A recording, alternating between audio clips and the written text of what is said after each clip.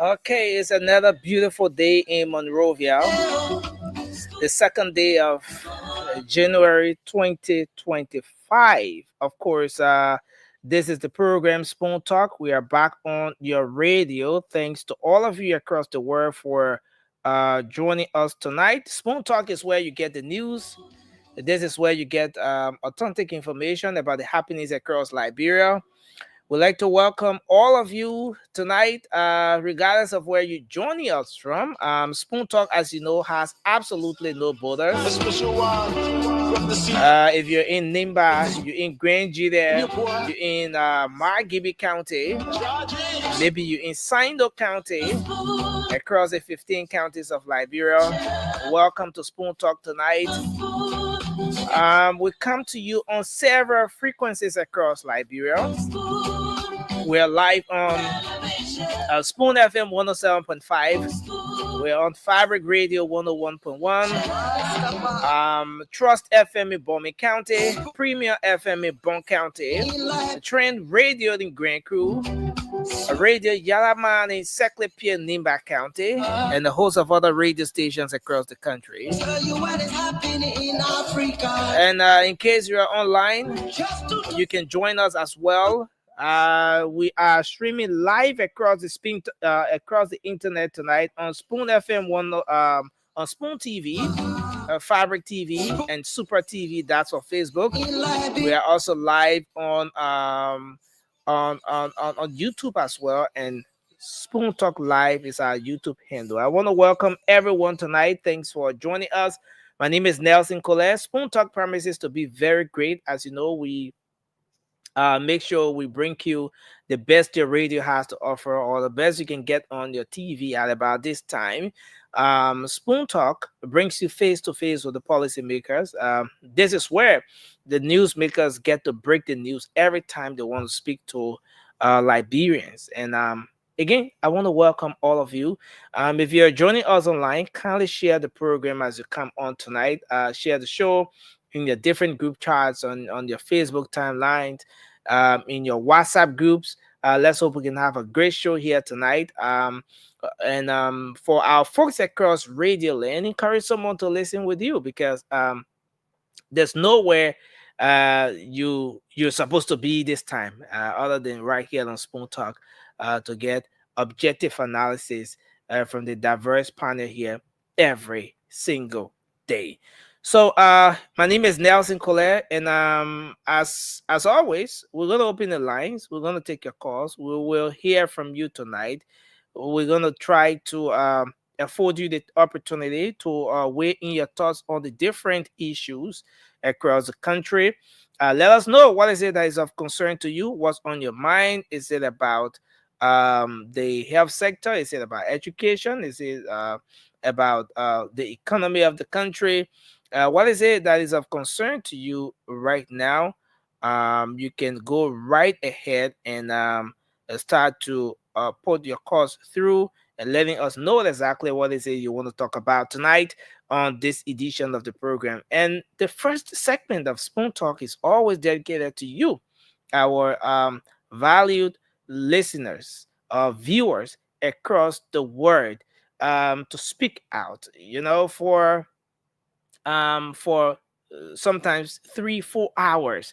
The panelists will make the analysis, provide the information, but it's very important to hear your views as well, to know exactly where you stand on some of these issues, to know what the issues are that are of concern to you. Most times I don't get to make it on the agenda for the different discussions here every time, and so we dedicate this segment of the program to you so that you get to speak out on those different issues of concerns to you. Let me say Happy New Year to all of you across the world, valued Spoon viewers or followers across the internet, or maybe across Radio Land. I want to say Happy New Year to you. Thanks to all of you for joining us tonight on this edition of the program. It's gonna be great. Let's hope now we can go to the phone lines and hear what your thoughts are. What is it you want to talk about? You can call us now on 0555 0 555 that's the number to call. 0 555 and let's hear what is it you want to talk about tonight. Let's hear what your thoughts are on this edition of the program. Hello, you're live. Your name and where you're calling from? Yeah, Phil. Happy Yes, New Year to you, my good friend and brother. yes sir, I'm wishing you the same. God definitely cross it to 2025. Listen, I'm Tane speaking to you from this is 16. Okay. Let me say good evening to my good friend and brother, to go for finance and all other folks. Let me say good evening, happy New Year to the listener of Prince Johnson wife, Mother Johnson. You know, Mr. Colette, for me today, I'm not going to dive into politics for now. But you Okay. know, like last week, Friday, I said on or $10 price on the platform, and I'm not yet received my price from the Spoon FF family. You Yeah, say you want a price on the platform? and answered of questions, okay, by the CEO, and the question the CEO gave out in your asking a question where any or let's say anybody call you answer one question, the opportunity to win or 10, Okay, so I and think a that was an couple of questions oversight. since then. Okay, so Mohammed, I think that was an oversight. Just read your number out quickly. Let me have that amount transferred to you now. Yeah, 086 086. 23. Okay, 23 Yeah, 239 158. It was the number that I read one to Lorena when she was five presenting on eight. the show last Yeah, yeah. Friday. Please let's make sure on the number 0886 239 158. Right? Exactly so. Okay, and what's the name on the mobile money? Yeah, that's my name on the Mohammed Kane. Mohammed Kane. Yeah. Hold on 1 second. That must have been an oversight. Mohammed Kane. Okay, I see Mohammed Kane here. And I think there's an issue with. Okay, so read the number again. Let me try it for the last time. 086 23. No, no, hold on 1 second. Hold on 1 second. Let me try to do it again. Um, so Mohammed can get him uh 00886, right? Yes, 086 23 Yeah, 23 91 91 58. 58 239158. Yes. Okay, I'm trying to get it through again. You said $10, right? Yeah, yeah, yeah. Okay. I see Mohammed Khan here. Okay. Um. So I think there's an issue with the service. It's telling me unfortunately transaction could not be completed. We apologize for the inconvenience. For okay. So Mohammed, let me take down this number.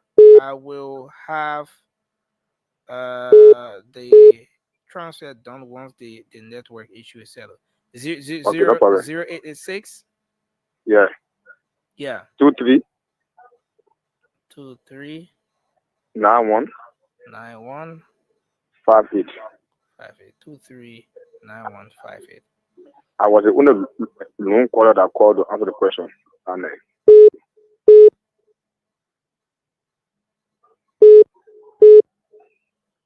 Okay.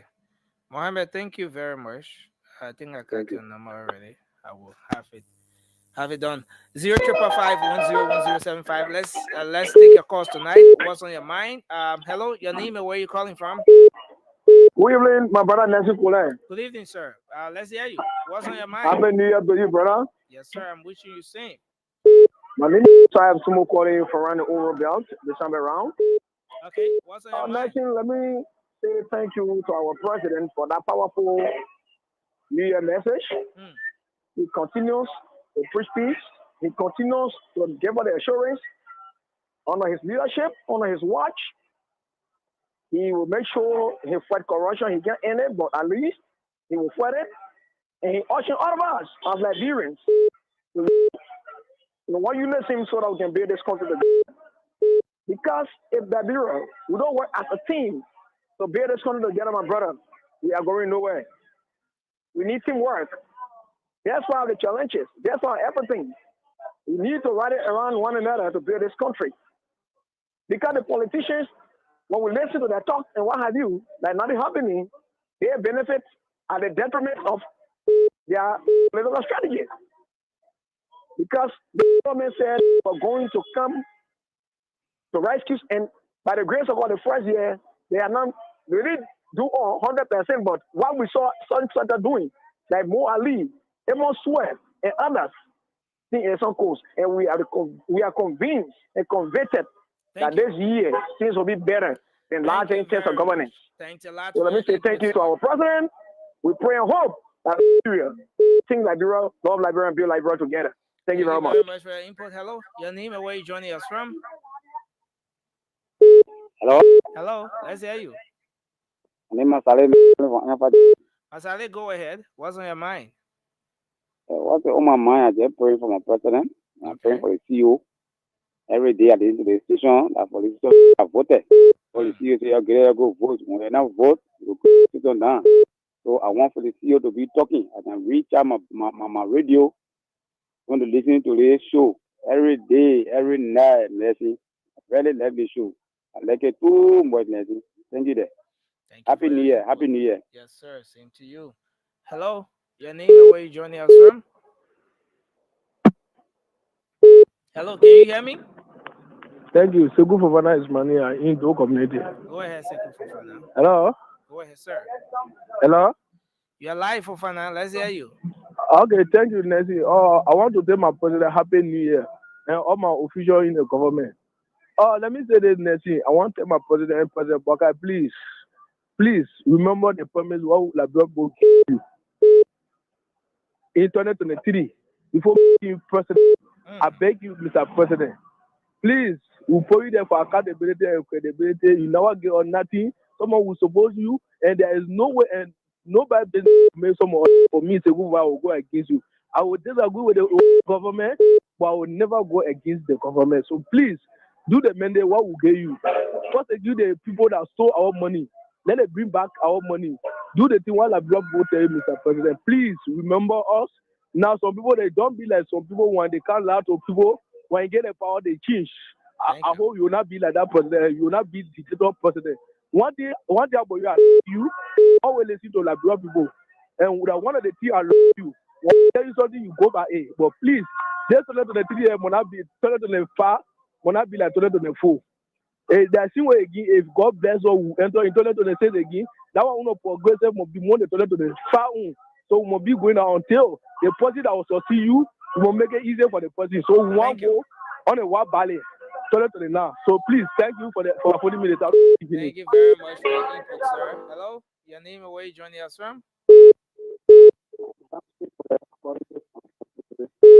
Can you? Okay, I see Dr. Richardson is in the background. I will bring her on once she's ready. Okay, so let me bring Dr. Richardson on. Happy New Year, Dr. Richardson. Now say Happy New Year when I die. Happy New Year, we know that. You know, Dr. Richardson, once you're in Liberia, every watch now you gotta hear that song. Every watch. You I get there know. as early as 1 a.m. So small bikini, small leg and knocking the patak bang bang bang. Happy New Year, we know that. Mhm. Yes, it was so interesting to hear that and to hear the knocking of pins and pots and everything. It Yeah. was really good. I felt welcomed. How are you Yes. doing? Yes. I'm doing well. I'm okay.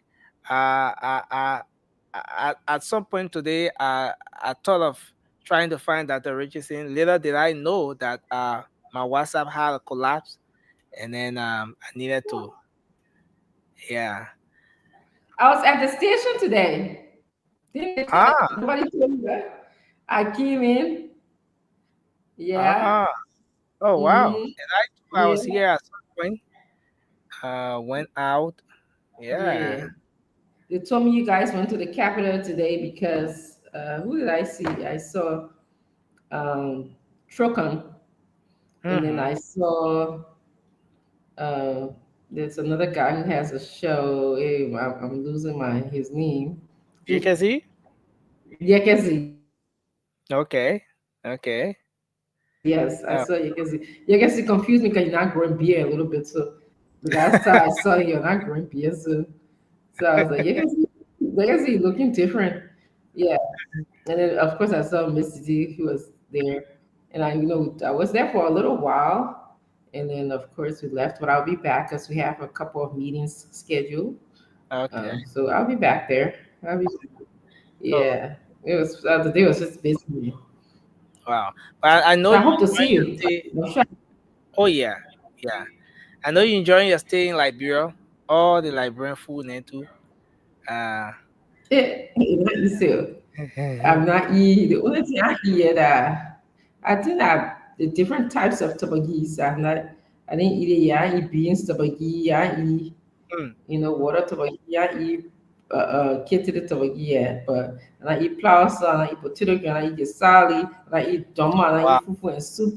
Yeah, so it's just coming in. But does it taste different from uh the regular fufu to um back in the States? Does it taste like Yes, the fufu here? Does it taste like the it, one there? The casao leaf? it does. It does. Like the fufu, I was just so amazed. Fufu got a distinct smell. If you and I miss that smell. I didn't realize how much I miss it. So yes, it does. Even the pasta tastes a little more slammier to me. Like it has not, because when you keep it in a refrigerator for a long time, I think it loses something, and so Mm-hmm. not that naturalness. Yeah, that naturalness. The kesali, they all taste just more fresh and natural because we have to store our food, and when the food is made in another country that you're even sent from here is frozen for a long time. Sometimes it's in the freezer for a long time. Yeah, and then here they cook the food fresh every day. Like like even I cook and store food sometimes, and depending on my week, I'll cook a big pot of quesali and separate into two or three and put it in the freezer. So the day that I'm less busy, I'll cook something else and put it in the freezer and keep it. So the day that I'm very busy, then I can pull it out. Wow. But yes, Wow. yes, yeah. It's a wonderful thing to be home. I tell you, la, it's a good feeling. Today, the bulk of my day was spent on, I'm gathering tools for farming.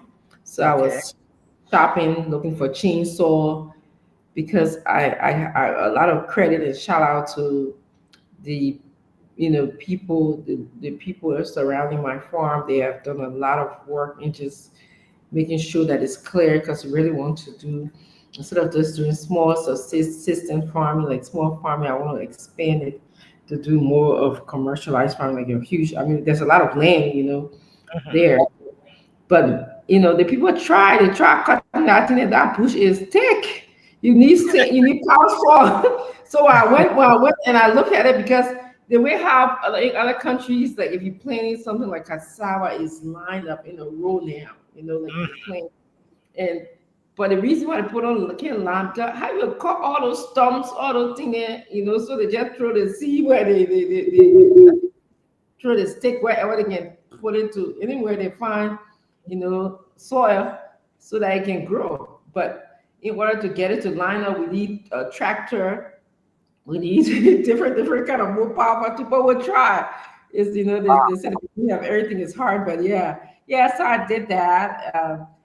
And then we have a guest on Spoon Talk Business tomorrow, Mr. Lawrence from Signa Technologies, and I always, for all those who encourage people to go and check out their businesses, I think that is a good idea for me to check out that business as well, know where it is, know what to do near them. And so I was there too. I was checking it out before I came to the office just to make sure what this what they say that they have to offer is what they're doing in Liberia. And Wow. it's true. So our guest Signal Technology will be here tomorrow. He's actually, he's travels around the world. So, but he happens to be in Liberia, Mr. Lawrence. So I got to meet him in person. He'll be in the studio tomorrow, and I'll be in the studio as well tomorrow. So Wow. So you'll be producing or presenting Spoon Talk Business from studio tomorrow. absolutely, yes, I'll be there tomorrow. Now, I think another thing that happens is the adjustment in time. Like I just talked to my daughter, and it's still early it's just what 3:30, 4 o'clock in Hmm. in in the United States, and here it's 8 o'clock. So I'm still getting used to that Yeah. time change. So does it sometimes temper with your sleep time? Like. Very much so. I'm not sleeping. I'm not, I'm a late nighter. Because of school, of staying in school for so long, Mhm. I've developed a bad sleeping habit. Like I'm up a lot at night. Okay. So, so when it's 2 o'clock here, I can still talk to my children, but I should be sleeping. But then I want to sleep, like I guess sleeping in the morning. But yes, because when it's 2, 3 o'clock in the morning, that's the best time you can talk to people Yeah. in Yeah. the states because it's still early for them yet. So I get to speak to. And my husband's sometimes he's up, he's calling the children, or he calling his sisters, or his friends, his cousins. Everybody want to know how Liberia is. So we having small talk with them. Yeah, it's been good. Like I talk spoon talk beer. My grandson, he's missing me so badly. Mhm. I can't wait to see him. I'm not coming back to Liberia without him. I just need to get his shots together and get because he needs all his shots before he comes here. And that I wasn't timely enough to do that before but he's like, Mama, when you coming? Every time I call, he's like, when you coming? He doesn't understand the concept of time. So I don't want to lie to him to tomorrow because he'll be looking for me tomorrow. But he always, so I said, January, I'm going to say, I will tell him when I'm coming. He said, is that tomorrow? Are you coming tomorrow? Mama, I want to kiss you. Then he would throw a kiss to me. Did you get it? I was like, yeah, okay, I got it. And I'll throw a kiss back to him. But he's missing me. Yeah. But interesting, Nelson, we can see everything that is. We have our camera system at home, and Okay. yeah. So once you have internet, you can really we can talk through it and see the kids. I mean, we sort of calling. So we see we see him when he's playing. Different angle. Huh? Does through that do you get to see different angles of the maybe the Yeah. home, different? Yes. Okay. Okay. Yeah, we have the camera center in different positions in our home and around our home, so we can see. It's not meant. It's for safety purposes. Not meant to watch our kids. But we have. Well, it comes on every time there's a motion in the house, any Oh, part of the okay. house. So we get an alert, and then you can go and look at it. So I'm able to see my grandson playing in different parts of the house, and if you press it, you can hear actually what he's saying because he's singing and dancing and watching his movie. So I can hear it. The last time we were here, we spoke through it, and the kids got so freaked out and scared. It's like, don't do that again, please. Call us on their phone. It's like imagine you being in a house and you hear somebody talking through the walls of the camera. So they're like, Mom, Dad, please don't do that again. Yeah, Mhm. but it's technology. And that's the beauty of technology. It's so it's so it has gotten to the point where the world is like a small room now. Like everybody in Yes, one small room, you can access uh, the other place at just any point in time, just with a click of a button or just touching your screen, you get to see a whole different side of the world. Yes, so that's the beauty of it. But I think the security aspect is very important too. I'm really looking forward to that time when even us in Liberia here we have that in the numbers where the average Liberian can maybe afford such a technology, which is very. absolutely. I remember there was a situation, Dr. Richardson. in the red light area.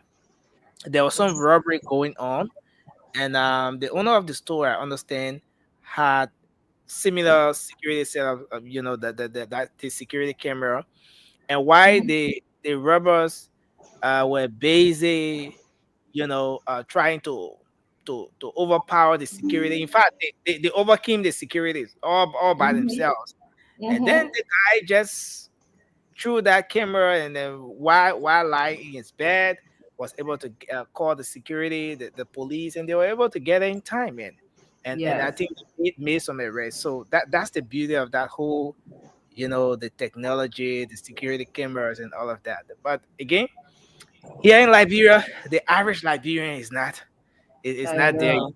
It's Yeah. coming. It's coming. Yes, you can do that. There's two buttons. You can even speak or you can hit a siren button and the whole house will be alerted. Like there'll be this like a police noise. The siren will come on and you can Uh, call. But yes, I my prayers is that my prayer is that we can use the resources our country has, how rich our country is, and be able to provide opportunities for, the average Liberian or even below average Liberian that they will be able to have opportunities. That's what I wake up. I mean, when I'm walking down the street, so that's what I'm praying for. But it would come there, it would come there, you know. Um, it's like someone as someone who work with human behavior and always looking for the betterment of humans, the betterment of a person. When you stop, whether you stop at the supermarket and you see everybody with these different physical challenges and psychological challenges, mental health challenges, they all come running to you, ask Happy New Year, but there's something behind that Happy New Year or whatever, or how you do it, and stuff like that. There's something behind it.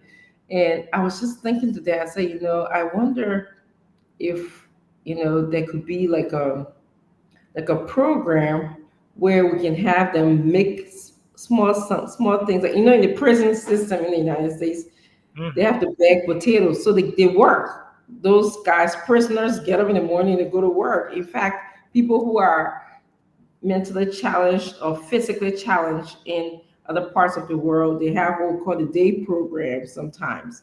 So they go a vocational program. So they go in there, whether it's assembling parts or taking away parts or putting potatoes in a bag or whatever. There's a whole assembly line where they do that. By the time you get home, not only are you tired, you'll be too tired to be in the streets asking, for your daily bread. I understand why they're there. Number two, they'll have income coming in, so they don't have to ask anybody. They don't have to disturb or interfere anybody. And that's all my prayers. I keep praying. Those are my prayers when I walk down the streets of Monrovia. But it's coming. It's coming. I'm gonna stay hopeful.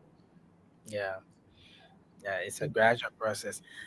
It's like that. The Richardson understand the language now. You say when sometimes when they say Happy New Year, you know,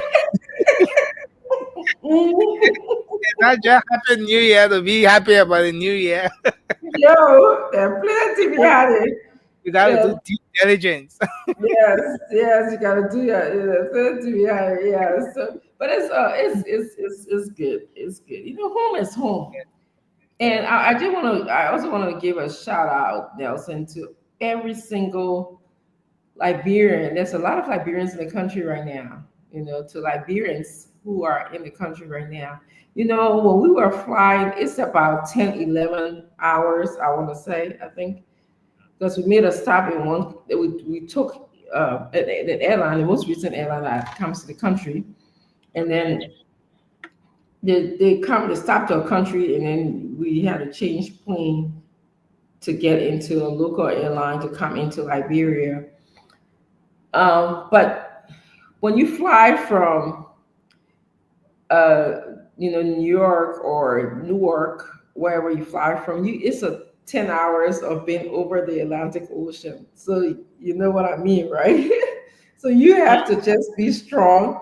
And for people to take that risk, to take that adventure to come all the way to Liberia. 10 hours of being over the Atlantic Ocean with great pilots. You know, it's something. You got to give people due credit. You got to give people the due understanding of the desire to be Yeah. in your home. Your home. I mean, that's it's not easy. It's easy when you won't get. When I get up, I'm hit the soul of Liberia. We're happy, you know. But while you're in that plane, it's not an easy ride. It's easy because you don't feel all the bumps and stuff like that. But it's a ride when you look back and you think about the you say it's a sacrifice. But Mm. it's all good. It's all good. Yeah, yeah. You know, let's go ahead. Want to welcome all of you here. You know, all of you who are watching Spoon. Happy New Year to you. We're really happy that you made a choice to come here and listen to various topics relating to Liberia. You could have made a choice to go anywhere else today, but you decided that you're going to be here, you're going to contribute, you're going to make comments, and you're going to come in and enjoy, understand some of the trending issues that are happening in our country. So we just want to thank you for being a committed member of listening and joining to Spoon almost every day. We are glad to have you, and we are thankful that you are involved in the public discourse relating to our country. We need it. We can't stop talking. There's a lot that needs to be done, and you are contributing and doing your part. So thank you so much. Yeah, Nelson, did you get a chance to welcome? I don't want to boost up people needing here. Uh, yeah. So I didn't do that. But I see a lot of people already joining us. Philip Mm-hmm. Bala, Charles Mm-hmm. City. I see Waymond. Mm-hmm. Okay, it's fast. I see Samuel Akawa is Mm-hmm. here. I see Linda Momo joining us. Tanu Jala is here. J. Edwin Saki Jr. Rose City. Raymond Smo again. I see Mark Zadi joining us. Sarah McKinney is here as well. Mm-hmm. David Pease, Sita Herman. I see Bretta Colley, Yeah. Nukwe Ma, uh, Melian. Nukwe Melian is here as well. Mr. Saturday Yalate is joining us. Thanks for coming on. Jerry Vanning is here as well. Jerry Fanning. Sounds like a schoolmate of mine. Mhm. Sterling O. Harris is here as well. Thanks for joining us, Sterling. Mary Chie, Siliki Kamala joining us. People plenty, and the team moving so Yes, fast. yes, yes, I know. Doing good. Mr. Dwalu can be talking fast. Voice of Lawala Zoo. Hmm. It's a radio station there in Lofa County. They Great. follow as well. E.O. White is Yes, here. thank you for Uh, confirming. yeah, Edwin Phillips. And a lot of folks here. R. Gray is joining us. I see Mohammed Kamara is here as well. And plenty of people joining us. Philly Bloody. Bloody. Yeah. Hmm. It's Yeah. Fede Bleedy, that crew man. Oh, My that papi. yeah. Yeah, Bleedy, not Bloody. Fede Bleedy. I'm a big top plenty. Oh, Hey, I used to work with him, those new Lisbon. ah, Okay. Top plenty. Fede Bleedy, I probably hold you hold it. But he retired now. He's saying he's going to Liberia. He ain't left. Very nice woman. Very nice woman. Very funny. I don't know what the woman doing with him because he got trouble. The woman is too quiet for him. No, I want Yeah. tired. Yeah, that Richardson and man got trouble. The woman too quiet for the man. You know cool people, right? Oh, tell me Yeah. about it. Yeah. You know cool people. I don't know who the other cool people Tell me about it. Darling Donna. Darling right here. Darling that my family friend. She's in Williamsboro, Burlington area. Darling Donna. Yeah, very nice. She and her husband. I think they get 3 girls now, 4 girls. Yeah, it's a very nice family. So good family people watching the show today. and I know them personally. Yep, I do. Yeah, man. How you guys doing?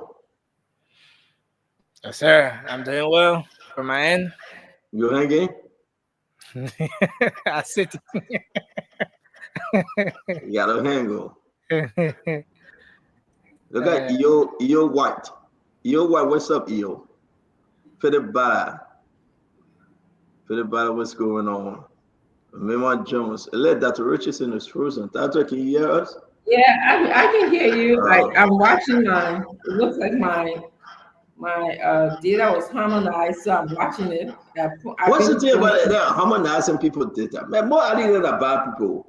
More I didn't give you $1 credit and it take 50 cents back. Something's happening. Something's happening. You know, usually in the past, and I will say this, like when we travel, we add extra money onto our plan that we have in the United States so that wherever we travel from, it can be like we're calling from the United States if I call you. And that has been an easy thing over the past couple of years. But since we got here, sometimes we'll call and the call wouldn't go through, it drops, it's Yeah, I different. love to do that. Just use my phone. I don't get involved with the Liberian system. I just use my phone directly, I have Verizon. Yeah. T-Mobile is the best anyway. If you have T-Mobile too, you can do that. And, yes. it's easy. It's very easy. But Just telling you traveling internationally, that's all. yeah, man, pay that extra fee. You guys get money that's Richardson. You and Abraham Richardson, you got money. All the We children they got grow. get like grandma. Wow. Yeah, You're enjoying yourself in Liberia, eating all the fufu, the dumbo, the GB, yes. traveling on the farm and coming back. Life is good. It's a good way to retire. We happy for you. I've not seen Vandera Patrick in a long time. Is he okay? Since he went to regroup, it's something about Vandera Patrick. Since he went to regroup, something happening with him. Yeah. We got to start to think about our guys there in Liberia. I don't know what are the people should. Who gave you that? Well, who can Oh, give me out? wow. I was in the studio today. I love it. Spoon Talk Business. Who did that for you? For you? Wow. Mm-hmm. Yeah, but you're enjoying. You're enjoying. That's the way it is. To all my many. Oh, Vanilla Patrick is here. Oh, you got a dark background. Angela, how are Wow. you? Wow. VP, what's Oh, up? what is the problem? I mean, we have not seen you since last year. Well, I've been in and out. So In and out where? You been in Liberia, you go nowhere. Stuff that blood. In and out where? I've been in and out. You been in and out. You do crazy? Angela, how are you? Angela, how are you? I'm doing welcome, man. Never had a time to officially welcome you, but I'm sure I will do it this week. Are you going to meet Dr. Richardson and my husband, man? Are you going to meet them? Oh yeah, I said this week. I've been in and out, and I have a couple of. But stop that talking, man. In and out where? Where did you go? You didn't go anywhere. Stop that thing. I want to regroup. That's right. We know you're kind of regroup. So, well, CEO, it's good to see you. As always, did you receive what we sent you for the Christmas? No, I didn't. But I get a cash out when they say receive and pick up. No, you didn't tell me. I didn't. If I'm going to receive, I'm going to tell you. I didn't. Oh, so the cash out went somewhere else and you didn't receive it. Dr. Richardson, you hear this? I'm in Liberia. I give you contact. If I get it, I will be very generous to call to say, oh, I appreciate it. Listen, a lot of lie. The man saying that because people watching, he won't share with them. A lot of good people contributed to Vandera Patrick. Almost 1,320. That's what he received. 1,320 for the holiday. Please publish it. Let it people But you see, I wasn't going to say. No. Listen now. But one thing the Liberian people know about me, right? I always speak truth to power, regardless of my papa Joseph Bwaka or John Manawia or Alexander Cummings. I will always tell them the truth. $1,320. So I'll make a man and chase you today. I'll make a man and chase you. You're so bad. You're so bad. Therefore, I didn't have here before the season, but now, but again, So But bad. honestly, I was doing a deeper reflection on the happenings of 2024, the good side, the bad side. Some of the people we might have offended knowingly and unknowingly. How do we mend new relationships? How do we get rid of certain things and get rid of certain friends as well? I One of my mentors is Dr. Les Brown. He's one of America's renowned motivational speakers. He says it's good to align with OQPP, only quality people, people who challenge your thinking, people who are willing to make you come from your comfort zone. I think some of us been in our comfort zones for long. And I think there's a period for reflection. Everybody regroup in 2024. In other words, we strategize before entering in 2025. If you don't do that, well, it's up to you. But Liberia is a beautiful place, like I always say. Despite the challenges we face as a nation, as a people, it's important to state clearly that this country will one day be like other European countries. We'll reclaim our lost identity. We will put together what others call a progressive framework for the development of our generation of today and those yet unborn. Sometimes we regret the past. We see other countries leaping in national development.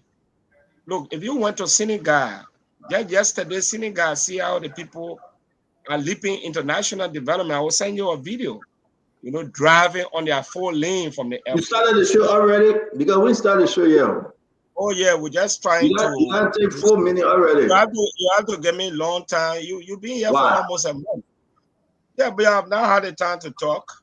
I Yeah, see but this you. is not talking contest, man. This is not Well, talking okay, contest. that you got to correct that information. People just send me message say, "Mama, where my Christmas?" The CEO just announced. $1,320. No. You got to correct. You got to correct that information.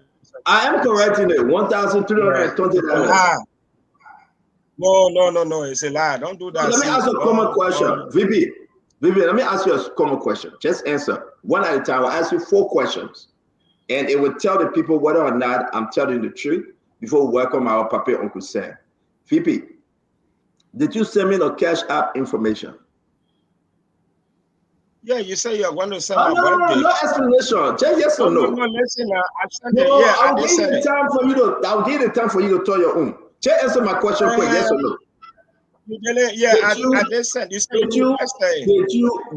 Did you send me? Dr. Richardson, I need your attention, Mama, please. Did you send me a Cash App information? Yes. You say you want that. I sent you my mobile money Wait. No, you were explaining. Remember, but my own the people got to understand me, but I beg you. Just simple. You were the man internet going on. Now I read to attack this guy. Now you have to let you get internet problem. Question number 1 in the court of law, yes or no? No, or else we'll hold you in contempt. Question number 1: Did you send me? Your wife said, this is what your wife saying. VP, get answer yes or no. So listen, did you send me? I'm not getting you. Look at, he's scared, the man. Oh, he getting me again. Yeah. No, go ahead. No, did you send me the Cash App information? Yeah, you requested for it. You say I want to send your lady. Wait.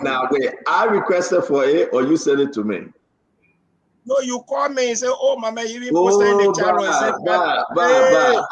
Ladies and gentlemen, the man answer the first question. He said yes. You're right. You didn't send it. You didn't send me asking yet. You telling the people you sent me one. All right, regroup. I know. I just saw your text. You don't want me to announce it. I'm gonna leave here. I just saw your text. You say I shouldn't announce it. I'm gonna say welcome to the show. No. I didn't text you. I'm not texting. The referee announced himself a leader. $1,320. They brought collected for Christmas. 1,300. 2 back arrests.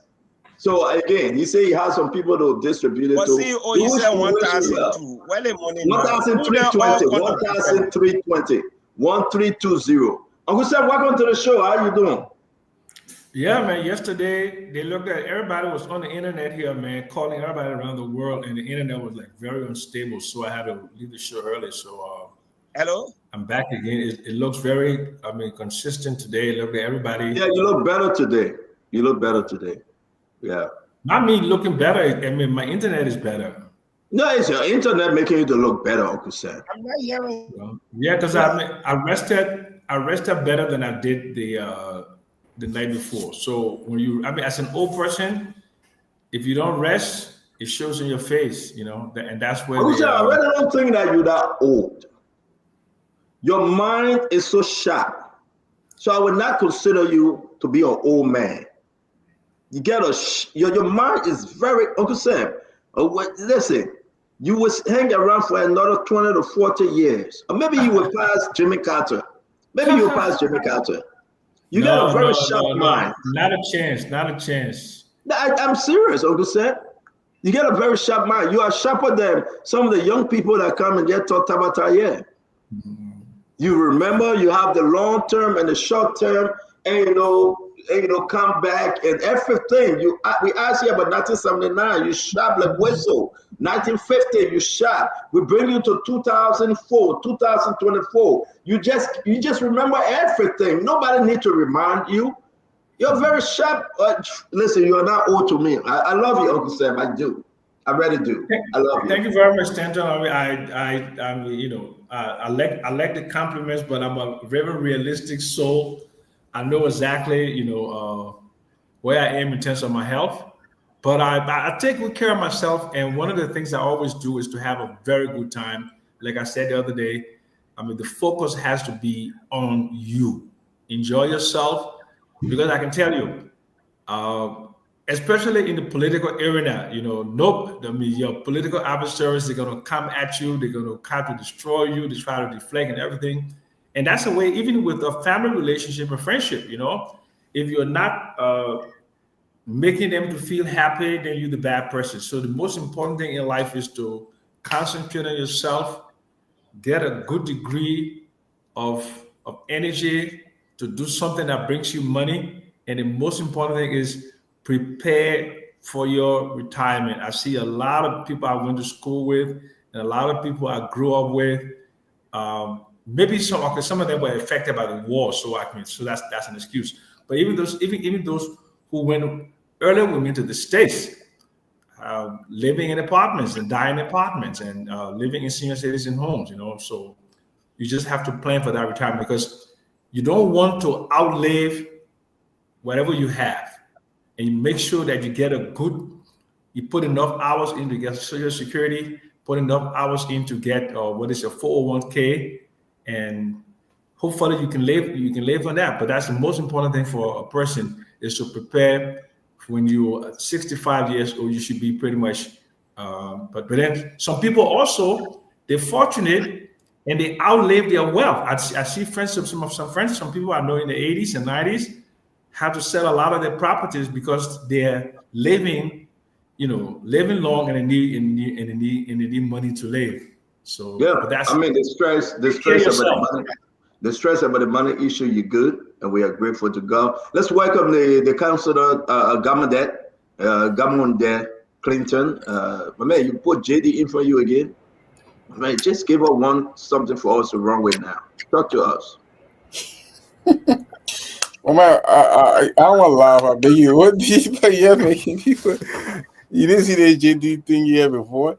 No, my first time saying that. Dr. Richardson, please put your own PhD/DS and DDD, everything in for you. Go ahead, Governor Clinton.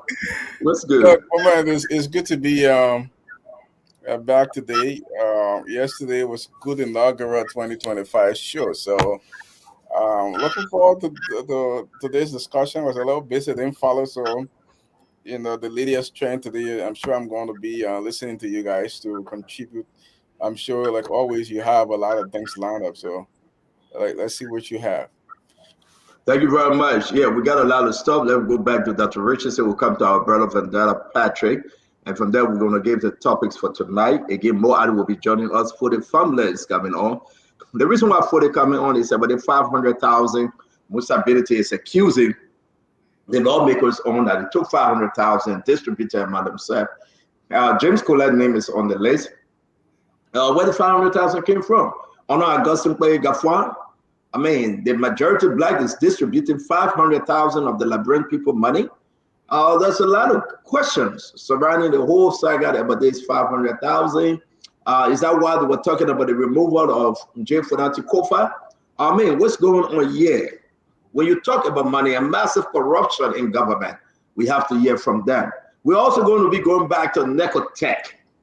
The U.S. Embassy in Liberia denying today is 22 students as of today. The information we have received, they have denied 20 of those students, 2 of them on administrative processing. We have the denial letter, the letter of denial. We have that letter. We'll be sharing it with you. And the Nicotech lady saying that they must go fast and pray. I don't know in this business whether fast and pray can cut it.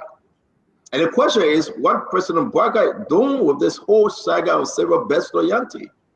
The students are calling for massive protests, that they're going to protest. They are calling for protests because they are putting this on the government that Sarah Beslow Yanti brought her pastor friend in the country to rob the poor people. Now, here's the big thing.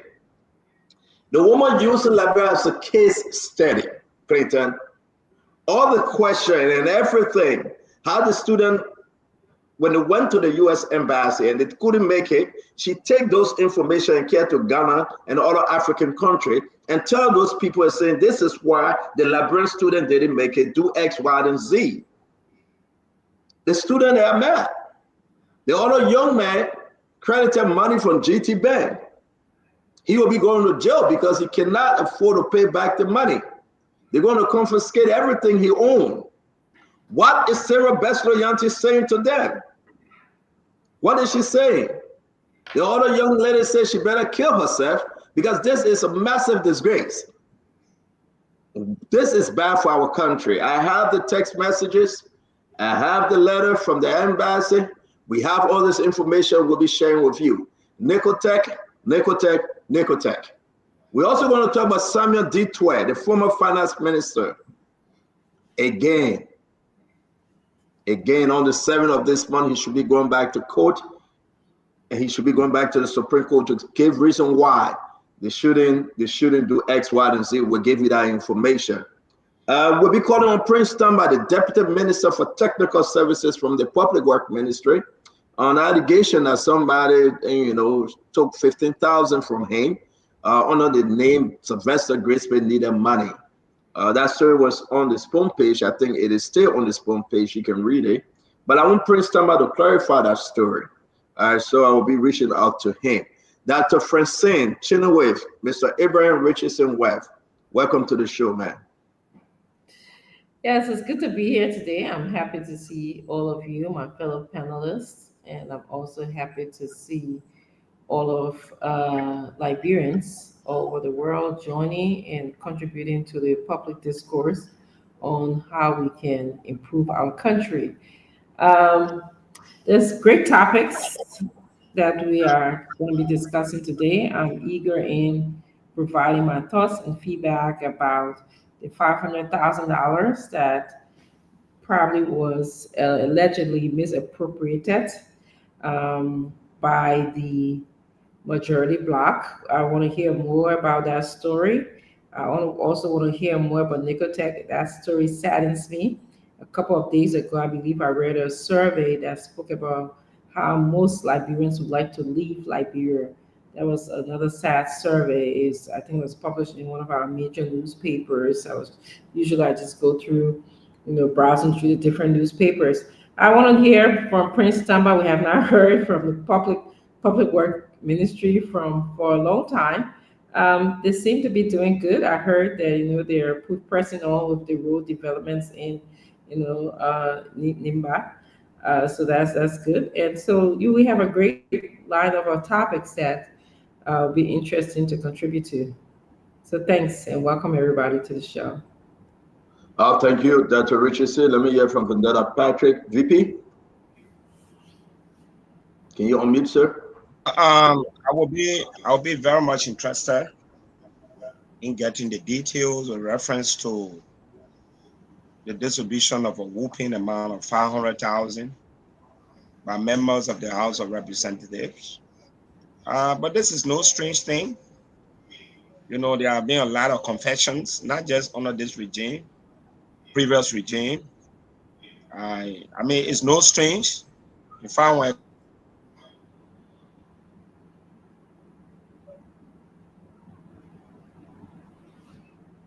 So they having a VP internet or yeah, harmonize my own yeah.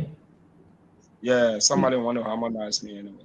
But again, you know, it's a new era, and this is 2025. I hope that the government will recalibrate, work on the mistakes of the past, forge ahead in national development, and that the president will take a firm position to discourage people harboring political ambition for 2029 because it is a complete distraction to the government.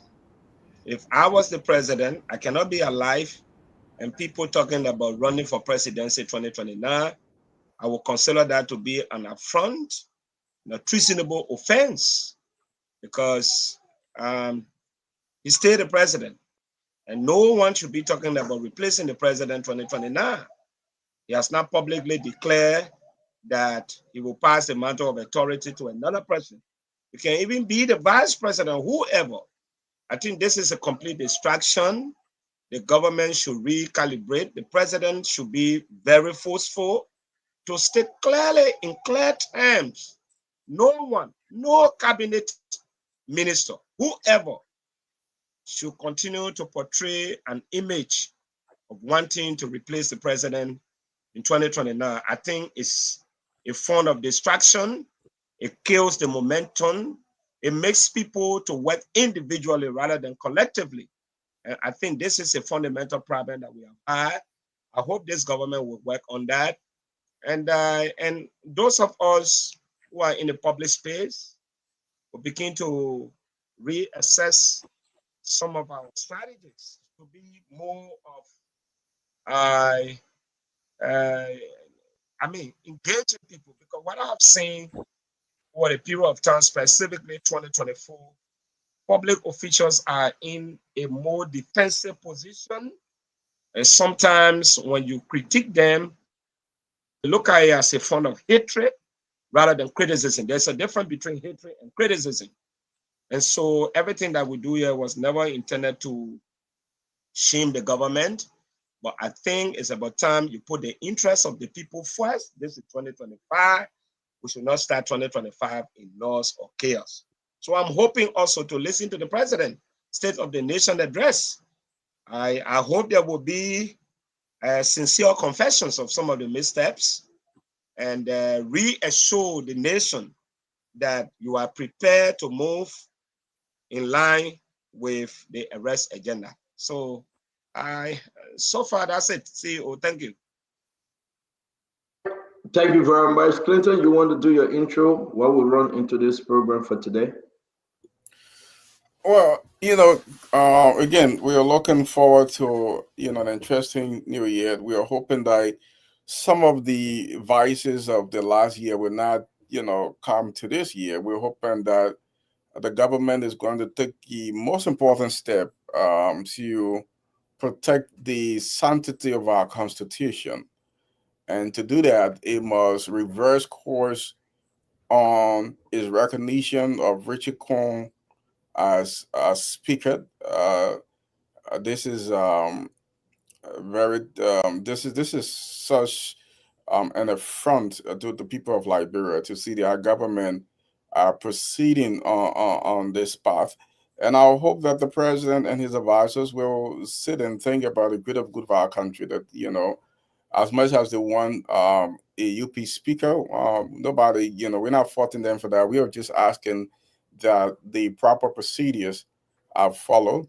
And look, I'm hoping to see a lot more from the CDC as a political party as well.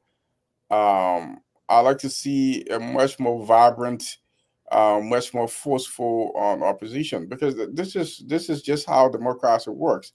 If you allow the government to just operate without the necessary checks, it's just going to do what it wants, and that's why the opposition community there. And I believe that the CDC, is the leader of the opposition. A lot of people have their hopes and trust in President Weah and the CDC, and they have to do much more to hold this government. We've been talking about Cummins, and I know Stanton liked to talk about Cummins and what he's doing.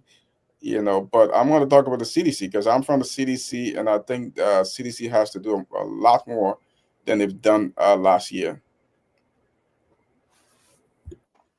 Now, you see, my thing is that I can't, seriously, though we're going to be getting into the conversation, but I feel your pain. I'm going to give you the Bill Clinton online, political, powerful line. I feel your pain, Gamma Clinton. You have a vibrant political party, but those in charge of the party, your leadership will frustrate you, and it's a bad time. I know exactly what you're going through. You want to speak.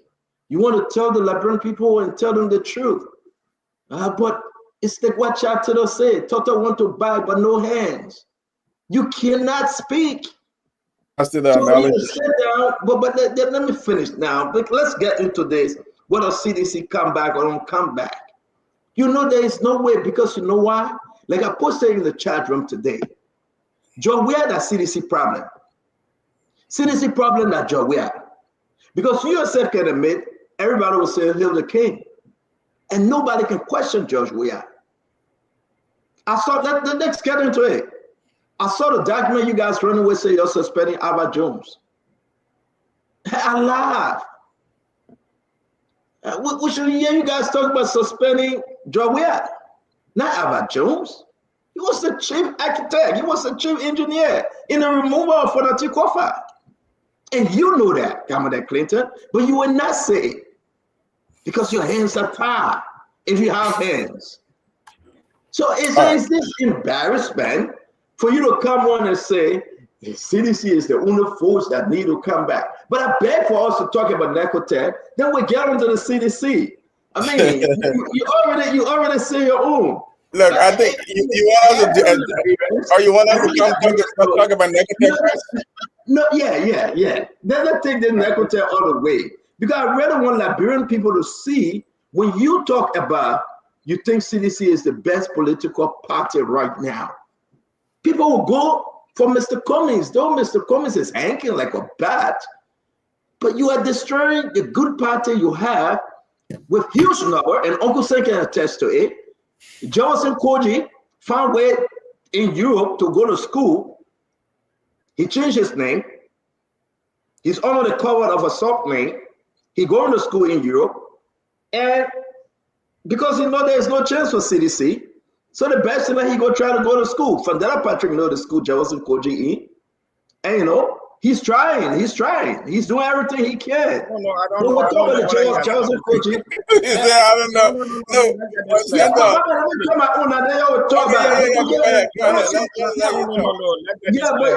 not interrupting now. You're not, my man. Even if you say, let me talk. No. Let me talk my own. Then you can talk your own. We can't take pen and paper and write it down. I beg you, brother.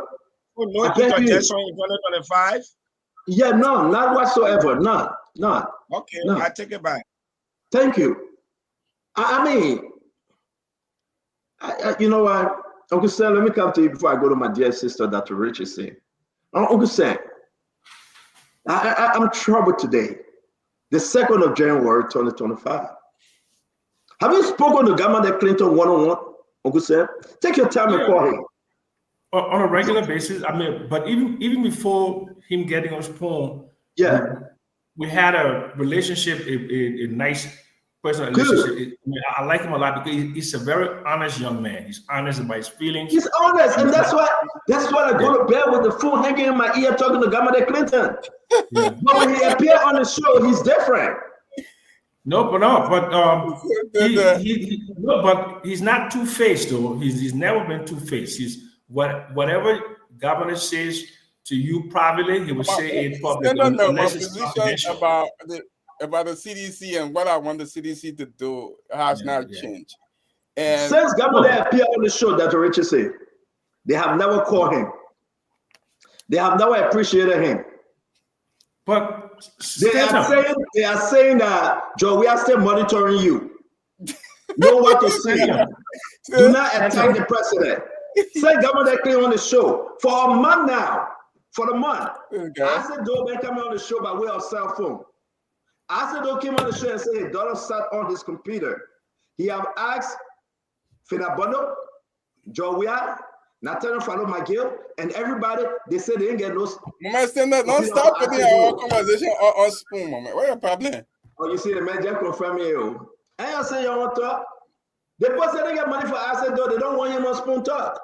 They refuse to give acid though $450 $450 Walmart computer. They refuse to give it to acid though. And this, how can you run a political party? It should only be for self, me, myself, and I. And the problem here is we are sitting here and thinking that it's a joke. It's not a joke. So when I hear people saying CDC come back, I say, where? And they say they suspended and they expelled Albert Jones. He's no more part of the party. I don't think that came from the party though. I think sub. I don't think it's not part of position. I think one sub branch doing the other thing. Again, I don't think that the party position, man. Yeah, but let's get into the conversation, Augustine. We talk about the CDC, how they messing up. We talk about it. You cannot even find a 350 computer for acid to come on the show, and the brother just trying, man. The other day, acid was crying. I felt so bad. Acid was crying. You know, seriously. Acid is so frustrated. I don't want to call some people names that are called me and saying that when they get back to Liberia, they will buy a computer for Isaac. Don't even try. But you're on the call. When they call me, I know you're on the call. Don't even try. Look, but listen, Sandra, let me tell you something. The thing about me and CDC, right, and my feelings for CDC is different. Because the thing is, I went to CDC because I wanted to go to CDC. I didn't go to CDC because anybody offering anything. Matter of fact, my first office under the CDC government, I funded it myself, my own money, right? And there's people watching the show from the WAS Commission, and I even provided things for the WAS Commission, shipped them by myself, shipped them and given the commission. Look, I come on the show now because anybody pick up a phone and call me and say you have to come on the we are doing this for convention. So for us, we are able to speak freely and engage. And again, this is the thing. I still believe in the CDC because I believe the CDC is a people's movement. I still believe that the CDC needs to do much more than they're doing. And I think President Weah will have to move very forcefully this year. The president has to understand that he only has 2029. If President Weah does not win 2029, it is over for President Weah politically. By 2035, a lot of people will be moving on. So the president has to move fast to unite his party, to reconcile his party, to rally the opposition, and to go after the Bwaka government and go after it forcefully. And I think beginning with the speaker. How will he do that if he chases Sir Joseph out? He chased Thomas Father out. He telling them that they are cockroaches and they will wait for 2029. They come to send a statement he putting out there. If you don't case this, you know what? You nobody in CDC. Everybody say it's okay. You can't get close to him. You yourself, you can't get close to him. Is he coming back with the Finabondo? Is he coming back with the Kalasco? Is he coming back with the Jefferson Tamakoji? Is he coming back with the Amos Twer? Sam Twer? Is he coming back with all these different individuals? Is that the comeback that people want? The people that looted our country, that destroyed our country? You are telling us that he's coming back again to do what? To do the leftover looting? And they take, man, come on, man, let's save this thing. It is bad. Stand down. the CDC remains the largest, biggest, most formidable political opposition, and George Weah remains the most popular political figure in the history of our country. Period. The CDC has a very good chance, especially with how the UP government is messing up of returning to power. How they seize on this opportunity is another conversation, and I'm admitting that they have to do that by uniting the party, by building alliance with opposition figures, and by being very. Nobody wants to see an opposition political party. Who is he coming back with? Who is Joey coming back with? The same people that get gracious round, the Look, same people that still the cause problem. CDC is going to go through a period of reformation. We are confident of that.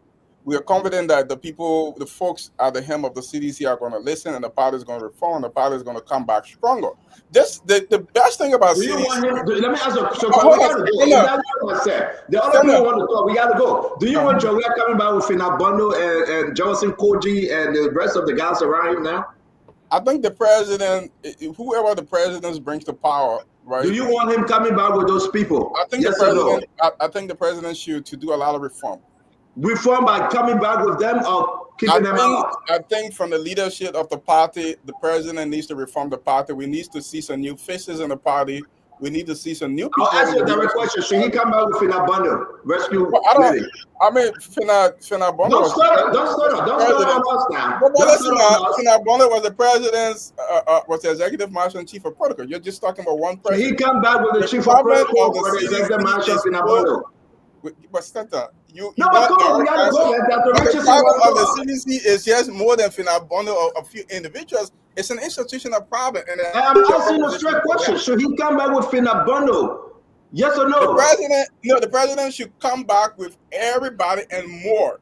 He needs to reach across. He needs to rally the Oh, you opposition. are confirming that the president will come out with Samuel Twelve. Of course, Samuel Tia is an indispensable part. So Samuel Twelve will be the next. Samuel Twelve will be the final minister when the president comes back. We hear that. Let's move on. Samuel Twelve will be the final minister when we come back. Is that what you say? The final minister is the only position Samuel Tua can occupy. So he must come back to be final minister again, right? No, but this is like you want my position. This is my so position. I'm asking you. You are saying as a sedition that the president must come back and Jefferson Koji will be the city mayor again, correct? This is my position. You ready for that? No, I'm asking you. Then we'll hear your position. Uh-huh. The president must come back and Jefferson Koji will be the city mayor again. You're asking questions that when the president is president, he will be answering. He will decide who he wants to be what. By your chairman. You see, and that's why I don't like, because you guys are not fair with the Liberian people. Your brothers in I'm not going to answer the questions the way you want to. This is what I'm saying. President, I'm not looking for a divided CDC. I'm looking for a united CDC. So I'm not going to be saying that the president should get rid of X, Y, and Z. I think the president should keep the people he has. I think he should bring on board new people. I think he should set up a broad-based alliance of people. And I think he should come back with a stronger coalition. All right, so let's have this conversation. We got everybody on. Clinton, let's go ahead. Clinton, hold on 1 minute. Dr. Richardson, let's have the CDC comeback conversation. I know we have our topic for tonight. Let's just take time on this one. Let's just take time on the one. Dr. Richardson, why are you with Joe? We are coming back with all those looters and all these people that brought us in mess and caused our country to go back decade. And, maybe 20 years back. Samuel Twelve, Samora Wodokodi, Janga Cole. Let's name them. Jefferson Koji. Let's go ahead and name them. Governor Clinton says okay for Joe Weah to bring them back again to finish up where they started. Dr. Richardson, let's hear you before Uncle Sam. Well, I heard Governor Clinton say he's not in a position, which I side with him, to tell Judge Weah or whoever is the head of the CDC party now in the future to say you need to bring this person along or bring that person along. When you run a political party, you have to be open-minded. You have to accept who comes in. You can't discriminate against others.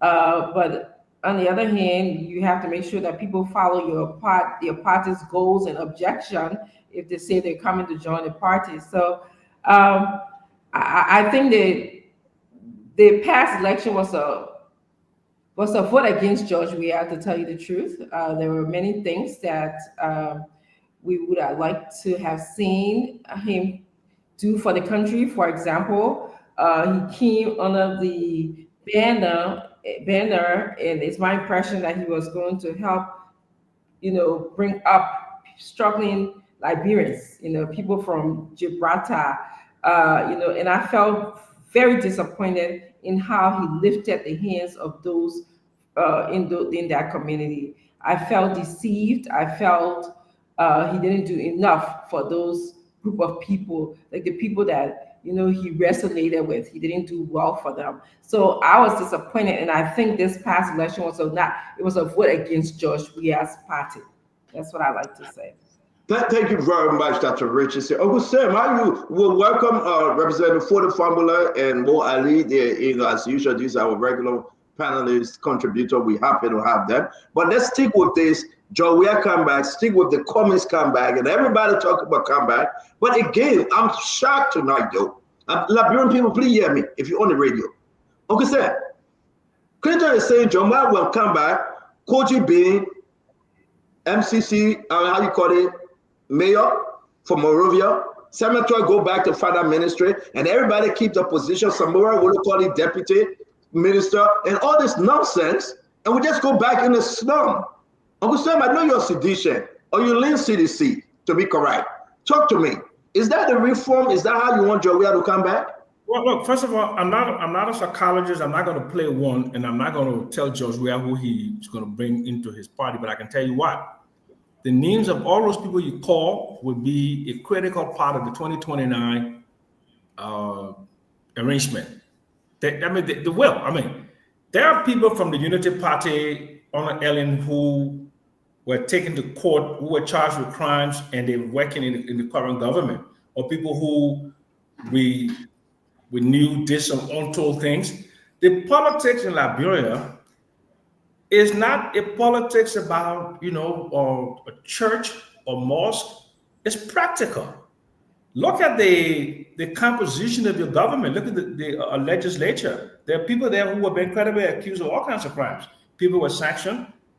There were people, there were warlords in there. Liberia is a unique country, a country that was founded on, I don't even know the kind of principles it was founded on. So your political allies are your political allies. And those people, names that you call Jefferson Koji, Samuel Toy, and others, will be a critical part of George Weah's campaign for 2029. You cannot be dismissive of them. They won't be. Exactly. Yeah, and they have a constituency. That's what this is all about. In Liberian, but look at Donald Trump in the United States of America. A serial philanderer, a man who grabbing the crotches of women, a man who instigated the January 6th, where people went to the Capitol to try to kill Nancy Pelosi and Vice President Pence. He gets elected. So those people that were supposed to be higher thinking, they come in the Liberian people love Samuel Toy. Some people do. Some people love Finabona. Finabona's done a lot for a lot of people. There are a lot of things that other people in the CDC have done. Look, there are no perfect people in Liberian politics. There are no perfect people in global politics. Politics is about interest, it's about the now, and it's about what people can get. That's what politics is about. Nobody will believe that politics is about somebody with a knight in shining armors on the come. A few countries accomplish that. Singapore, Malaysia, Rwanda. But most countries are just basically the politics is contaminated by greed, avarice, and that's just the way it is. Okay. So those people, they will come back. You want to? Okay, it's good to have you guys on the record that we're bringing the same old. But wait, Clinton, you're not talking. They bring the other people in, but we'll come back to you by baking you back. Fandela Patrick, on this one. VP. So CEO, if I sit on this platform and participate in the discussion that has to do with the CDC coming back to power while projecting an alternative option, that would be the greatest political mistake ever in my political life. I supported Councillor Tiawan Say Gonglo 2023. I still believe he's one of those to liberate this country. He's an iconic leader, a man with distinct characteristics who has served the public sector with distinction. We are talking about rebuilding a country to put this country in the right trajectory. People like Tiawan Gonglo, Cummins, the rest of the people who have never been given the chance to steer the state of affairs of this country must be prioritized. And I will not sit here to indulge an idea or participate, validate, celebrate a discussion that has to do with individuals who were given the opportunity to steer the state of affairs of this country. They mismanaged this country. They were with 2023. I still believe, and I think the best option in 2029 is a new generation of leaders with new ideas, not necessarily a generation, of age. We have them here. Except somebody would tell me that a seasoned professional, a law scholar, a law professor, one who served our country with distinction, who was now opportune to be elected to the presidency in 2023, and that 2029, he will be left out of the discussion. The discussion should not be about the CDC. The discussion should be about the reformation of a new breed of leaders who will champion the cause of our people. These people were tested. The UP is in power as we speak. The UP, 11 of them, they manage the country very well. 2023 will not be a discussion as to whether to replace them or not. Because Liberian people who have already known that, look, we want to continue with the Unity Party. But in 2025, the discussion should not be about the CDC. They have been tested and tried. We cannot continue to make these political mistakes. We have acclaimed political leaders, people with conscience, people with distinction. And I'm always very proud to champion the cause of Councillor Tiawan Gonglo. Someone that I believe, even people in the opposition, in the government, they recognize his political career with distinction. They believe he can steer the state of affairs of this country. But again, like parents, the ball has always been in their court to determine who served then in the presidency. But we are very clear, Tiawan Gonglo remains a formidable force, the political decision-making of our country come 2029, and the option should not be about the CDC. They've been tested, they've been tried, and the result was validated in 2023. So Liberians should begin to be thinking about a reformation movement that will bring together these political actors with distinct characteristics who have never been given the chance to steer the state of affairs of our country. And one of those options, I can tell you clearly, is Councillor Tiawan Gonglo. Thank you very much. Again, folks, welcome to the show. It's good to have everybody. Again, it's always good that you joining us on Spoon Talk. Please, please, please share our show on YouTube, on Facebook, Instagram, Spoon Talk, and on the Fabric, Spoon, and Super. It's always good having you. We're going to welcome again Dr. Richardson, Uncle Sam Jackson, Governor Clinton, the Councilor of Vendetta Patrick, Mr. Regroup, Representative Forded family, Managing Director Mo Ali, and the retired corner at Remy Gray. Let's come to you, Honorable Forded family. Let's stick with this conversation about the comeback spirit. Welcome to the show. Thank you again, CEO. And thank you for the time. I think the conversation is something very fruitful. As it stands, there are a lot of things you need to put into perspective to discuss any other political party coming back. The ability of that political party to keep their strong men. Two, the ability of that political party to establish a new coalition. Within the CDC, you are seeing a lot of things. The CDC has put in place a measure where they are expelling their stakeholders, their party there's a former party chairman, the likes of Molu. You can't dispute his strength. Now they expel Honorable Guy. They have suspended a lot of their other stakeholders.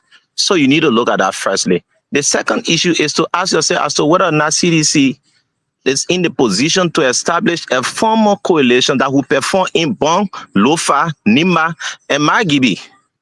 Because most of all, the fact that you can win Bon, Nima, Lofa, you can perform well in Masorado. So the first thing you need to ask yourself, can the CDC put in place a mechanism or a coalition that can win these three counties, taking into consideration the stakeholders in those counties who yield a lot of votes? So if you put the counties into perspective and put the CDC into perspective, I think just by expelling Honorable Thomas Fada from the Lofa County, it established that the CDC politically has lost a serious numerical strength in the Lofa that you who want to bet on that they won around 30 to 35% of the vote. So you're talking about a comeback is to establish your political base as to how you maintain them and establish a new coalition. In the face of that, as it stands, I'm not seeing that as an independent person. I think you need to put in place your own house first. You need to be able to convince the likes of Molu. You need to be able to convince the likes of Honorable Fala, all of those CDC lawmakers, stakeholders that you have in recent times suspended or expelled, because the region they come from, they are very critical. Lofa is more critical than Grand Coup. Lofa alone, by winning Lofa, you are playing a significant role, meaning you can, the fact that you win Lofa, you perform well in Masorado. Take for example, the whole district at Ghana Zebel. You have a lot of Lofian there. If you win Nima, you're talking about the pins there, you perform well. So, but coming back is to see whether the current coalition that won the country, as to whether they are satisfying their stakeholders. If you ask me, I say this: the Unity Party has done sufficient in maintaining their stakeholders, especially those who came to that coalition. Look at the parties and the alignment and the position they took over. You go for the NDR, you observe that the chairman of the NDR is currently a minister. You go for the party where Segu Kroma served as chairman. Sekou Kuma is currently the Minister of Post and Telecom. He's one of the ministers. All of the major parties that play a major role in this government coming to power, they are still together. And to win them, you need to maintain your base, keep this team together, and go to election. If this team is still together, 2029, I think they can still maintain power, because the CDC coalition, I'm not seeing the CDC coalition. I'm seeing a fragmented CDC where parties have started to back off. The LPDP, the MPP, you cannot predict as to whether or not those people will not join the next coalition that is already in the ruling position. Thank you very much, Representative, for the formula. It's always good. I mean, Mo, you serve as Secretary General for Unity Party. Open the back door. Mute yourself, please. You serve as Secretary General for Unity Party. You part of the government right now. You guys are running things in the country. CDC said we're coming back. We want to take our country back. Here we are today. Thomas Faragon, Albert Jones suspended. Everybody, directly or indirectly, that has some connection with CDC, 11 of them, they took them all away and said they are suspended or they are removed. Are you seeing that CDC come back with the same people that brought the disgrace to CDC? Samuel Twe, Fina Bondo, Joseph Tamakoji, the men that resigned and say are no longer party chairman, Moba Molu, and all of them. Are you seeing that come out to be a stronger comeback that you guys can have a bat in that man on when you go to bed? Stanton, thank you, and good evening to the panelists and everyone. Like I said the other day, the Spoon Talk is not going to be a place where people come and make flimsy allegations without being checkmated. OMSM Jackson said there were people in the Ellen government who were charged with corruption and all these kind of things, and they are in this government.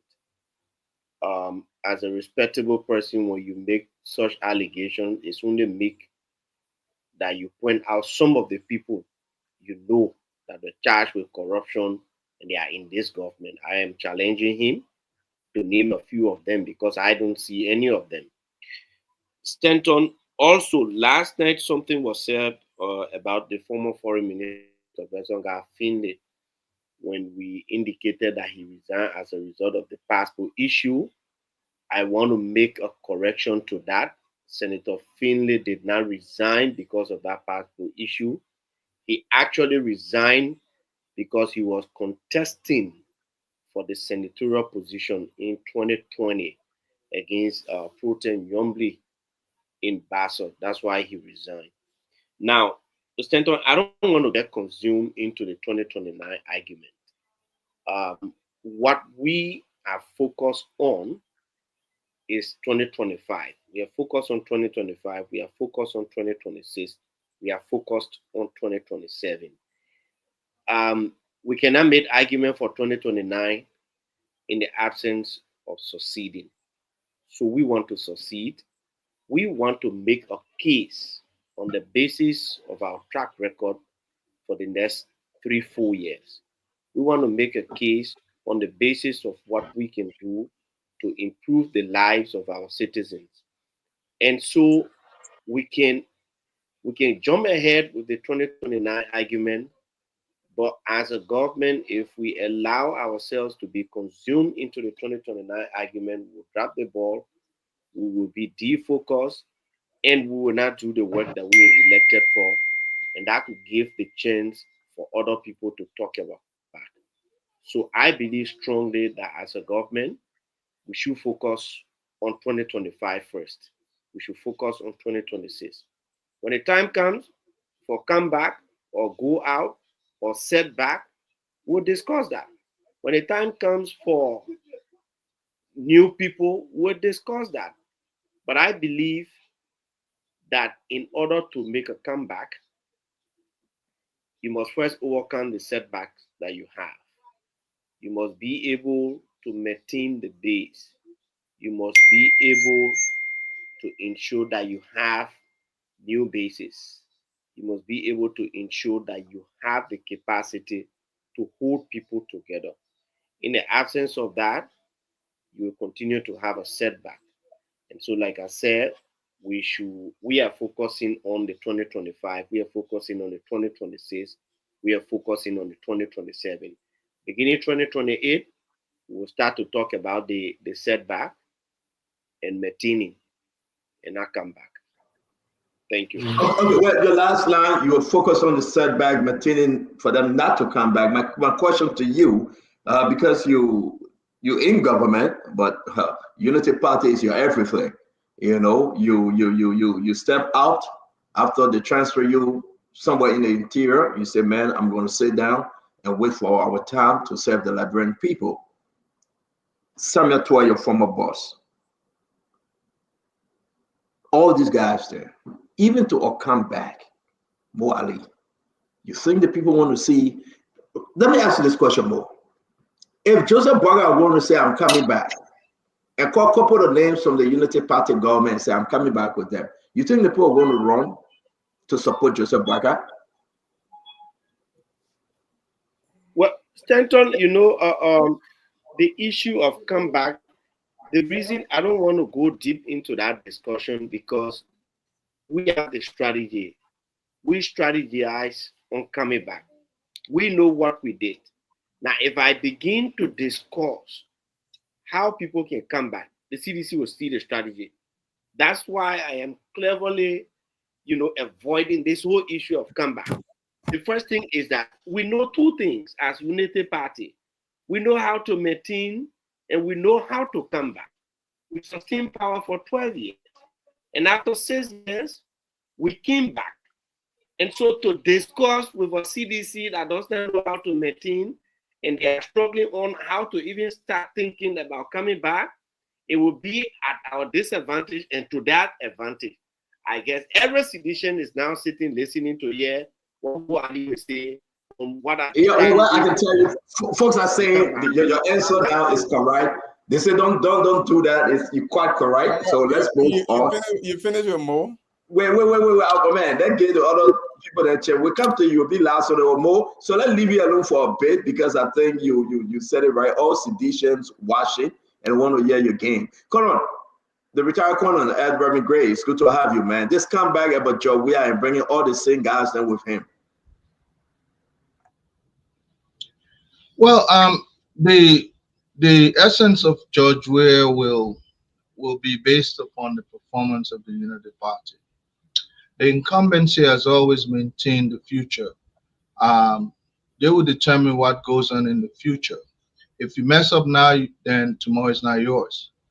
Um, if you ask me, I would still say the Unity Party enjoys, especially Ambassador Boakai or President Boakai, he still enjoys some level of popularity. He has to outspend that social capital for people to start shifting their focus on somebody else. Until then, Liberians have a way of waiting for the next 2 or 3 years to see what becomes of this presidency because they invested so much into it. I don't think they will give it up in a year's time or 2 years' time.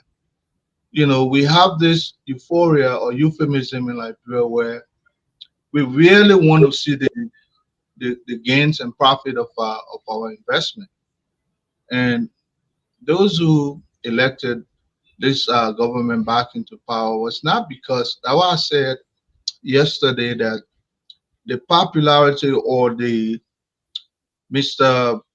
Representative Caliber coming back to power for a second term was not based on anybody. It was based on the criteria of the day, the unpopularity of the outgoing regime, which is the CDC. And anything short of that, you understand, will create new heroes. In other words, if this president performs to the expectation of Liberians, firstly, an incumbent, it's very difficult for an incumbent to perform to the expectation of our people.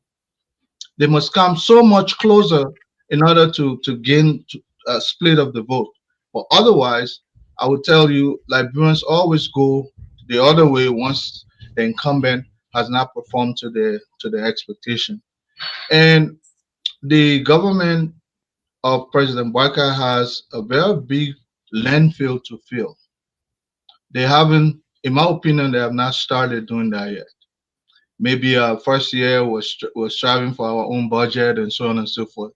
So you begin to hear actors in the past or who've considered themselves contemporary will be making jives as though they have relevance. But actually, that jive will only hold water depending on what the incumbency brings. And President Boakai is running slightly behind schedule. If you ask me, I would say double up. Otherwise, you make a lot of people start getting relevance. This is why the Unity Party is still making noise. I mean, the CDC. But otherwise, if President Buckeye takes up with this, you, I mean, people will be tuned deaf to anything else. So Okay. the ball is in his court. Okay, but my question though, and everybody should just take this if they want to speak to it, is that like Uncle Sam said, there's no way that Joey can separate himself from those guys that we beat on. Mysterious killing the country to death, number one, looting of the country resources. You talk about the Samatwe, the Samurai Wodokori, and don't forget the controller, Janga Ko, who is now the acting chairman for CDC. And, I know they can come back. They can come back. You want to go there, They brother? can come. We're starting right now. But brother, I gotta go to Park Kennedy, then we'll come to you. I'm asking Gray here. And at the end of the day, if you come back with all these same people, then you gotta go back to Fernanda Padre and say we just need a third option then, because we've been there before and we don't want to go back there. Gray, 30 seconds. Central, let me tell you, Liberians have a way of forgetting the past, the extreme past. They focus on the immediate past. If this government does not perform to the expectation of those who have voted the government to power, it will be like nothing happened prior to this government. And Liberians have that amnesia there. So all this guy, they'll say, oh, maybe Sameto were even better. Oh, you call up a Jefferson project. Oh, yeah, it was even better. Because the incumbent has not performed to the expectation of those people. But if they perform, people will now want to see that past. Well, it all depends on what comes out of this government. So many people invest their confidence on. And until then, my brother, if this government are going to work, for instance, and start prosecuting those people right away with success, trust me, man, like Brown would have accepted that that's the order of the day. But right Thank now, you. they don't feel like those people have even committed any crime because this government has shown no reason that they have. when they have Thank not you. been prosecuted. Thank you. Let me bring you in Paul Kennedy. Paul, thank you for joining us today. And you know, we got so many conversations for tonight, but I just wanted to brush this off. We are hearing out too much of a comeback for George Manawia that threatened Sir Joseph and said, listen, wait for 2029 and see whether you get an vote. That, you know, they expelled Thomas' father. They say, we don't want you. We kick it. It's like they're kicking all the Lofian, all of the party. And that's scary. You got no base in Limba. You're kicking the Lofian out of the party. It means that you're going down in Lofa. Bone County is hanging like a threat. And now here we are. The Joe Manaway say y'all have to just worship me or else you out. Ava Jones gone today. Talk to me, Paul Kennedy. What's your take about this comeback in the Simo? Well, let me start by saying Happy New Year to our esteemed panelists, my colleagues, and to Honorable Famula. I see that he's visiting with us today. You know, Mo Ali, you are part of us. So, you know, I'm always glad to see you. To our viewers, let's continue to thank you for the support.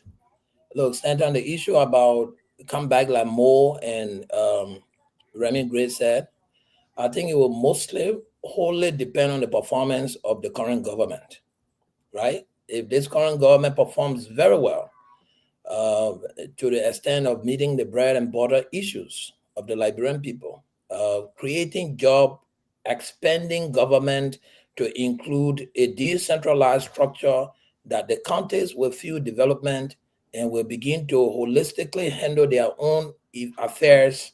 Um, you know, talking about come back for any other government, not only just where will be a slim chance. So my first advice will be that, you know, the United Party government are still highly, you know, enjoy the confidence of some of the Liberian people, should focus on the effects of the now and see how they will come out with a very good strategic plan that will support the arrest agenda as far as making sure that agenda accomplishes what it stands for. If they do that, between now and 2029, they don't have to fight. I always tell people the best way to run campaign is to do the things you said you're going to do when you are in government. Having said that, you saw that the election was on the split line, 49.6%, I think 0.3 or 0.6% to 50.6%, right? That's a very thin line margin, which means any of the party have the chance or probability of being elected or re-elected. Now, what CDC, and I'm not an official of CDC, not am I a member of the party, I'm a member of LANU, registered member, contested twice on LANU's ticket as a senator, I mean for the position of a senator in Bapulu, so I will remain with LANU. What party is that? Liberian National Union is headed by Dr. Clarence Moniba.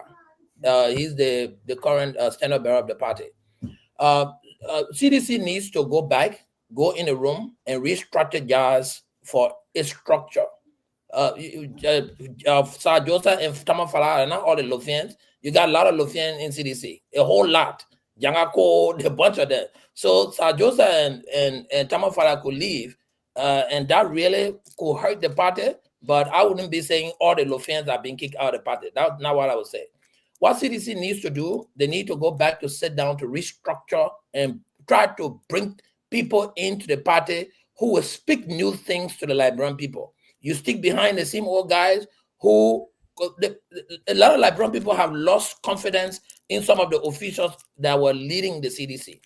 Now, you can't have somebody lost confidence in you and you still be trying to be the one to sell the image of the party to them. What they could do, though, is to bring some new faces, keep some of the guys in the back channel, in the backstage. Those guys will be strategically moving things, but the Liberian people, when they tire with your face for a minute, you want to hide your face and continue to do things that will appease them. Once that momentum picks up, even if the old guys come up again to start leading, it will not be of chance. But right now, there are still some bitterness in the heart of Liberian people. Some people don't want to see the old hands at the top and leading the activities of CDC. You know, so CDC needs to go back. I'm not the advisor. They need to go back. Gamoda is here. He can advise them. They need to go back, take a better, re-strategize and be able to bring some new faces, some strategic minds, and some uniters around George Weah. When they do that, they probably will have a chance based on what the United Party's performance is. Thank you, Stanton. Thank you very much again, guys. Welcome to the show. Let's have a spoon talk. This is Big. We want to say thank you for sharing. Continue to share the show wherever you find yourself. This is what we do every evening while you sit back after having dinner, eating your dry rice with coconut oil or coconut oil, eating your fried fish, whatever your situation would be. Sit back to your radio. We are here to entertain you, but to give you some good information about our country. All right, we are here with Representative for the family, Muhammad Ali, retired Colonel Edward Gray, Paul Kennedy. Paul Kennedy say he's for Orlando, wherever the case may be, but a very strong supporter of former President George Mann. We are, by the way, Vandana Patrick, Mr. Reed Group, Governor Clinton, the counselor, and our one and only beautiful sister, Dr. Francine Chino Richardson. Why is Glennie? We missing Glennie these few days. But let me come back to you, Governor Clinton. Take us home on this one. Come back with the same people. I don't know your situation, brother. Whether you're going to be serving as advisor, but this is coming. Then Governor can come for later because I think he can lead on this visit. Yeah, go ahead. Yeah, I think Mr. Kennedy said something, and I even started to discuss it initially. What I said was that you need to win based on the kind of coalition you would build.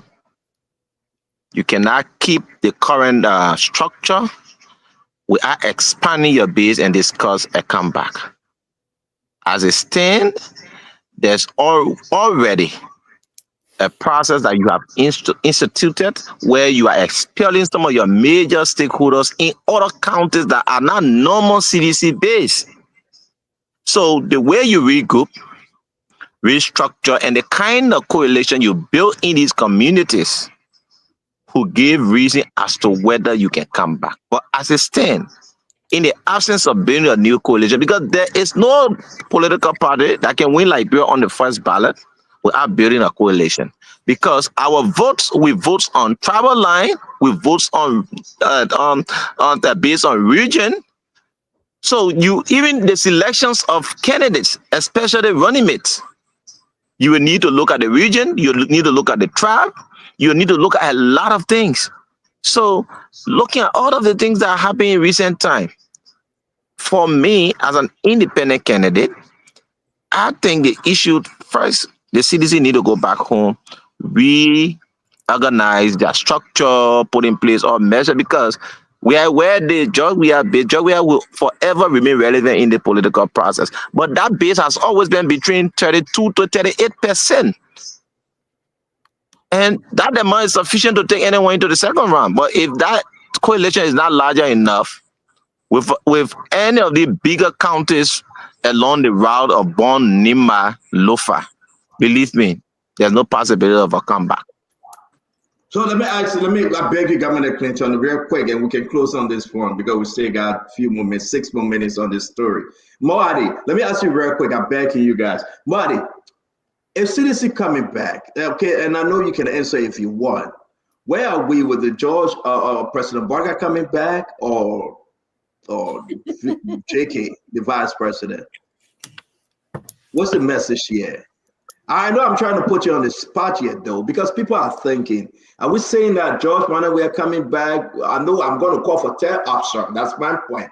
I will be with Vandana Patrick to call for third option. The third option always in his taste. Yeah, but where are we, Mo Ali? Come back with JK, the vice president, or come back with JMP?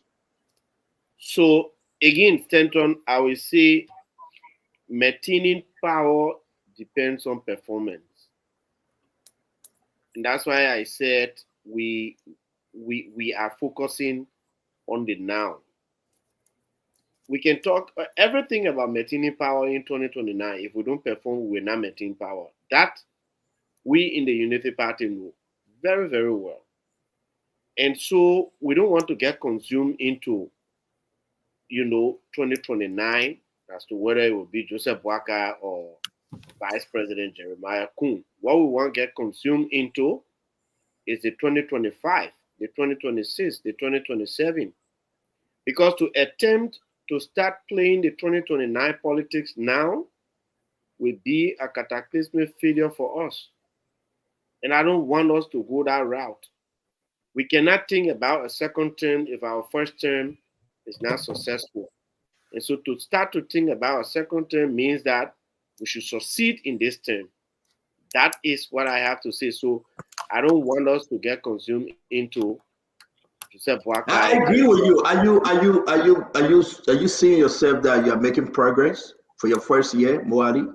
Did you make any progress? Were there any setback that you want to Absolutely. reconsider? Absolutely. I believe we made tremendous progress. There are some challenges, there are some setbacks, but I believe we made some progress. And I believe, like Conor Gray said, we need to double up in some areas.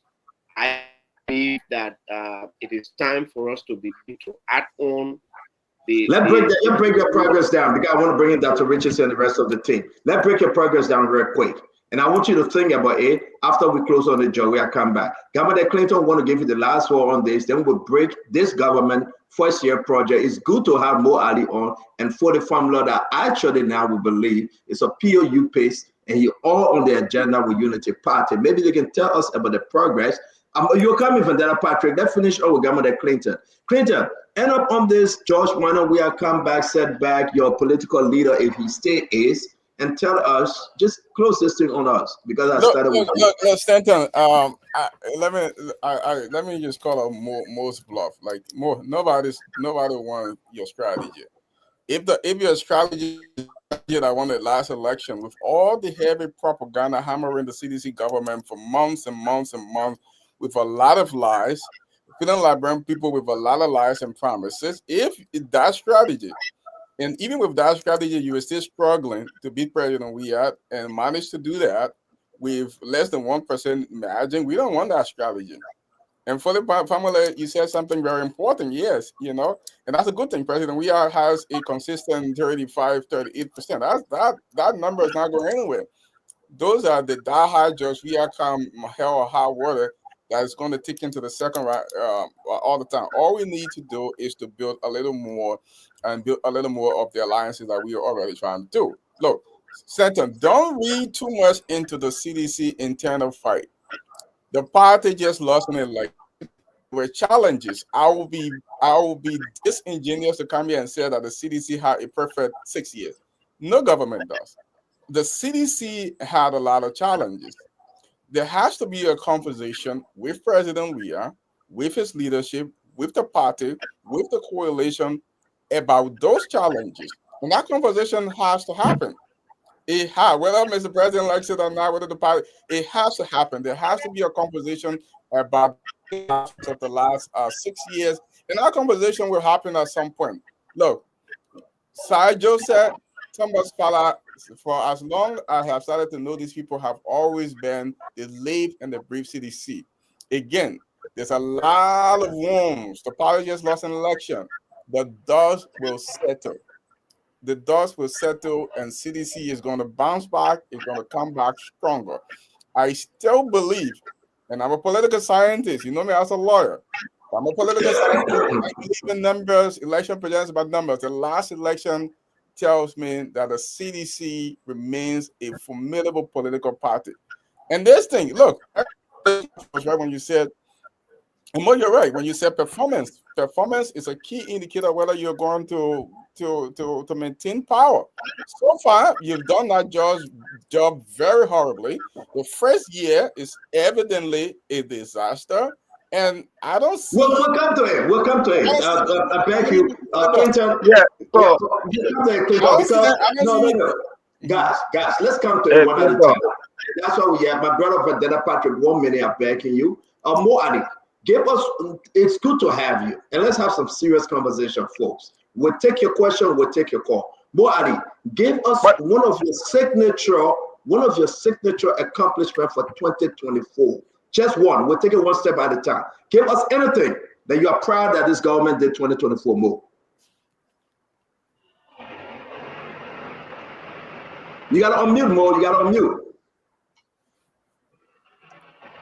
I'll start off with some of our signature projects, rules. Like I said last night, when Weah was president for 6 years, those who went to the southeast, they had to pass through Ivory Coast. Right now, nobody has to pass through the Ivory Coast to get to the southeast. You don't have to take weeks to get to the southeast. The road may not be completely paved. Mama, beg you, hold on 1 minute. Guys, can we mute? We get the folks that we get a bad feedback. If you are not speaking, can you just mute, please? I'm begging everyone. Go ahead, Mo. Good. The roads are not yet completely paved, but they are on the way. We're seeing tremendous progress in that direction. You also look at the Lofa Road. Before, it was a difficult thing to get from Zozo to Vonjama to Menikoma to Foya and other places. Now you travel one day to get to that. And let me come to my sector where I work. For decades. No, let's take it one at a time, Mo. You said road. Let's get into the road conversation. Not to interrupt you, I beg you. We can only make this interesting. We'll do it one step at a time. You want to add anything to your road conversation before we go around the block? Stanton, right now, all of the road projects that the CDC government could not pay the counterpart funding for, we took over in this year. We paid for them, and that's why you've seen, for example, from Freeport going to St. Paul Bridge, that project has commenced. The rehabilitation of the roads in Central Monrovia, we are beginning to open up alleys in Monrovia and paving them. You go everywhere in this place. So I was just setting examples, not to go into detail into every little thing. Then you come to the issue of human capacity development. So that way right there, Mo. We'll talk about human capacity development. Dr. Richardson, Mo said this is one of the greatest achievements for 2024. What say you? Roll 2017 was Joseph Barker biggest message ever. We came into 2023. He won the election. We got hit with $22 million off the cuff, no PPCC agreement, nothing whatsoever. They came back and said, no, all of the 22 million, we use 8.9 million on roads. Now, CDC saying, no, you are driving and you are championing our road that was left. You are not doing anything new. And what blessing you, we are in dry season. Now, most say this is one of our greatest achievements. The Southeastern Road, Lofa, Monicapa, wherever would they may call it. That's what you see. You in Liberia, you traveling. Can see the Unity Party celebrate this road accomplishment today. It's too early for a Unity Party to celebrate the road accomplishment, simply because, like you said, one is dry season. It's hard to assess the conditions of the road. Number two, there's a lot of conflicting ownership of who and financial support towards, who donated to the road, who supports the road. So I think I would like to give the Unity Party some more time, and maybe perhaps they can submit more documentation as to, this is our project. This is our, he said, use the word signature project, and that doesn't kind of fit my definition of signature project. So more, I would like to give you guys more time. Let's see how the Lofa Road how it turns out. Let's see, the Tapita to Ganta, Ganta to Tapita to the border, how that pans out. I didn't get the opportunity to drive on the St. Paul to, probably Bummy Road yet, and I will do that, and then I'll be able to say that. But I do know the road across the bridge is horrible. Thank you, Dr. Richardson. And we'll come back to you because we'll let you close on this one. You're bringing up the topic about this government. Let me bring in Honorable Forty Fambula. Then we'll go to my brother from Della Patrick. Welcome to the show, Sis Glenn. It's always good to have you. Forty, are you in line with Mo Ali on the first Unity Party, this administration, major achievement, roll under this government? So the first thing I'd like to correct you is that I am an independent person in the House. I won as an independent candidate. Looking at the government from an independent perspective, the first thing I believe, the issue of road, the government prioritized the issue of road rehabilitation, paying counterpart funding to begin some of the major roads in our country. And you will feel the impact of most of the roads in 2025. If you look at most of the roads, the issue of road rehabilitation was something that was being considered in 2024. mainly counties in the southeast. Accessibility of community accessing communities in the southeast has been something very difficult, and rehabilitating some of the barriers has been some of the major concern of the government through the Ministry of Public Works. We have called the Minister of Public Works town with our number at the legislature. We are asking the guys from the Southeast, especially the Southeast Legislative Caucus, they are questioning, they are put some pressure to ensure that that work will continue to be on track. And as I speak to you, there are resources to ensure that most of the rules will be touched in this government, in this year budget, to ensure that our people can have access to proper rule. If the with what the government is saying, considering rule as a priority, I think they are in the right direction, and you'll feel a lot of issues from an independent perspective. Because if most of the rules issues are addressed, believe me, it will mean a lot to our people in the hinterland. Tell me, let's go to Vanilla Patrick. Vivi, talk to us on this road thing. So I don't know whether that was the only achievement. I think what I can state clearly, there were good intentions by the government to prioritize the construction of roads. Interestingly, the two ministers at the Ministry of Public Works, despite our stem criticism on them, I think they were determined to ensure that the president's agenda is reflected. And when the president said no car will remain in the mud, I think that was a political statement, but steps were taken. I want to agree with him, but my own thing that I saw as a contradiction recently when the president visited not Bon County, Lofa, I would have expected the president to go in a convoy, to test the road condition. I mean, that was a missed opportunity. Imagine this president going in a convoy and meeting these people on the side of the road to validate that this is where I used to pass in mud, but today I'm riding in convoy. I wanted to see that celebration. I wanted to see the people celebrating this president. Mr. President, thank you. If the president can pass on the very road that has been constructed, I have never been there. It was going to be a validation. I don't know where Mo Ali was, but rather than the president getting in a jet to go to Lofa and coming back, I think that was a missed opportunity. If you are a member of the rescue mission, I think I consider this as an oversight. I really wanted this president to go in convoy. And some of those areas that were, considered to be bad rules, this president will have gone there in convoy, meet these people, appreciate them for working with the engineers, local engineers that constructed these rules. And it was going to be a form of validation that this is what I promised these people. And the roads have been constructed. But one would sit and say, okay, you build a road, why you went in a jet to Lofa? Are you afraid of the road that you constructed? These were questions that again, that was 2024. Some of us decided to be, quiet about that.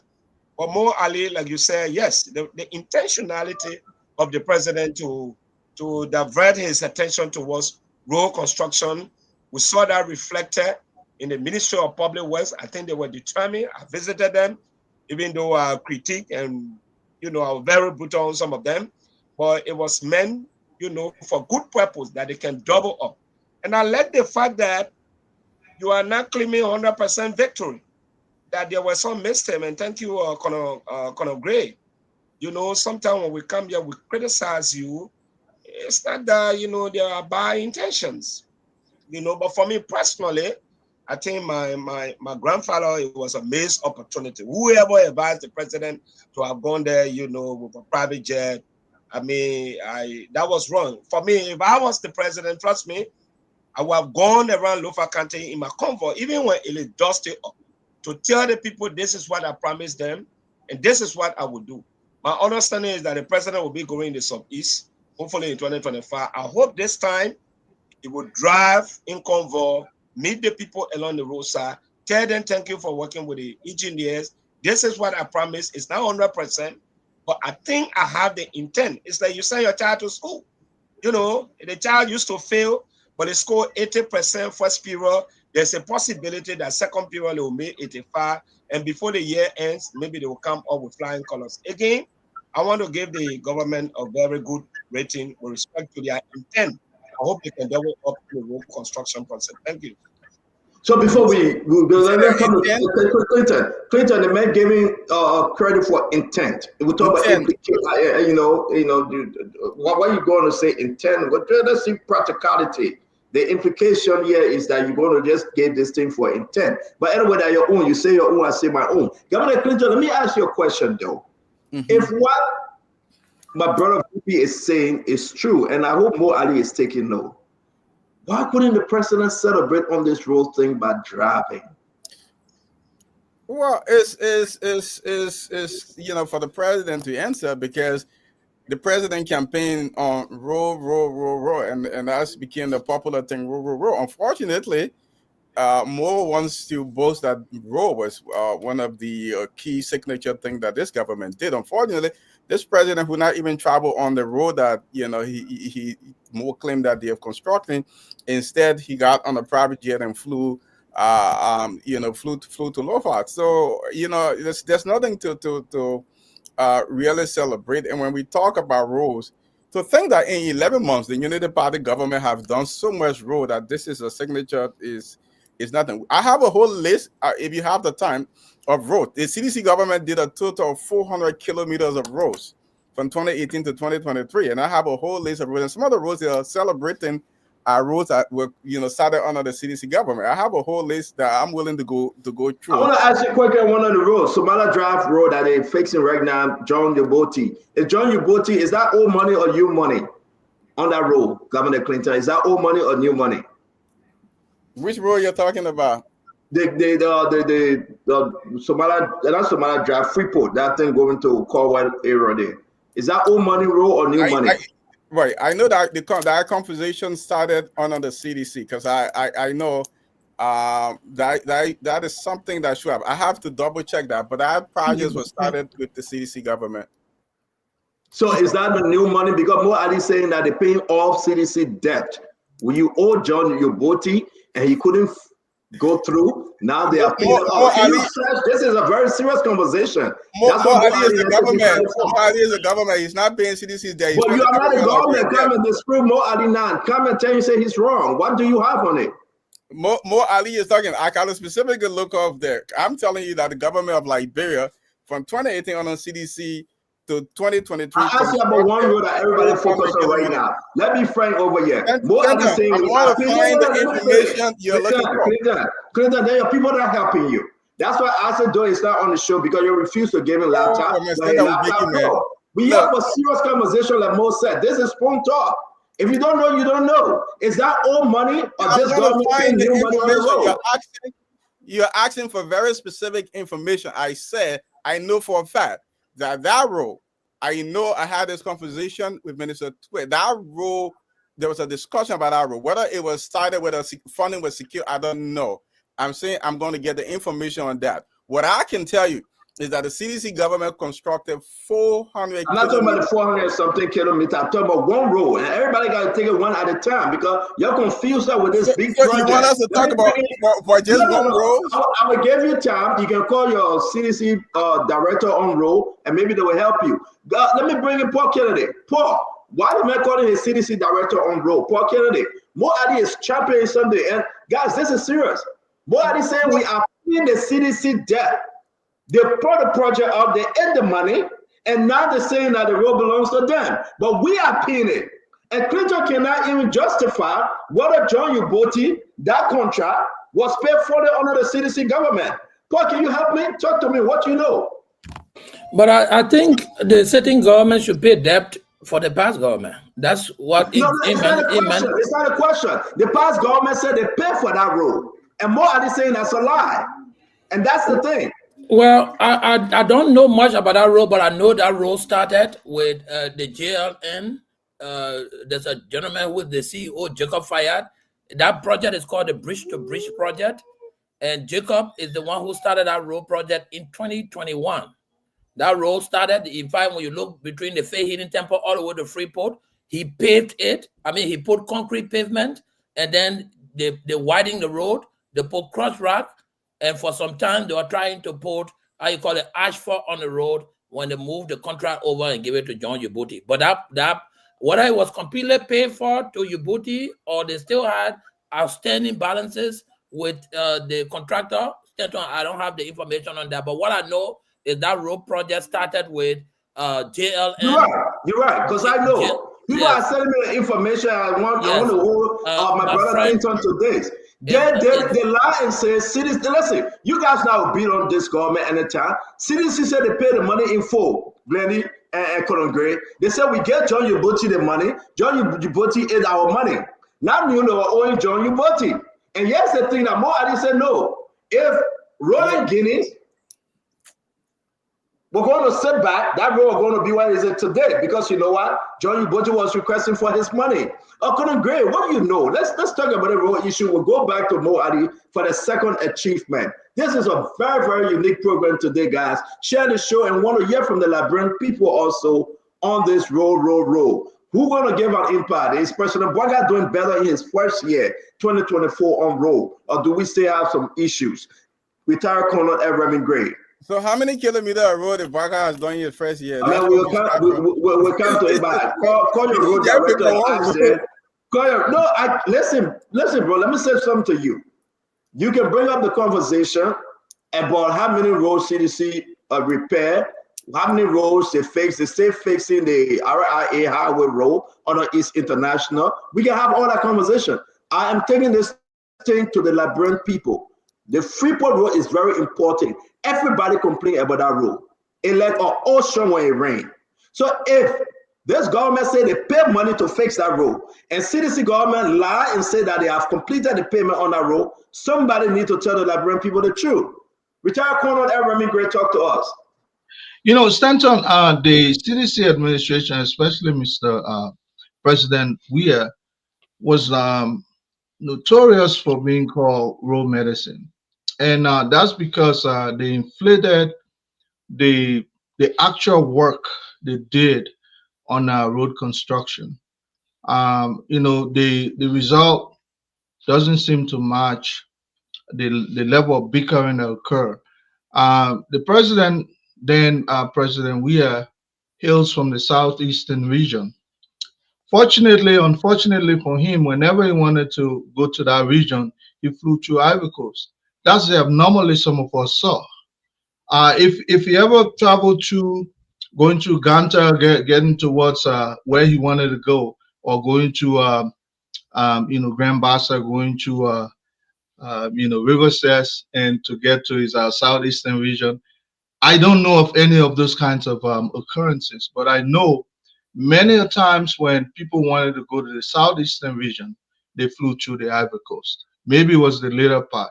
So the result doesn't seem to commensurate with the level of bickering and everything about road medicine. And this government is right because the budget for this government starts this year. What they were paying, so if they paid a portion of what the CDC government accrued in terms of debt, local domestic debt, then it's right so because that money should be in the coffers for that. So the Barker administration just ended the Weir administration in terms of their burden and responsibility. I'm not talking about international debt, but I'm talking about local obligations. So but how can you be talking about road medicine at the same time you're flying to somebody else's country to access your own county?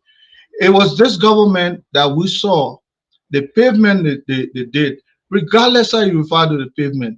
Liberians drove directly from here all the way to the south, especially Grand Jide and even Maryland. Let's face it, we saw those kinds of activity. I did not see those under the Weir administration. Forgive me if I was blind then. But if they existed, I know they were going to make molehill out of this. But because it did not exist, that's why they didn't make that noise. But they carry the name, road medicine. I have yet to see. You're right. We heard about that name, road medicine. You're right. I don't know who the railroad medicine now. The librarian will decide if we open the phone line. Let me talk to my sister Glennie. Is welcome to the show, Duadu. Sister Glennie, let me talk to you.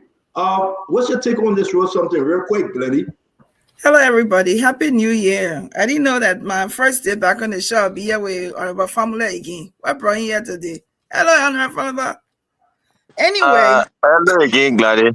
How are you? So this is my take on this. And I want to piggyback on what Dr. Richardson said. But I also want to contradict what Vanilla Patrick said. You're in Liberia. If you're coming on supposition and you're asking President Boycott to drive to Lofa, can you also do the same and get an assessment done?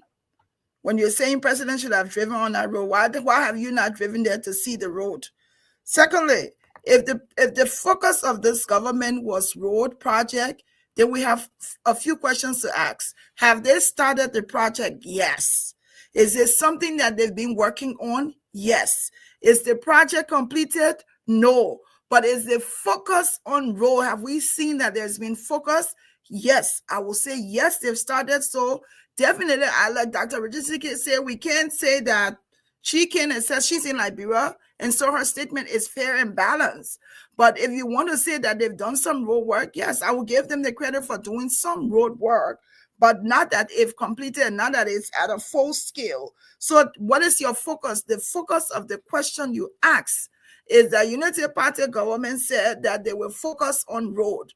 And the answer to that question, yes, they've done some road that we can give them credit for. Whether they've done 25, 50, they've done some road that the credit can be given to them all. And so I would say yes, that they've done something on it. They've made some serious efforts to get this working. Like Patrick also mentioned the conflict that they had earlier on. Now, when you're listening to Clinton, he's trying to compare and contrast. We are government 3 years road to 1 year. That's not balanced. That's unfair to compare 3 years of road work to 1 year of road work. And you want to also give the thank you, Sis Glennie. Thank you, Mama. Thank you, Sis Glennie. Let's run. But Andy, Glennie, you wanted this. Mandela, I beg you, my brother. Hold on, we'll come to you. You wanted to tell we are on roads. I'm telling you. No, but you say 3 years. You can't compare 3 years. Yeah, but you cannot discredit that we didn't do anything on roads, though. I didn't say that. Says anyway, I beg you guys, let's be in order. There a lot of people enjoying us. And I don't know, maybe this thing is fake. Somebody here called Katuma Wabwaka. Mo Ali is doing an excellent job. Echo. And then our own man part, then I don't know whether we can confirm. I got it. I got the information on the road now. My man, way back. I thought you were asking for the information on the road. Now I have the information you wanted. We got to hear from Duadu. And again, it's only the one thing we are saying. All Liberians keep an eye on Spoon Talk. We're going to dig deeper in this government. Duadu, welcome to the show. You met us on roll. What's your take? Is it all money from Jowia? Is the new money on the Somalia? It's not Somalia Drive. How you call that? The Japan Freeway. The Japan Freeway. No, that government gets some discipline now. They making me interrupting every single time somebody talk. Yeah. But hold on a minute. That freeway, how you call that road? What's the meaning? The Bushel Island Road. Bushel Island Road, right? Is that how you call it? Yeah. From Freeport all the way. What's in Port Bridge? Mo Ali, how you call the road, my man? You muted. From Freeport to Rayla is in Japan. Anton, hello. Yeah. There are two components of that road. Okay. The first one is from the bridge, the Vatican Bridge to Freeport. That one is going to be undertaken by the Japanese, and it will start, the real construction only will start by the end of this year. However, we are doing some work on it in order to just make it passable. The next phase is from Freeport to Simple Bridge. That project was stalled because the CDC government under President we are ate the money. When we took over, we revived the project, we paid some of the money, and that's how you see the Uboti mayor is now working on it. You go there now, they are putting pavements. What's the name of that road, Mo? What's the name? I think they just call it the Freeport. That road is called the United Nations. That's the United Nations Drive. That road from the United Nations Drive is the other way. That road goes to Hotel Africa and was No, it's not. No, but United Nations Drive at BTC area. That's not the road. That gave him chance. Go ahead, Paul. The United Nations Drive starts from. I think he's right. I think Paul is right. Y'all let me finish my point. Yeah, if you don't know Monrovia, they want to argue. But rest yourself, we don't have to know Maria to do that. Just tell your own. Don't tell whether we know Maria or not. Just say your own. Provide information what people know. If they're OAU, yeah, but not United Nations. All right, guys. Paul Kennedy, wait 1 minute. Paul Kennedy, you have the time to explain to us. Talk. Let it be so. Let it be so, Glenny. Let it be so. 1 minute quickly. I just got confirmation. Paul Kennedy is right. Is the UN Drive. That UN Drive actually starts from Booster Quarter and goes all the way. Thank you. Yeah, it's the UN Drive. Yeah. Thank you. Y'all know my name. I was correct. Glenn, go ahead now. We got to make progress here. Baking you and your cousin we're going in the back. Let me bring in Duadu. Duadu, talk to us about this road. The main issue here is that we got to move on, Duadu. Is it old money or new money? CDC claiming credit for the road. Now, Boad is saying no. Roland Ginn is saying no. We provided money that CDC ate for the past 6 years. What do you know, or just give us your own opinion on this road issue for us to move ahead? Stanton, first of all, there was some law tolls here. Somebody told the country that they paid they constructed or they rehabilitated over 1,200 kilometers of road. My brother says it's 450. I don't know who to believe, but I want to say this. CDC cannot claim something when they had an opportunity to do it over 6 years that was not done. When somebody else is doing it, they can't come and say, oh, we should have done it. This is ridiculous. We move forward. We don't move behind. But people been asking me, Stanton, I know this is not the time for it, but I mean, on a President Boakai, I think it was Mr. Formula who said this. We have to now see the effects of what the administration has done over the previous year when it comes to road. Now, all those things will be manifested this coming year, and we want to see that more and more. The paving of the roads across the country, some of these demarcations have to be done, and we have to continue to see some of these. Now, personally, I don't care if it's new money or old money. As long as the Liberian people money is being used right to serve the Liberian people, that's all I care about. But CDC cannot claim credit to something that it did not do. Well, if you care about just serving the Liberian people right, then CDC claiming credit and say that was money. You know what I'm saying? So we gotta set the record straight, because we're talking about $22 million. It came to $8.9 million, and somebody wanted to claim credit. Yes. So let's move to the second thing. More, Adi, we're gonna bring you in. Your second achievement, 2024. What is it? So, Stanton, the second achievement 2024 has to do with the bread and butter issue. Normally in this country, for almost 6 years under the CDC government, when we are coming to this festive season, prices of two things increase on the market. Who said it on the oath? I beg you, man. I know you get the information. Clinton, mute yourself.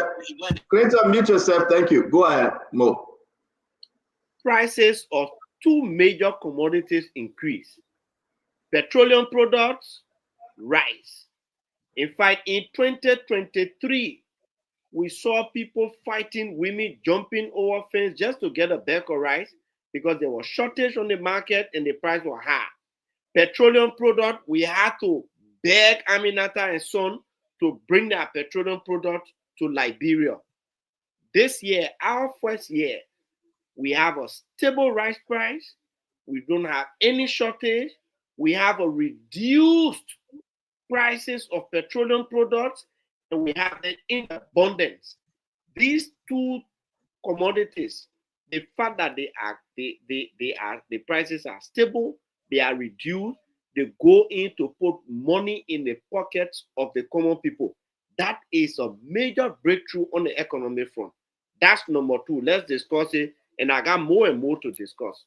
All right, you're talking about petroleum product and the rice price. I got an issue with the rice price, though, because we see your ministers buying rice for $35. I get documented it was okay to prove by the Justice Ministry that they can buy the rice for the prison compound for $35 each and distribute them. But we'll come to it. You're taking credit. No more. I have to document here. So we gotta be fair here with our people. But you're taking no, but Stanton, one correction quickly. You see, anywhere in the world, they got different grades of rice. If I want to eat the American parboiled rice they bring here, I have to pay more. If I want to eat the Indian basmati rice, I have to pay more. But we're talking about generally on the base price. Well, you can make that argument after you hear from everybody. Yeah, I mean, we can make that argument after you hear from anybody. So we're not giving flying colors on rice. I would not do that, but you can make that argument. Let's talk about the LPRC issue, guys. Let's go around the table. This thing is stable, like it's just coming down. It's something like magic. Joseph Boakai working with here. That it fuel and everything coming down. What's the stability? What leading to this stable range? Dr. Francine, let's start with you, Mama. Again, I would say that it's too early for us to start giving credit to either the CDC government or the Unity Party government. Sorry to interrupt you. Can we do this in the 1 year, 2024, not the entire 6 years? Because the 1 year we are saying that it must have been putting this thing, we dropped down by 5 cents, we dropped down by 2 cents, we dropped down. So can we talk about it? And though it's too early, but is that an achievement, Dr. Richardson? Just reflection of the past, we saw that we did have a rice shortage, a rice crisis during the CDC government, especially as it was ending. I mean, we did bring people on the show where we saw that there were $11 million that they couldn't account for. That was the CDC government had given to vendors to provide rice to the Liberian people. But so far, we have not seen the same optics like we saw Mo mention women jumping over a fence. Where we have not seen that. Does that mean that it's not happening? Does that mean that rice is stable in the country? I can't answer that. I would have to give myself some time to study that. Yes, I think petroleum so far, I have questioned and asked drivers, and they have seen stability in the petroleum. Even to some extent, some people have mentioned reduced price. Although we talk about continuing petroleum that sometimes kept in mayonnaise glass. So I just wanted to put that out there. And by the way, we got information that they will be getting them off the street this month, and those guys are mad. They want to come on Spoon Talk. And I hope more out of their address. I have the letter. They reached out to me. They want to come on Spoon Talk that the government about to take them out of business. But let's talk about the decline in the high price of gasoline and fuel and whatever grade you want to call it. 40, Representative, is this government doing something magically that this thing just coming down and it's not going up? You talk about fuel. We'll get to the rest later.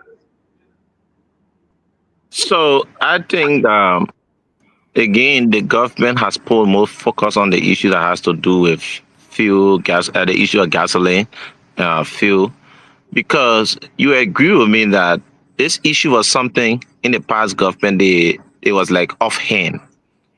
And there were a lot of concern. There was time where you had shortage in the market, and there are a lot of issues was unfolding. But within the first year, we had observed the government has come in, stabilized price, and it showed that there's some decline in the price of gasoline and fuel on the market. It's something that worth appreciating the effort of the current government and asking them to do more. Looking at the tax structure surrounding fuel, gasoline in this country, I think it will help. Based on the current policy at the LPRC, it is yielding a lot of fruit. And I believe strongly that if that policy is continuing to be maintained, a lot of things will happen in the sector, giving investors more surety that Liberia is a credible destination for making business. It will mean a lot to our future. So for that, I think the government need to be appreciated. They have done a lot. They have kept the price of gasoline stable. And hello? Yeah, we are hearing you. We can hear you, Ford. Go ahead. We can hear you. No, I'm not getting you. So the issue of gasoline is something that all of us need to appreciate the effort of the government. We observe what happened in the past, and we can use that as a foundation for what is happening now. So we'll say at least we are a step further. We are not declining. We are improving in that sector. Let's talk about the rice issue, Ford, real quick. if you want to talk about the rescue, it's not on the basis of what the minister, you said that the minister said people should buy rest or $35 for people in the prison. Are we looking at the price on the general level to see what is the current price now, what is then done? Talk to people that want to listen to you today. So Is this man I've had a fruitful conversation with the minister of agriculture. Few days ago, we were in bond mines on the dam where the government has started to invest in the large scale farming that the minister believes is sufficient resources are mobilized and placed in that area. That area alone can generate at least 10% of the number of rice. Some of my talking points already, because I need to come to agriculture. But I'm the representative. Okay, all right. So we get to agriculture. Before that, No, you ask for the issue of rice. If I discuss the issue of rice and tell you local production, the impact of local production on the general price of rice, then you know why. Let's stick with it. Let's stick with the few. We'll come to rest when we talk about agriculture. You are okay, then go back to Mo to discuss the issues that I did. Mo is saying I'm taking on his line. Yeah, Mr. Donald, let me come to you. And guys, listen. This is not about a unity party or CDC. This is about Liberia. I want to agree with Guadu on this. The achievement, the bread and butter issue. And I have so many questions while we talk about fuel. The prices in transport, Guadu, the people are complaining they stay up there.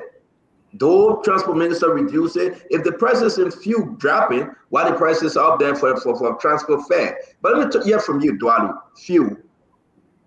Well, rice and fuel. First of all, remember now, we have an expert at the helm in the person of Gafwan. A lot of things would take some time for it to trickle down.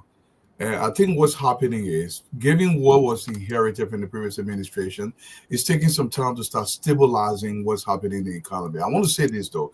The mere fact that this administration can maintain rice price at $17.50, it tells you there has been a reduction in the price of rice. Let me explain what that means. Over time, there is an inflationary pressure that is pushing the price. Is it $17.50? $17.50 for a bag of rice. The 25 kg bag of rice. How much for it? Okay, tell you. Okay, $17.50, $18, just around there. I'm just giving an approximate number. You want to be exact? Let me say $18. You have to call the number short. That the government can maintain the price. No, keep it at $17.50. I bought rice at $17.50. Don't go for what he said. Our show back. That Richardson, stop doing that thing. Now, please put it down. Breaking. So that's $17.50 for a bag of rice. That's actually a decrease in the price of rice, given where it should have been, given the inflationary pressure on the numbers in Liberia. And the fuel price been stabilizing, that also have that trickle-down effect on all the commodities throughout the country. Now, I hope this continues. My thing is, with all this reduction, now the government has to provide some form of way to have a private sector job growth in the country. That will really stabilize the economy for me. Center. Everybody be that Dwalu 1-2 punch. Papa, he's out. He don't take too long and talk about, Mama, because Dwalu, when Dwalu come into Dwalu, just come and support Moya out there when you explain the Dublin day. But I can't CDC. You just right there. Vanilla Patrick, let's hear you, my brother, on the few. I'm not to tell you the truth. Yes, I know about the rights, but the few thing is just coming down. The stable range of this few thing is very concerning, and Labrador has to appreciate. Vanilla Patrick, talk to us. So basically, I think the government is in a better position to claim the achievement for the fact that I like to be very clear. In as much the government is making effort to reduce the gas price. But it has to do with the international market. As long as there is a reduction in the price globally, Liberia stands to benefit. So the government is at the right time to benefit. At the time there are prices within the international market are also reducing. However, it is imperative to also state here that I think some of the young directors, they are listening. Apparently, places they go, they meet some of their professional colleagues who rebuke them and offer them pieces of advice, and they are listening. And secondly, the reason why it is also happening is that they have a future to protect, because when they mess up, there's no guarantee that they will ever come back. Or if they will come back, it will be difficult. So yes, compared to what transpired in previous regime, beginning with Ellen Johnson Sirleaf, because these are political commodities. Rice and gasoline are political commodities. When you mess up with them, there will be chaos. However, I don't want to allow my dear brother to claim 100%, make it to look like there are no challenges. I like conjunction to be attached to that because the importers are facing problems, and the ordinary people, gas prices have reduced. But when you get in a vehicle, the drivers, they overcharge you like that. It has happened. So this is the kind of problem we face. How do we expect, like Sam Jackson would say, Mary, to understand gas prices has reduced when the Minister of Transport say because the gas price has reduced from Central Monrovia to ELWA Junction is $200 or maybe $150, and the drivers are overcharging during night hours and morning hours. And somebody will say, this is, late hours. Yes. So I want more to go beyond. One, it is reflected that the gas price has reduced and the people are paying lower fares rather than the normal fares, then you will be appreciated. But you and I understand, they're looking at business elite. There are 10 countries with the lower gas prices, and Liberia is at number 9, which is commendable on the international scene. But domestically, how do we, feed this impact? And I want the LPRC Managing Director, the Minister of Transport, to go beyond that. You reduce the prices, but the drivers are still overcharging. So can we sit down and we agree to say gas prices has reduced? I will agree, but the other person will not agree because the prices are the same. I come to the rice. I come in. We'll keep the rest for agriculture. We'll keep the rest for agriculture because agriculture is a big topic. Please, let's do that. Glennie, let's hear you on this few issues. All right, I expected on the show today. Huh? I expected that. Yeah, I talk for. Well, you were talk. You were talk. I want to give you the second to the last because I know you from you have a political party and most of us here are independent. So we'll bring you last. Glennie, let's hear you. Yeah, come on, we know you will not lose track of the information because I saw you writing it down. Don't worry. You will I tell actually have a lot. I got all the calls from everywhere. We know. We'll tell you what CDC told you to tell. But anyway, I want to say yes, we understand that it is the first year. I also want to say to my brother Dwalu, hello. I think we need to give credit to the other ministers that were there before Gafuan, because Gafuan just got there. So we can give all of the credit to him and attribute everything that he's well learned. He blah blah blah. The other people were there too to help. They help to sustain the price. I think it's a good thing. I think this is a plus for the government that even if they've been able to sustain a price of fuel for 1 month, that's something good. And we need to be able to give them the credit. For how long it's going to continue? It's been more than 3 months now, and more can tell us for how long they've been at that price. But I think it's a great thing that they've been able to do it. We hope that continues because this is a bread and butter issue. People need to be able to get to the different places. Not everybody have the opportunity to have gas slips and all of those things. So when the price is stable, that's a great achievement. So that's a plus for the government. I'm a knee on that list. Okay. Again, we're getting some information because maybe Mo got to be very, very clear on this one, Paul. I want to. I'm coming, Mo. We got to go to Paul and Conor Gray. We'll come to you. I just wanted to counter argue something that no, thank you. It would take us somewhere else. Just write it down, my brother. Please. It's part of the same petroleum product price. I understand. I just write it down, my brother. Let's go to Paul Kennedy. Paul Kennedy and Conor Gray. Paul, you go first. Yeah, thank you. So let's stick to gasoline. As you said, there are several factors, market forces that add to the driving price in reduction of petroleum product. And from the beginning of the year, I think in April or May, when there was this meeting at the time we had Amin Modawa, Commerce Minister, and there was issue about shortage of rice and concern about gasoline and fuel.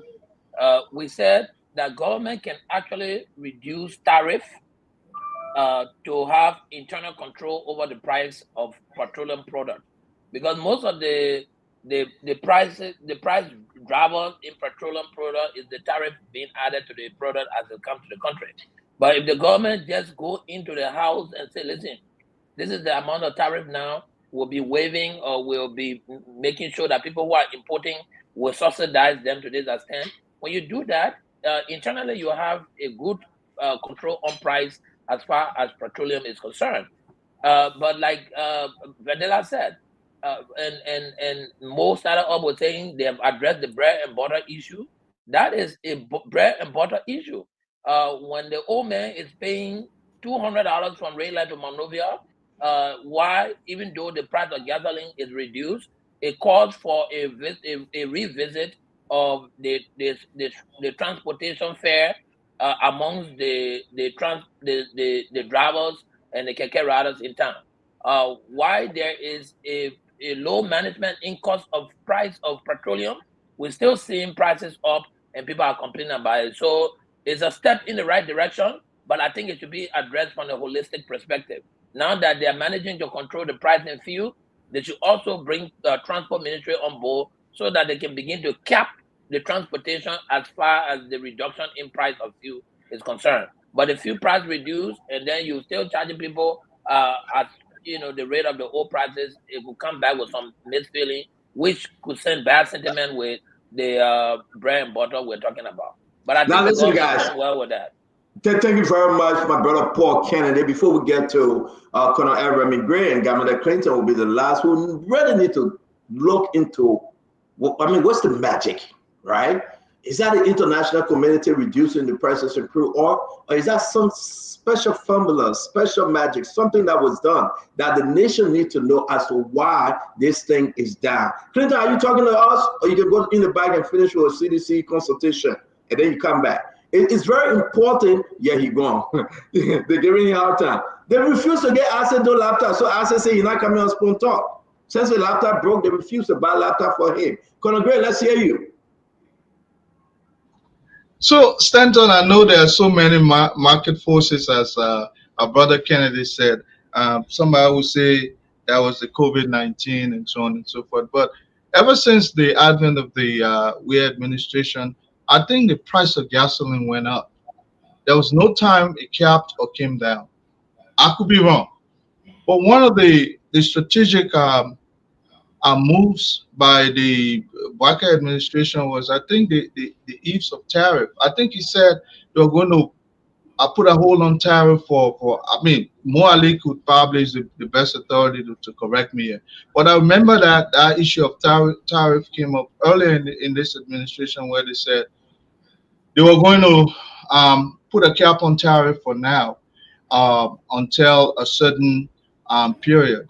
And probably that brought some confidence into the import-export business of the economy. But I look at this administration as one probably that brought confidence back to the Liberian market. And sometimes that can help. But if you ask me, price control has been a problem. Running government is not easy. You probably will correct one issue and other people will start running the other way. Once there's a loophole existing somewhere, I think it was Kennedy who said, now is the time for government to come and improve and enforce price control mechanism. If you don't do that, people will buy the gas less and charge more, because profitability is on the mind of every business person. And until you regulate that sector, people will run away with some of the gains this administration is making. And I think we're making progress in terms of the gasoline.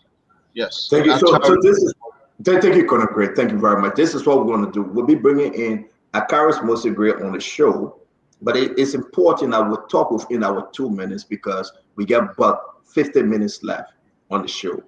We got about 50 minutes left. We got more issues to go to. I want to bring in Governor Clinton. All right. Then after Governor Clinton, we're going to bring Colonel Gray on, and we'll give more Adi the time to speak. It's very important. Whenever we come on Spoon Talk, we just talk all this thing, but let's talk about the bread and butter issue. My water say not somewhere that I want to know why she paying $175 from point A to point B. What's the magic in this fuel thing? Governor Clinton, has anything changed since the government left power and the new magic is working, that the prices in petroleum is not going up? Well, look, there is absolutely no magic, and I think everyone on the show will agree that the prices of rice and petroleum is affected by what happens globally, and we know for a fact that the price of petroleum product on the world market has dropped by 3%. So obviously that is going to trickle down in Liberia. So that's what you're saying. You also have to understand that when the CDC government took power, right? It kept the price, it reduced the price of a bag of rice to $13 and maintained that up to 2020. And then by 2020, you have a lot of factors that started to affect global prices, including COVID, including the war in Ukraine. So because of all those different things, there was a shortage on the global market. So it took a lot of time, for international trade to pick up. I also wanted to point out here to Mo Ali. I think he just lied to the Liberian people. Roland Gillens was at the Liberian We Senate. gotta use decent word. You know how when you say your colleague lied. Let's say he just didn't He give was an on. inaccurate He, story. okay, let me be diplomatic. He was untruthful when he said that the CDC government pay no money. Matter of fact, Roland Giddens was at the Liberian Senate, and he testified before the Senate that the CDC government paid money to John Ubuti to begin the construction of the road. What happened?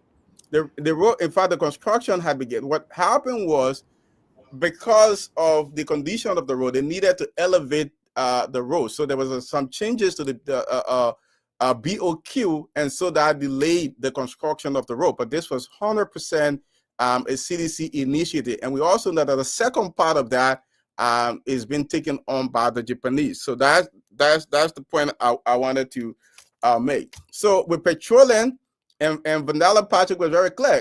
Globally, everywhere you go, globally, petroleum prices, because on the world market, is dropping. So it's going to drop in Liberia. But you have to talk to everyday Liberian. Are they feeling the effect of that? That is a real issue. When people get in a taxi or keke from Broad Street to Painesville, what are they paying? Those are the real conversations. And I think we are a little all over the place a little bit, because I think we need to address the issue on a year-by-year basis. I hope we'll have another conversation to address the UP first year in terms of rural, in terms of agriculture, and so we can come to the conversation really prepared to discuss it. All right, so hold on 1 minute. My brother, honorable for the family, you got to give us your attention, sir. If you want to have a background conversation, you can get off and come back later if you can. No, I'm on the show, Stedon. I'm Yeah, on the show.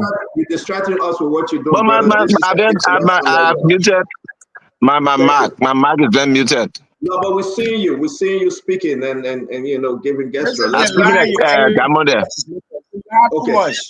I want to welcome Akaris Gray, a former representative, District Number 8. Welcome to the show. We're going to come to you, Honorable Gray. Let me go to Mo Ali. Mo Ali, can you close us? Tell us what's going on right now with Una on fuel. Why the thing so stable and is continuing to drop? So, Stanton, why it is true that the war price of crude oil plays a major role on the prices, on the local prices, but this is not the major reason. Because when CDC was in power, the petroleum price, the crude oil price was basically the same. Here's what they did that had the prices of petroleum product out. Recently, President Boakai asked LPRC to look at factors that made petroleum product prices were there up. And when LPRC did the investigation, they found that Medtech, they see Medtech that you people black every day, was receiving $2 on every metric ton of petroleum product imported in this country. And you know what? We import between 350,000 to 400,000 metric ton every year. So approximately, Meta was receiving between 750 to 800K every year. President Boakai instructed the LPRC, because when LPRC, when they asked Meta, where the money you been collecting, Meta could not show any proof. Where is the MOU you signed with LPRC to take $2 for storage or whatever for inspection? They could not give any MOU. They could not show any contract. President Barker instructed LPRC to drop Medtech from that inspection list. So when they dropped them, that was a drop in $2 per metric ton. $2. That $2 drop affected the price of petroleum product on the market. CDC was there. Whoever was collecting that money, nobody knows. They probably were sharing it among themselves. So that is one of the major reasons why. Hold on 1 minute. Mo, don't go too fast. Let's understand this. I've been trying to set that story up. Mommy and myself was working on that story. We got document. But now since you're breaking this story, we want to get into it, right? The $2. It started when? I didn't get you. Well, it started when? The $2 collection from MedTech. We're talking about what year? My understanding is that it's something that has been happening for the last 3 to 4 years. Since MedTech came, it was on June 1st, 2021, I believe, since MedTech came. And what happened is that I want to bring in Akaris, Mr. Gray, and the rest of the panelists on this, but we'll go to Gray first. The issue is that they've been collecting the $2, and the $2 has been a serious effect. Now, where the money? That's a big question. Who eating that money? That's a bigger question.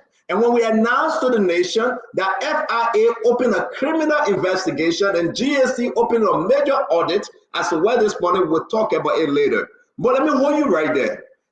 Honorable Gray, welcome to the show. What do you know about what you guys did to us as a Liberians? Overcharging, and the money cannot be found today. And the presence of fuel. You had to go to Sierra Leone to beg the people to send fuel in the country.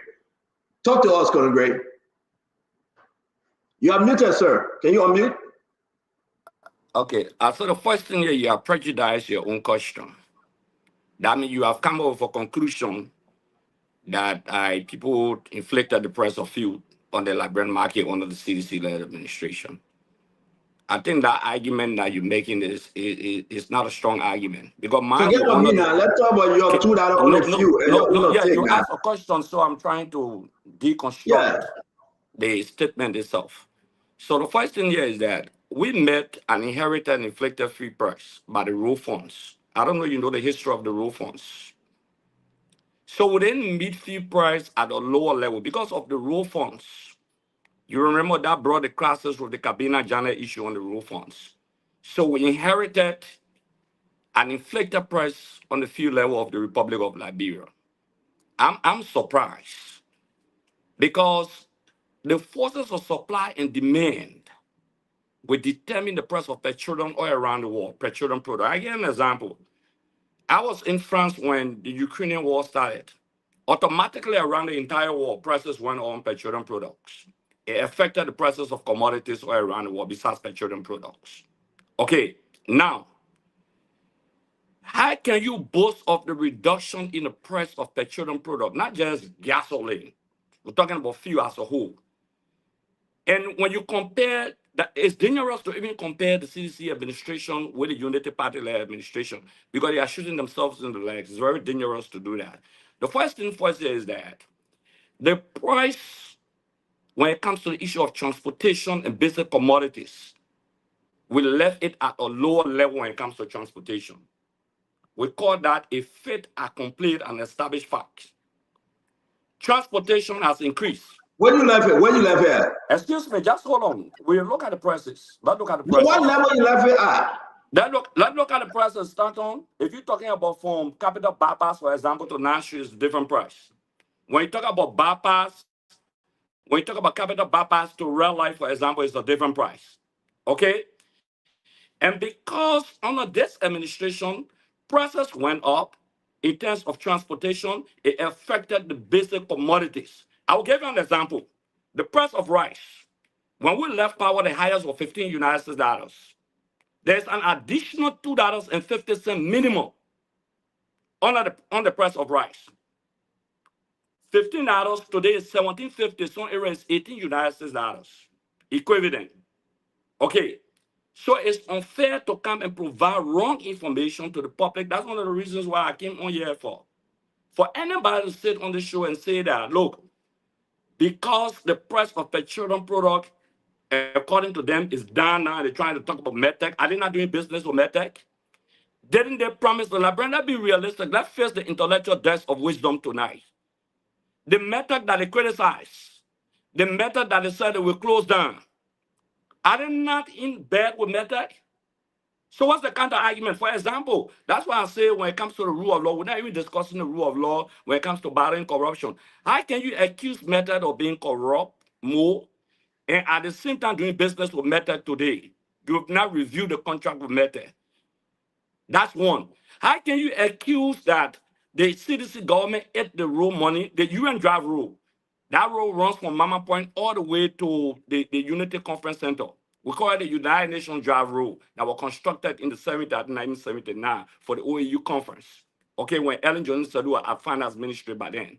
Okay, for the 1979 OAU conference. That road you rightfully said is in two compartments.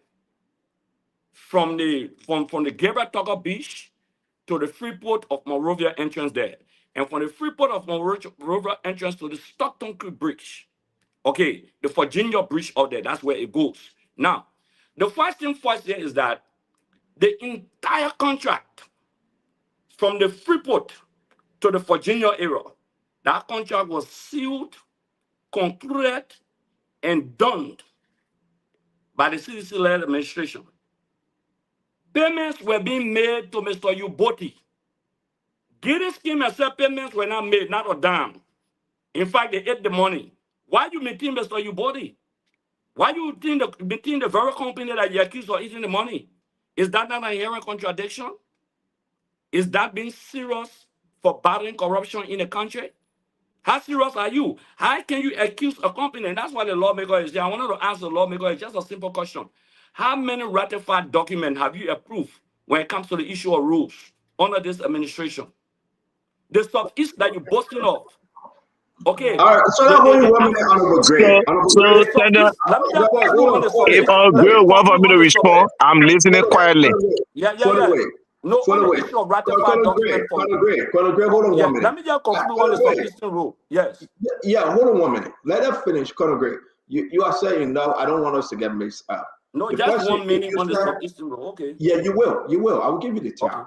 And we just want to encourage everybody that we will be listening to you because today will take 30 minutes to open the phone line.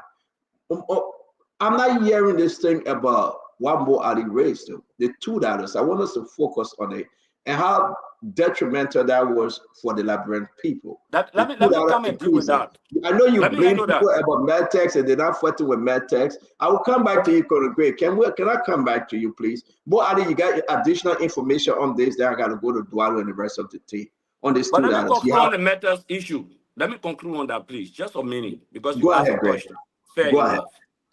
If this government has an evidence, this government, you don't just make sweeping allegations against people. If you have an evidence that Meta was collecting $2 and somebody been eating that money, or Meta is not accounting for that money, or they have never accounted for that money, stand on the rest of the panelists there. Let's be fair enough. Why should Meta be operating in Liberia?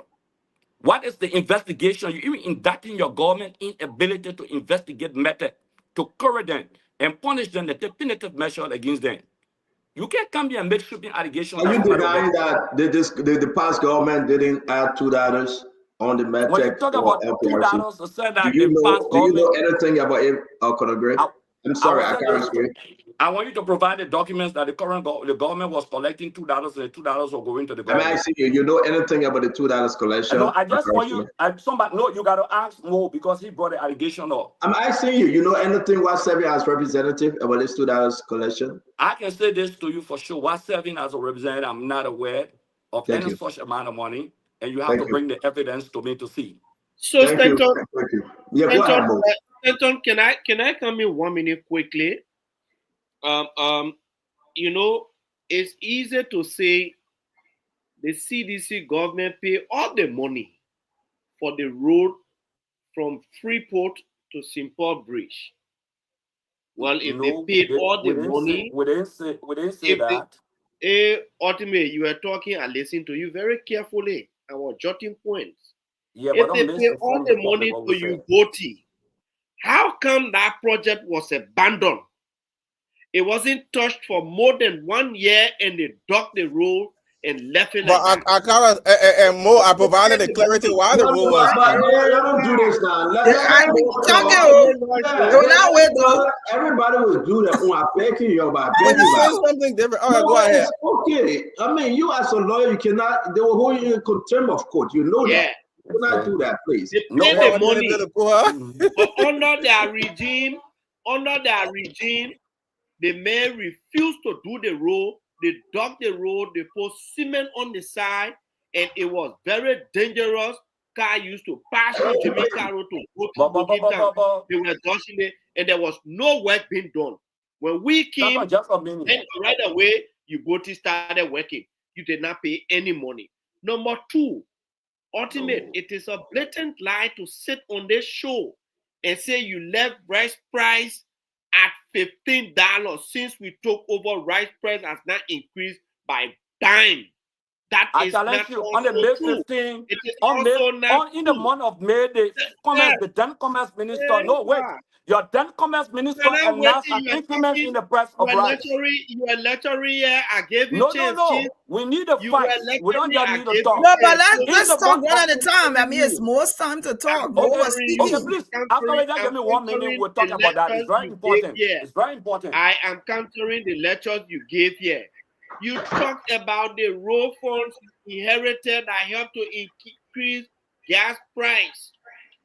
Ultimately, the reason why you championed the removal of Justice Janet was because, according to you people, road funds were not remitted. It was not because road funds increased gas price.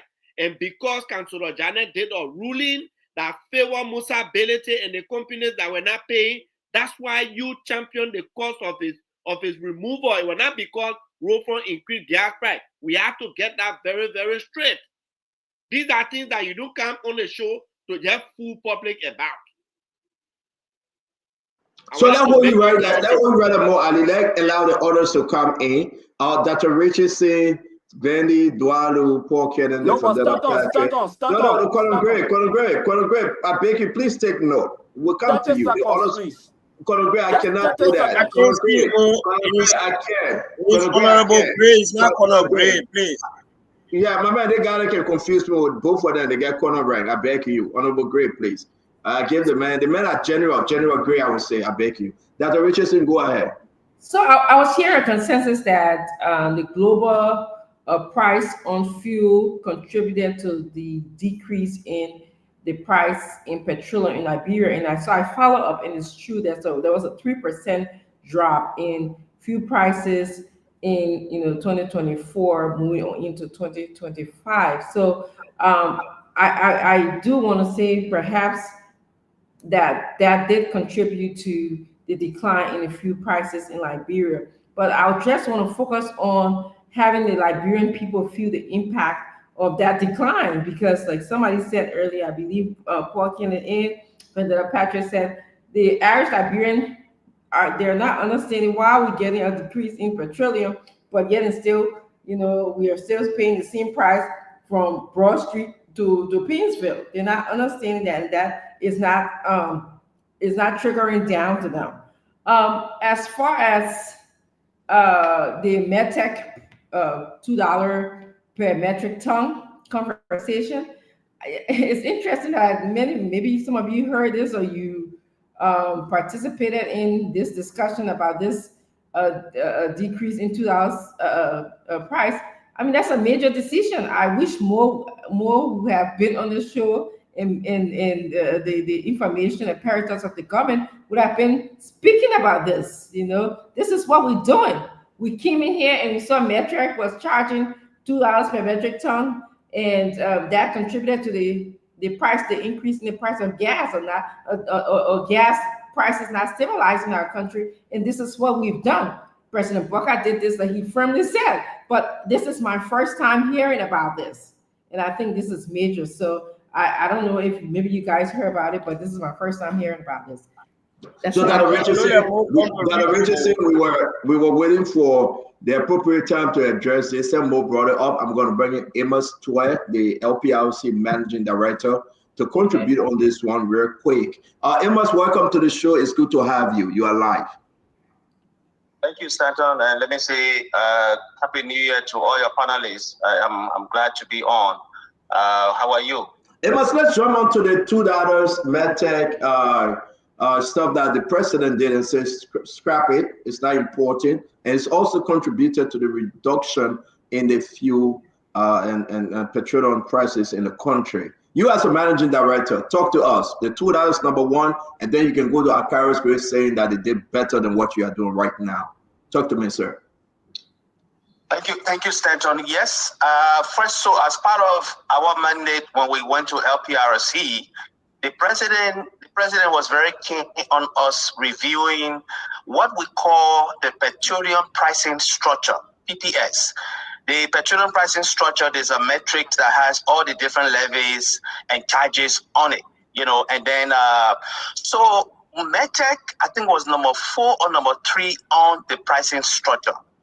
The purpose, according to them, the previous administration, for including Medtech in the pricing structure was for them to do what they call pre-shipment inspection.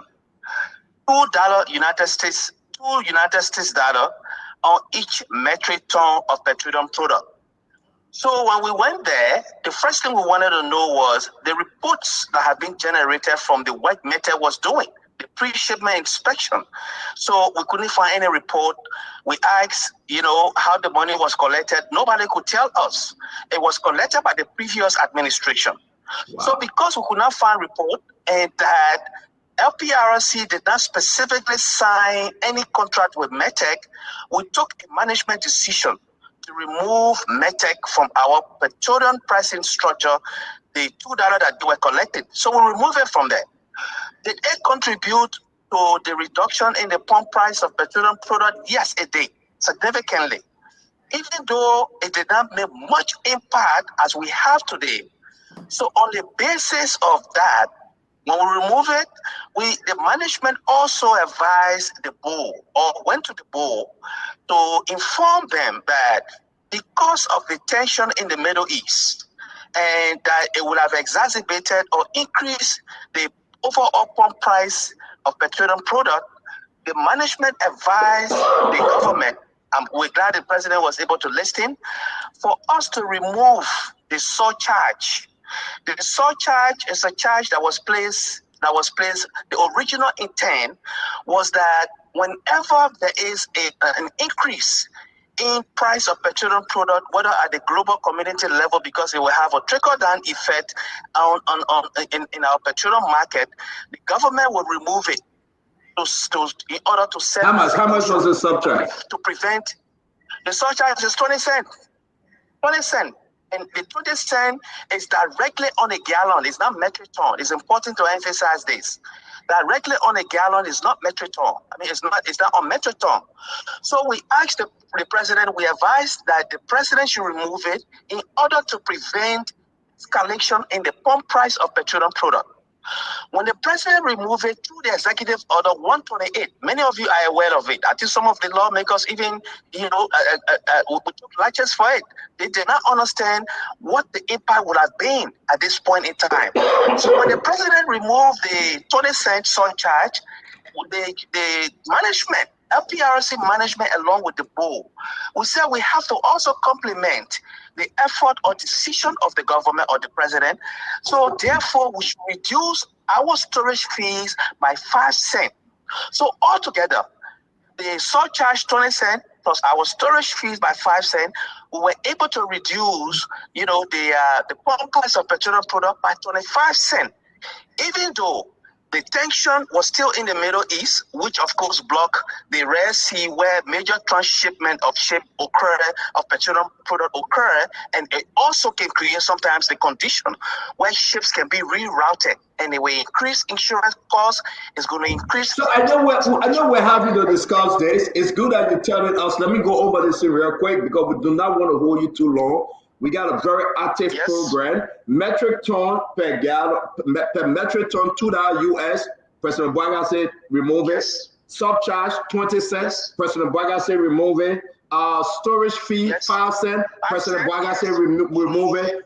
Wow. You know what? I'm going to blame you because you are not being forthcoming with the Liberian people. That the reason why things are so stable in the press draft, and you've been keeping it to yourself. But I want to ask you a direct question real quick. We made a press conference. I understand.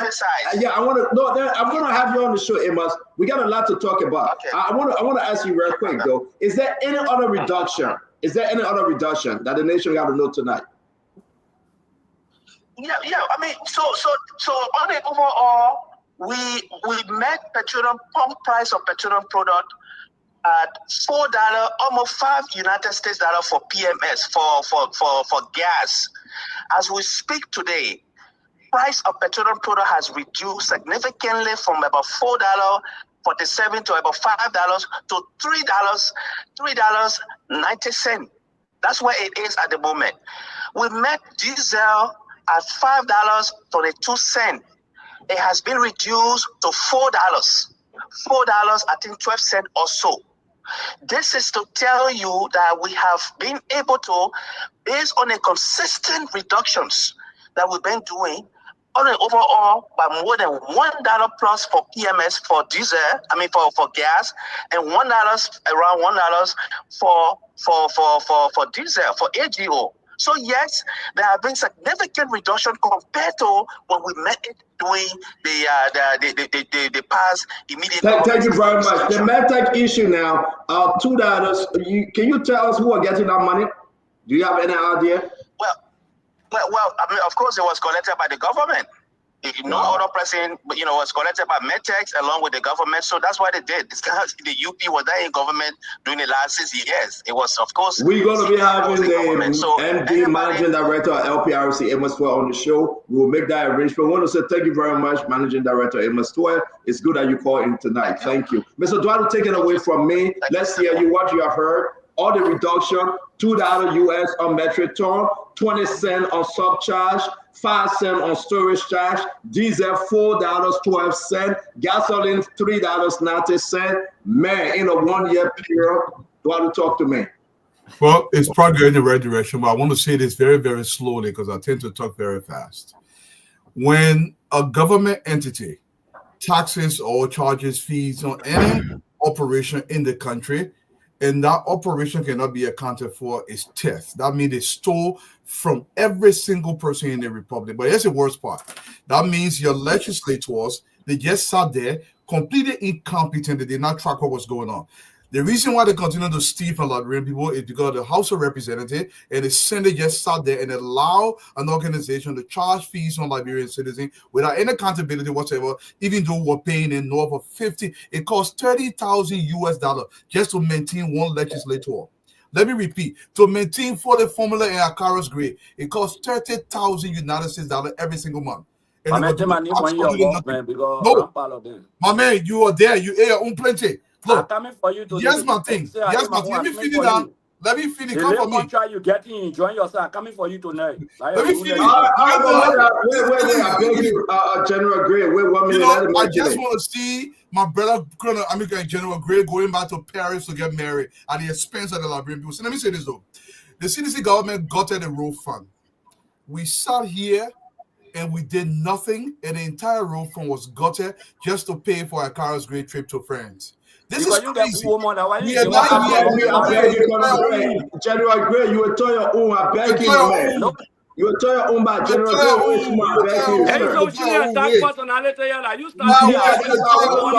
I want to correct him. You are quite correct. I want to correct him, but I beg you, but I want to correct Duarte on this one. Let him finish. I'm begging you. Okay, yeah, you'll correct me. You know I don't talk loud. Let me say this. I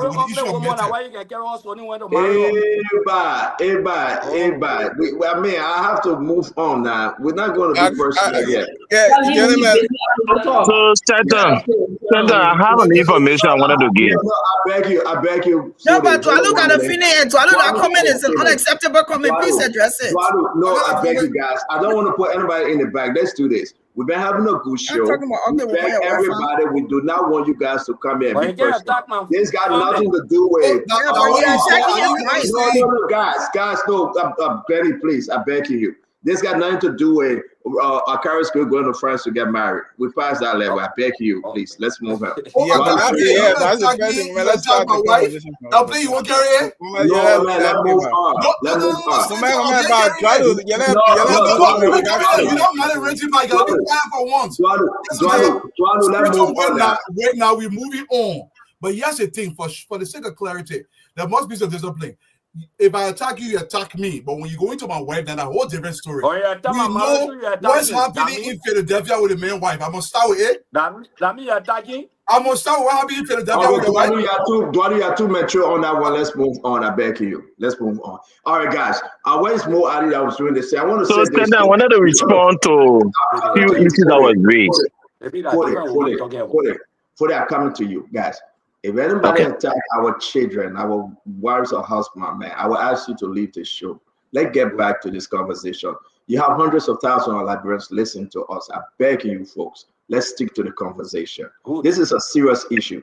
Somebody stole the Liberian people $2 on metric ton. We got no answer. It just coming up. We should be concerned about this. As much as you can disagree that the 5 cents didn't help, the 20 cents didn't help, the $5 didn't help. It helped because the prices of fuel and petroleum. Honorable Fode, you got your 2 minutes. I'm watching the clock.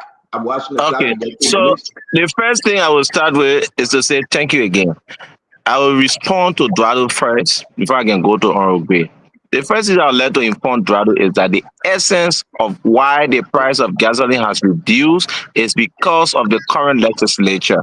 It is because the Revenue Committee of the current legislature, led by Honorable Telwon Glike, had a formal meeting to address this crisis, and as such, the petroleum pricing structure was brought into discussion, and that discussion led to the reductions in the metex fee, the 20 cent that was placed on pump price. So you think we get here now working and Liberian people resources that only intend to pay us? I think you are mistaken. The reality is that we've been able to ensure that the price of gasoline has reduced, and as such, hey, Vandera, you have your 2 minutes. It is based on the light of different conversations held by legislature, especially the Committee on Revenue, that has led to the level of impact, having conversation with the LRA, the LPRC, and the Ministry of Finance. And the next thing is to talk about what Honorable Gray said.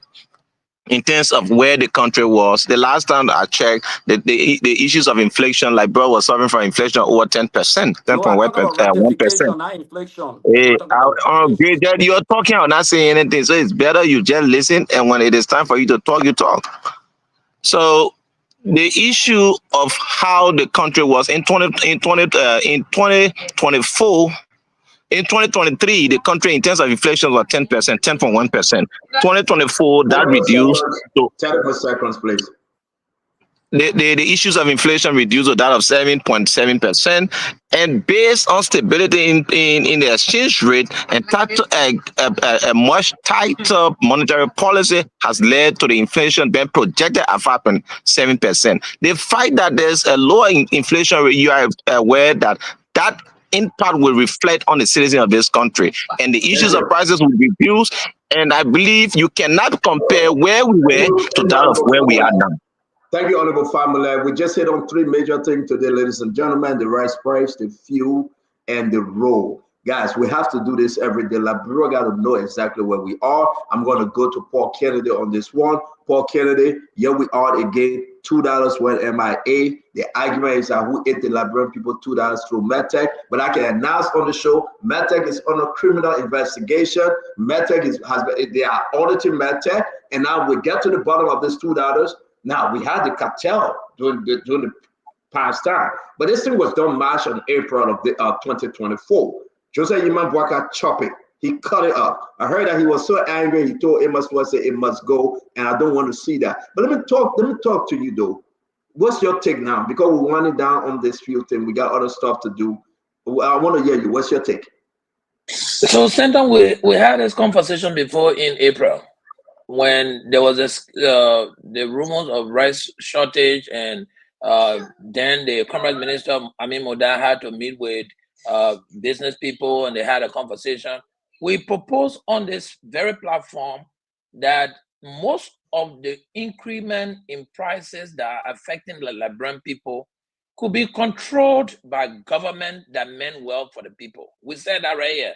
We even went on investigating that there are port handling charges that are added to rice price as far as storage containment is concerned in the free port of Monrovia. That could be such levies could be taken away by government, and we are glad that to a certain extent to that conversation, the government under President Bwaka actually has his technical team to go and review prices on fuel to see, according to Honorable Tuer's, Tuer conversation here just now.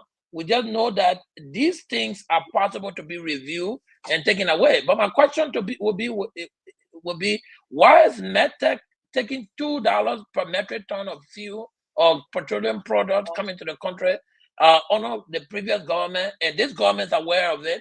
Now I'm hearing that it is under investigation. Why are we still No, it keeping has been MedTech? canceled. Why It has been canceled. are we still keeping MedTech, and we're allowing them to take $2 on pre-loading charge or pre-inspection charge? But they are doing it not only now on petroleum product. Let's say the petroleum product has been canceled. They're still doing it on continuous shipping products. Why are we allowing this burden of cost to be shared on the Liberian people in still 2025? Honorable family, don't you think that MedTech under the previous government exploited the Liberian people and their contract should be canceled? Why are you getting new contract? So Honorable Family will not answer that because he has spoken already. Let's move on. When we get back to it, we'll answer that. Thank you very much, Paul Kennedy. Let me put this up. This is the executive order, March 26, 2024. His Excellency Joseph Yima Poklopo Bwaka has issued an executive order number 128 suspending surcharges on all petroleum products imported into the country. This is part of the president's effort to reduce the cost of petroleum product in the country in line with his arrest agenda, which is intended to reduce the high cost of living for the Liberian people and improve the cost of living for everyone residing within the borders of Liberia. Here we are today. Let me hear you, my dear friend and brother, Vandana Patrick. I'm going to come to you, Honorable Gray, just 1 minute. VP, what do you make of this big story, man? Yeah, my position remains. The managing director expanded very well, and it's commendable that some of the things that they did, the reduction, they are okay. But like you said earlier, it's important to come to the public and explain in details. These are the steps that you took. In previous government, it did not happen. Now that it's in the public domain, as he has expounded, my own thing has to do with the common people. This will only be reflected in the minds of the common people that there is a reduction in gas price when they pay lower fares from point A to point B. As it stands, drivers are exploiting, and it gives the government bad image. So every time you talk about gas prices is being reduced, it's a go sit down, man. How come I'm paying this amount? And I'm doing this in all fairness, and more you have to take cognizance of this. The common people, we're speaking all the book here, we're analyzing, reading international, 3% reduction. The common man or the common woman does not know these things. Once there are reduction in the prices and they can pay lower price, they will understand that. And I think the emphasis should be on enforcement. I don't know what enforcement mechanism that you have put into place. I don't know who are your collaborating partners to ensure that the reduction of gas is reflected in the amount of money the people pay from here to Habel, from Broad Street to Maryland, or from one point to another. You want to see that happening. But let me say this to Fambule. Real quick, you got 15 seconds, please. Trying to claim glory. I think this issue of MedTech, You came to rescue. When you rescue, it means you do things completely different. But to see the same method, and I want that family to be here to listen very well. To see the same method Yeah, doing bring business, it again. we all condemn in the past. To see these same people, you know, exploiting our economy, exploiting our people, under our watchful eyes.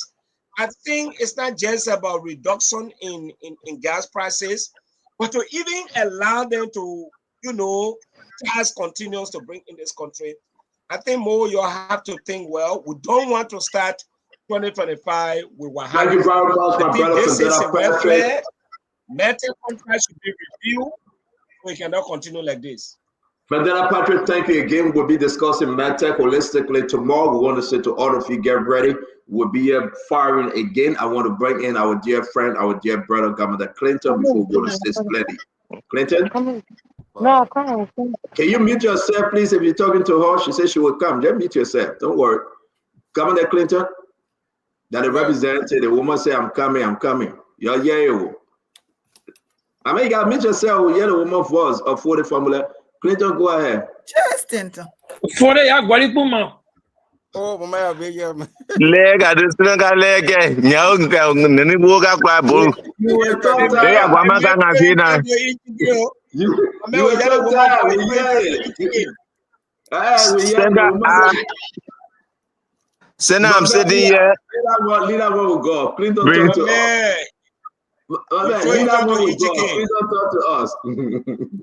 Make all the arguments you want to make, but you can't discount the fact that the prices of products like petroleum and rice are affected globally. We know, and I've said that on the global market, the price of petroleum products have dropped.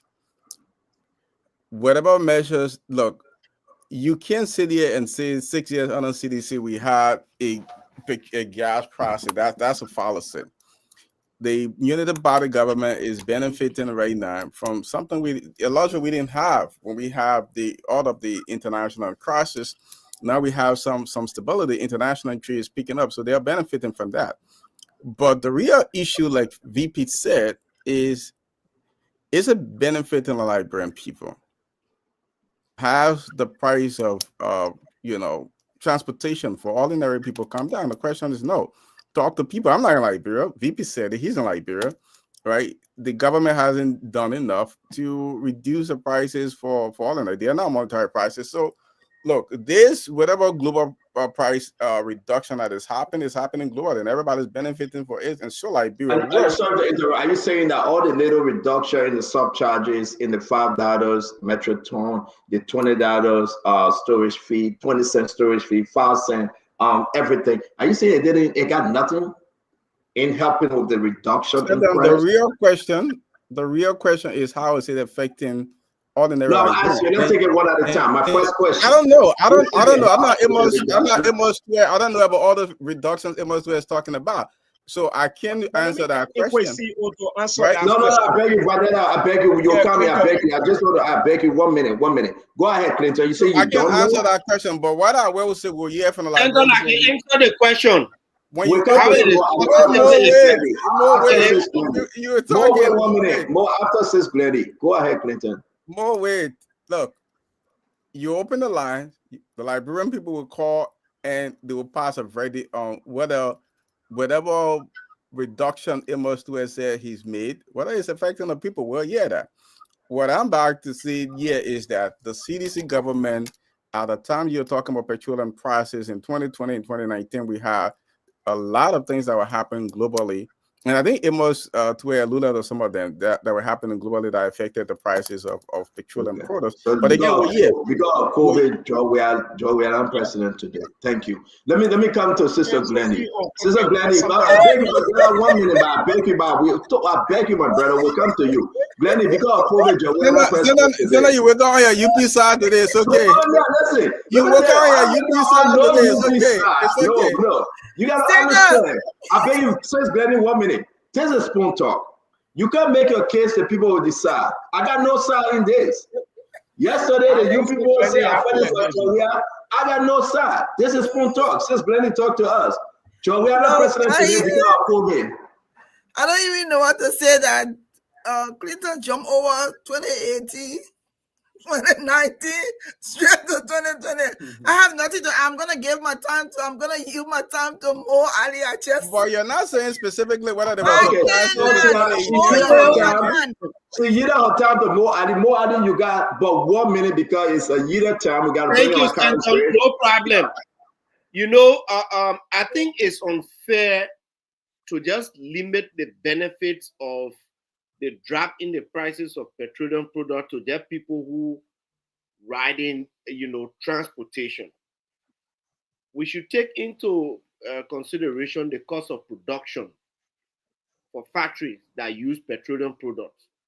We should take into consideration even people who have vehicles moving about. Like if you get your car, you go to the how you call it, the gas station. You don't buy at the same price. It's saving for them. So it is saving for thousands of people. It is saving for factories. And these things are reflected in the prices. And you come back, compare it to the rice. When Ultimate said, when they took over, when they left, right price was at 15 now. When we took over, the wholesale price was $17. Can you help us? Your ultimate, you are referring to Akaris Mostly Gray, right? You call him ultimate, right? Yeah. Okay, thank you.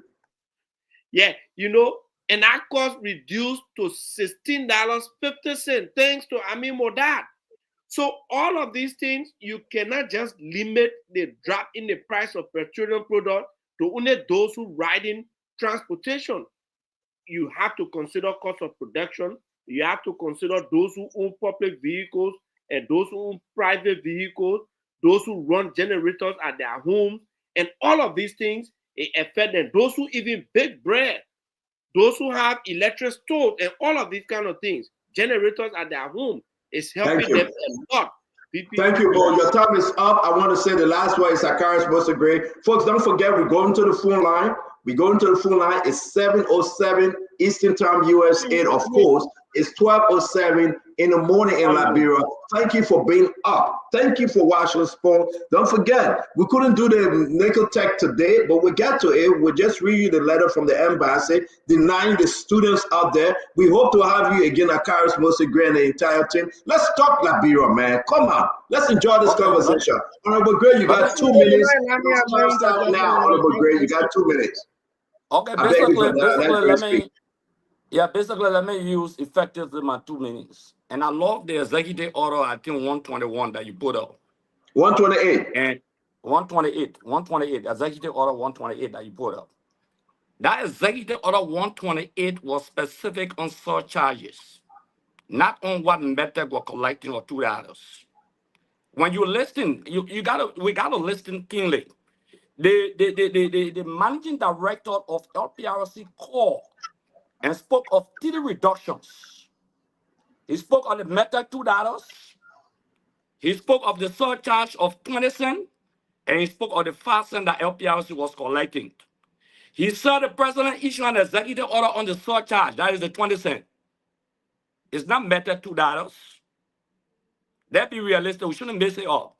There is no the minister, the managing director, no more Ali, had not been able to produce a prima facie of a document or a pronouncement by this government that the quote-unquote $2 were taken off. They have not been able to produce that evidence. The only evidence they produce is the surcharge of $20 that the managing director alluded to on your program. Not only that, we inherited that surcharge of 20 cents.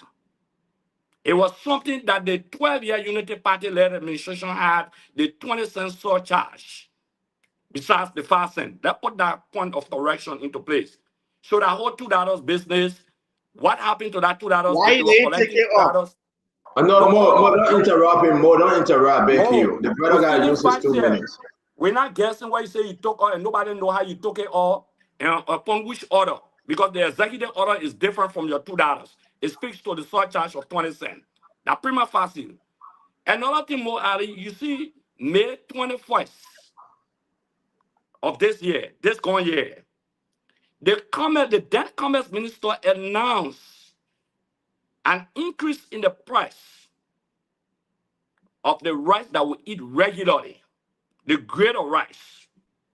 So then we are leaving the gasoline issue now to go to rice? No. Let Akaris go finish. No, you need to bring him back to order. You said No, stop, my man. But this is not, I beg you. Go ahead, Akaris, please. Finish up. Yeah. So when you talk about the issue of increase in the price of rice, it's no argument. The price of rice, a bag of rice price has gone up under this administration. You open the line, the people will tell you that the price of rice has gone up as opposed to 2023. This is not an argument. The last thing I wanted to say to Representative Famule. Representative Famule, I didn't speak about what you spoke about. I said something very important. I said on the issue of road. Can you tell me or tell us how many documents you guys ratified? That's what I said. I'm not talking about what you're talking about. Okay, so starting in conclusion, the facts here are that if you reduce the price of petroleum product, there should be a trickle-down effect. We're not talking about political pronouncements. We're talking about pronouncements that will affect the ordinary masses. How have that been able to affect the price of transportation in Liberia? How have that been able to affect the price of bitter ball, pepper, and all of those things being transported to Monrovia or in other parts of the country? It has not shown any significant difference. That's what we are talking about.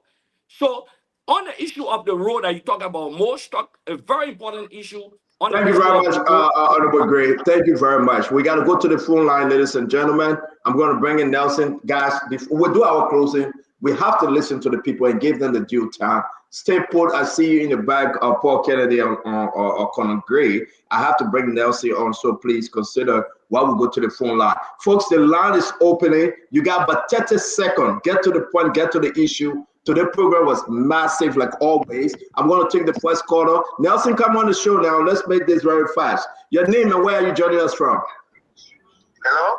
Yeah, your name. Where are you joining us from? Yeah, my name is Joe Mullenberg. I'm calling from Minnesota. Your take real quick, Joe. Yeah, I just want to say something. Stenton is you again. Stenton is you again. And everybody knows that you support the party. The show would be very enjoyable if you try to be a neutral a little bit. I watch it. We want to enjoy Spoon Talk. We love Spoon Talk. But try to be neutral a little bit, please. That's what I want to say. Thank you very much, Joe. I don't support any political party, but I know you support Unity Party. You're showing to everyone else that you support Unity Party. Thank you very much. I appreciate your comment, Joe. Thank you. Your name and where you joining us from? Rufus from Columbus, Ohio. Brother Rufus, talk to us. Your take real quick, 30 seconds. Brother Rufus, talk to us. Your take real quick, 30 seconds. See, issues are always funny way to come out. But when something is happening in the country, you let embrace it. When the government do wrong, you go after the government is right. So when something is happening for our people to be beneficiary there, you will get people sit down there, I can't agree, you have to go from KK and be right. I'll tell you, we gotta leave here alone. Don't personally attack our panelists there. Your name again, where you joining us from? My name is Sir Johnson. I'm calling you from Maryland. Honorable Sir, talk to us, sir. Yeah, thank you very much for calling and putting me in the show. I was in Liberia for the election. The rice was $17.50. And gasoline at that time was buying it for $900. So, Brother Gray, stop lying to the people, please. Thank you very much. Let's move on. Your name and where you joining us from. That's important. Number up, please. We'll be going to the local line. Let me hear you, my friend. Your name, where you joining us from? Yeah, we're going to this is Real Power. Talk to us. Yes, you are. Thank you for the show. So now it's not missing us. We have to get by what the country is because instead of discussing the issue, I want to make personal. Listen, if you don't love the government, if you don't like somebody, it don't mean they go personal on the person because of you don't like the person. Everybody are fighting for the country. Nobody love for the country more than anybody. Thank you. On the show for instead of talking the issues, go personal. Thank you very much. You consider your name on the 9690 number, your name and where you joining us from? No, it's not you yet, my friend. I got 3 phones going crazy. Hold on 1 minute. Excellency, CEO, we know the issue here. You know, our current brain is frustrated. He's a frustrated soul. Because can you imagine our current brain was stable? No, just go to the issue now. Go to the issue. Leave our current brain alone. Is the reduction in gasoline price. Guess what will happen, CEO? Let's not forget. It will take anywhere between 3 to 6 months before we see the trickle-down effects that he talked about. Our current brain was frustrated. Thank you very much, my friend. Guys, let's stick to the issue. Leave our current brain alone. I got 3 phones jumping around in my presser right now. Let me take this one. Your name and where you joining us from? Jared, talk to us.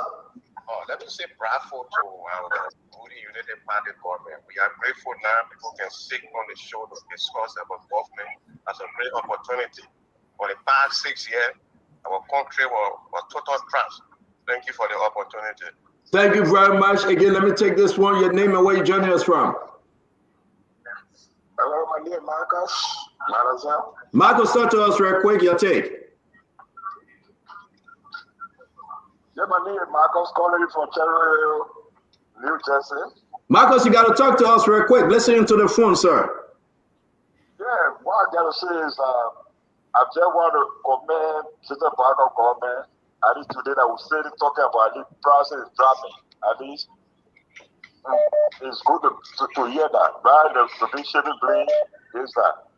Marcus, thank you for watching Spoon Talk. Guys, we got 3 lines in the local line. I'm going to take 5 more. If you guys have any calls coming in, please, you are free. Let me take this one from the 4206 number. Your name and where you joining us from? Yeah, my name is Noble Fumbler, and I'm calling from New Hope, Minnesota. See, real quickly, I just wanted to speak to the road issues. All the roads in the country are Liberia's roads. So this thing about, giving credit to this administration or that administration, to me, there's no point in that. If the funds were appropriated in the prior administration for a project in the current administration, so what? So we shouldn't be talking about CDC or UP. We should be talking about the administration, the Black administration or the real administration, but most importantly, for the Liberian people. Thank you. Improvement or development that I've done is for the Liberian people, not for any administration. Thank you very much, Mr. Family. Thanks a lot. Yes, sir. Let me take this one. Your name and where you joining us from? I'm Kabi. I'm calling from Genoa.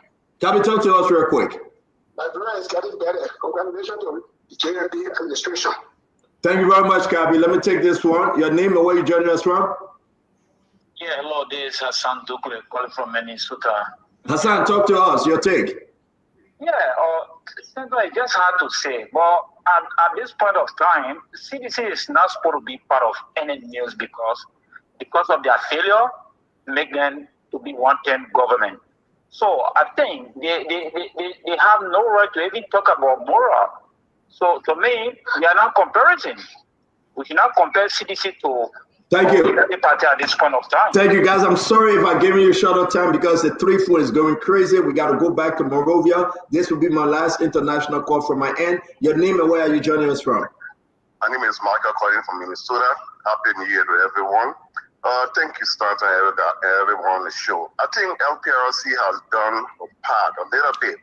Now it is time for the Commerce Ministry, Transportation Ministry to do their part to see that prices of transportation and commodities are reduced. Thank you. Thank you very much. I'm going to go straight to Nelson Colette in Liberia. Let's go ahead and take some local calls. Nelson. So from Liberia, 555-101075 is the number to call. We take the first caller here. Hello, your name and where you call from? We lost this person. Hello. Yeah, are you listening? Yes, please go ahead. 30 seconds. Clarence came and calling from Ghana too. Yeah, go ahead. Mr. Moore, thank you very much. I will pray that every evening should be on the show to educate Liberians, not just leave it. Because when you get on the show, Liberians can be well informed. And let me just come up. Sedition, they are pattern of what? Advocacy is late. Thank you. And most of it on the line, on the show, the feeding the pin at the time. We here, we know what the United Party government very doing, much. and Let we me knew what we hold passed through. you there Nobody. and take another person quickly. Just be as quick as you can. Hello, your name and where you calling from? Hello. Yes, we are live. Let's hear you. Yeah, my name is Ansel Morris, and I want to commend the MD Amos Square and Mo Ali. Ministry of Transport need to do their share. They started off with a reduction in transportation, but they need to do the enforcement. Thank you. Thank you very much for your input. Let's hold you there and take another person. Hello, this person, please go ahead. You are live. Yeah, hello. Yeah, go ahead. Let's hear you. Yeah, Edwin, Taylor calling from Matadi. 30 seconds. Yeah, I think this current regime is doing extremely well. You don't have to be a rocket scientist to know. Okay. Akara and the rest of the guys, and they are frustrated. Thank you very So much. Let's hold you there. Hello. Yes, please. Yes, your name and where you joining us This from? is Mohammed Khan, and I joined the conversation from Bobo City, Babolu County. Go to the point, sir. All right, thank you. Like Honorable Gray and others were saying, we were buying rest in 2023, $13.50. Let me say $16.50 and not $13.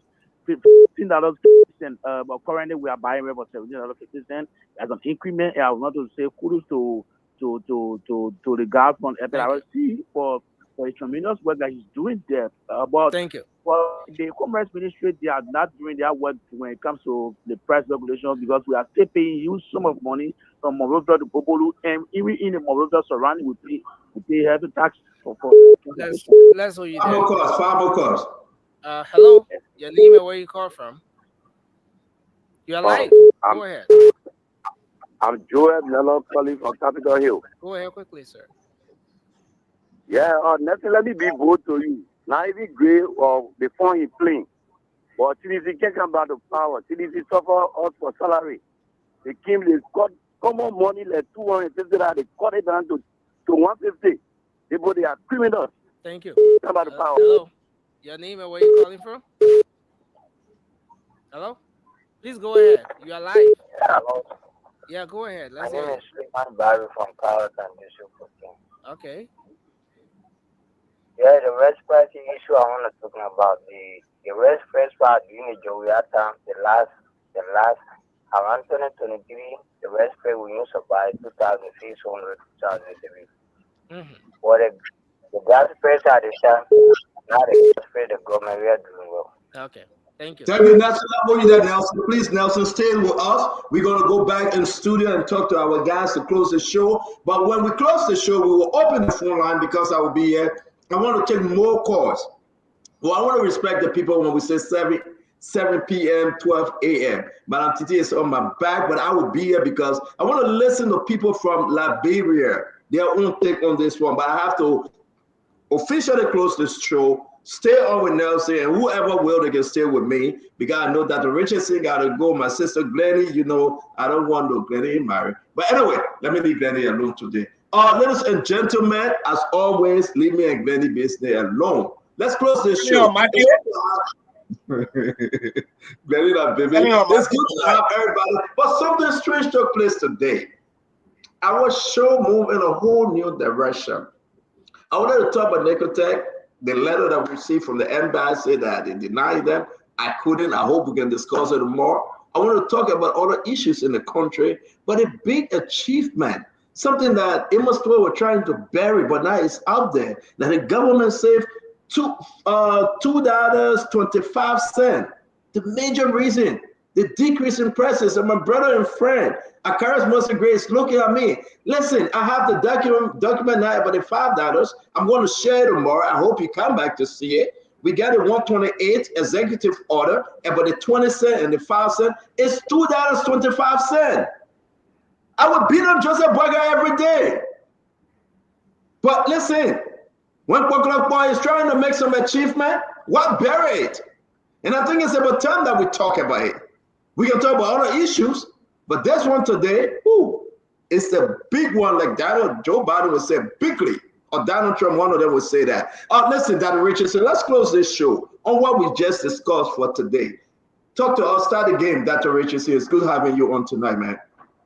Yeah, so I have a few points that I wrote down here, and one is kind of leading to what you said, Stanton. If this government is making significant achievements, as reported by the LPRC manager who called in and said that the president suspended surcharges. Well, he didn't say that. The executive order 128 said that. Okay, but that's something that this government should have highlighted. Okay, but we never saw that. According to the letter that you show us here, Stanton, Executive 120, Executive Order 128 said that it was surcharges, but it didn't go into details as to what amount, how or the type of surcharges. I'm now learning from Akara's Bureau on the show that it was only the 20 cents, right? I think that's what Akara's grade said. I would have liked a more detail-oriented letter because this government is working. The second thing that I have noted here is that MedTech was collecting $2 per metric tons for multiple years, and nobody did anything about it. I'm hearing now that they are being investigated. Do you know how long and how much money that is and how fraudulent that is? What did the legislature do about it? What did or is the executive government do about it? What are you doing about it, you two governments? And so it just bothers me that we can come here and talk, but this is the pattern. People steal from the government, they defraud the Liberian people, and nothing happens. We continue to just go on, and it's troublesome to me. So that's why I just wanted to ask, what measures have the legislature put in place so that another company such as MedTech wouldn't come in place and start deducting money that they don't have no business taking from the Liberian people? What measures? What are you guys doing about it, legislature? That's what I want to know. Lastly, again, yes, your point, Moali, is well taken that, the decrease in petroleum impacts other Liberians, the one who own transportation cars, the one who use gasoline frequently. But we are saying here that our regular mom, Mary, the people that majority of the population ride keke, they ride, motorbikes, they don't have luxury cars that will need petroleum. So we need them to feel that reduction in gasoline. We don't want the cabman to still be charging them the same price from Sincar to Duboro as they have been charging prior to the reduction in gas. And that's the argument that we're making. Yes, I understand that the price, this reduction is being felt in other areas, like, the people who own luxury cars or just cars in general who are getting a gas pump at the gas station. But then there's other people that we have to take into consideration, the regular Irish Liberian. All right, so that's what I have to say. I think that's all I have on my list right now. Thank you. Thank you very much, Dr. Richardson. We'll bring our Sister Glennie for her closing. Sister Glennie. So a great show. We learned a lot today. I like the spontaneity of the show where you can be discussing and then a government official can come to set us straight and give us some information and put some highlights on some things. Also, thank Mo for always coming, always being here to speak truth to power. This is what we want. We want to hear about a progressive government, that they're making strides, they're improving on the livelihood of our people in our country. So for whatever little bit, if they're even 0.5 from where the last government went, that's progress. And we must be able to be fair and balanced to complement the progress that the government has made. We don't know everything, but from what we're hearing and all that we heard today, I think this is progress in the right direction as it relates to the roads. I've been following the Public Work Ministry and all of the stuff they've been sharing, and it must work coming on, also giving us some information. This is what Spoon Talk is about. Come here, you tell your own, you say your own, but your own one you ready to talk, you must have proof. Don't go to COVID-19 time. Stay in the present day time. Thank you. Great show. That you coming there. All right, let me show this because my brother Akaris Mose Gray said, well, we got to show something. So let me show something. 2, 4, 6, 8, 9. I believe that I can bring in Gray. Somebody left us, right? Am I missing somebody? Yeah. Yeah, okay. I'll bring in Gray. Whoever left, I think. But let me show this real quick. This is the $2, MedTech $2. Right? You see there's something in like dark green or light green where you see MedTech, $2, $2. Now, good and great. Reason why shows the document. We gave you the executive order 128, 25 cents was saved. Let me zoom in on this. As you can see right there, MedTech $2. The question is, where's the $2? Where the $2 came from? The subcharge, number 11, 20 cents. As you can see, subcharge. 20 cents. So these are everything, my people. I really want to hear from Conor Gray on this one now. $2.25 saving. You ask for the document, Liberal Petroleum Refinery Company, petroleum person structure since February 8, 2024. It's right there. It's right there. Are we missing something? So now let's have some real conversation. Paul Kennedy. Now we get it. Executive Order 128, 25 cents. It saved the country. The $2 MedTech. We can question it, but what the government going to do with MedTech it was taking the people money. That's a whole different conversation. But now we know that document was in place and President Boga said, scrap that nonsense. The people need to survive. Talk to me. Thank you, Stanton. You know what this shows to me?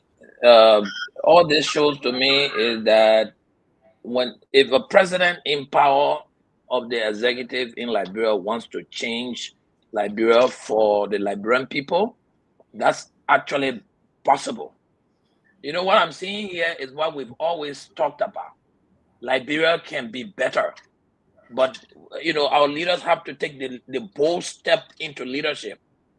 Some of these levies, surcharges, tariff that are being imposed on the people are actually not necessary, especially for a poor country like Liberia.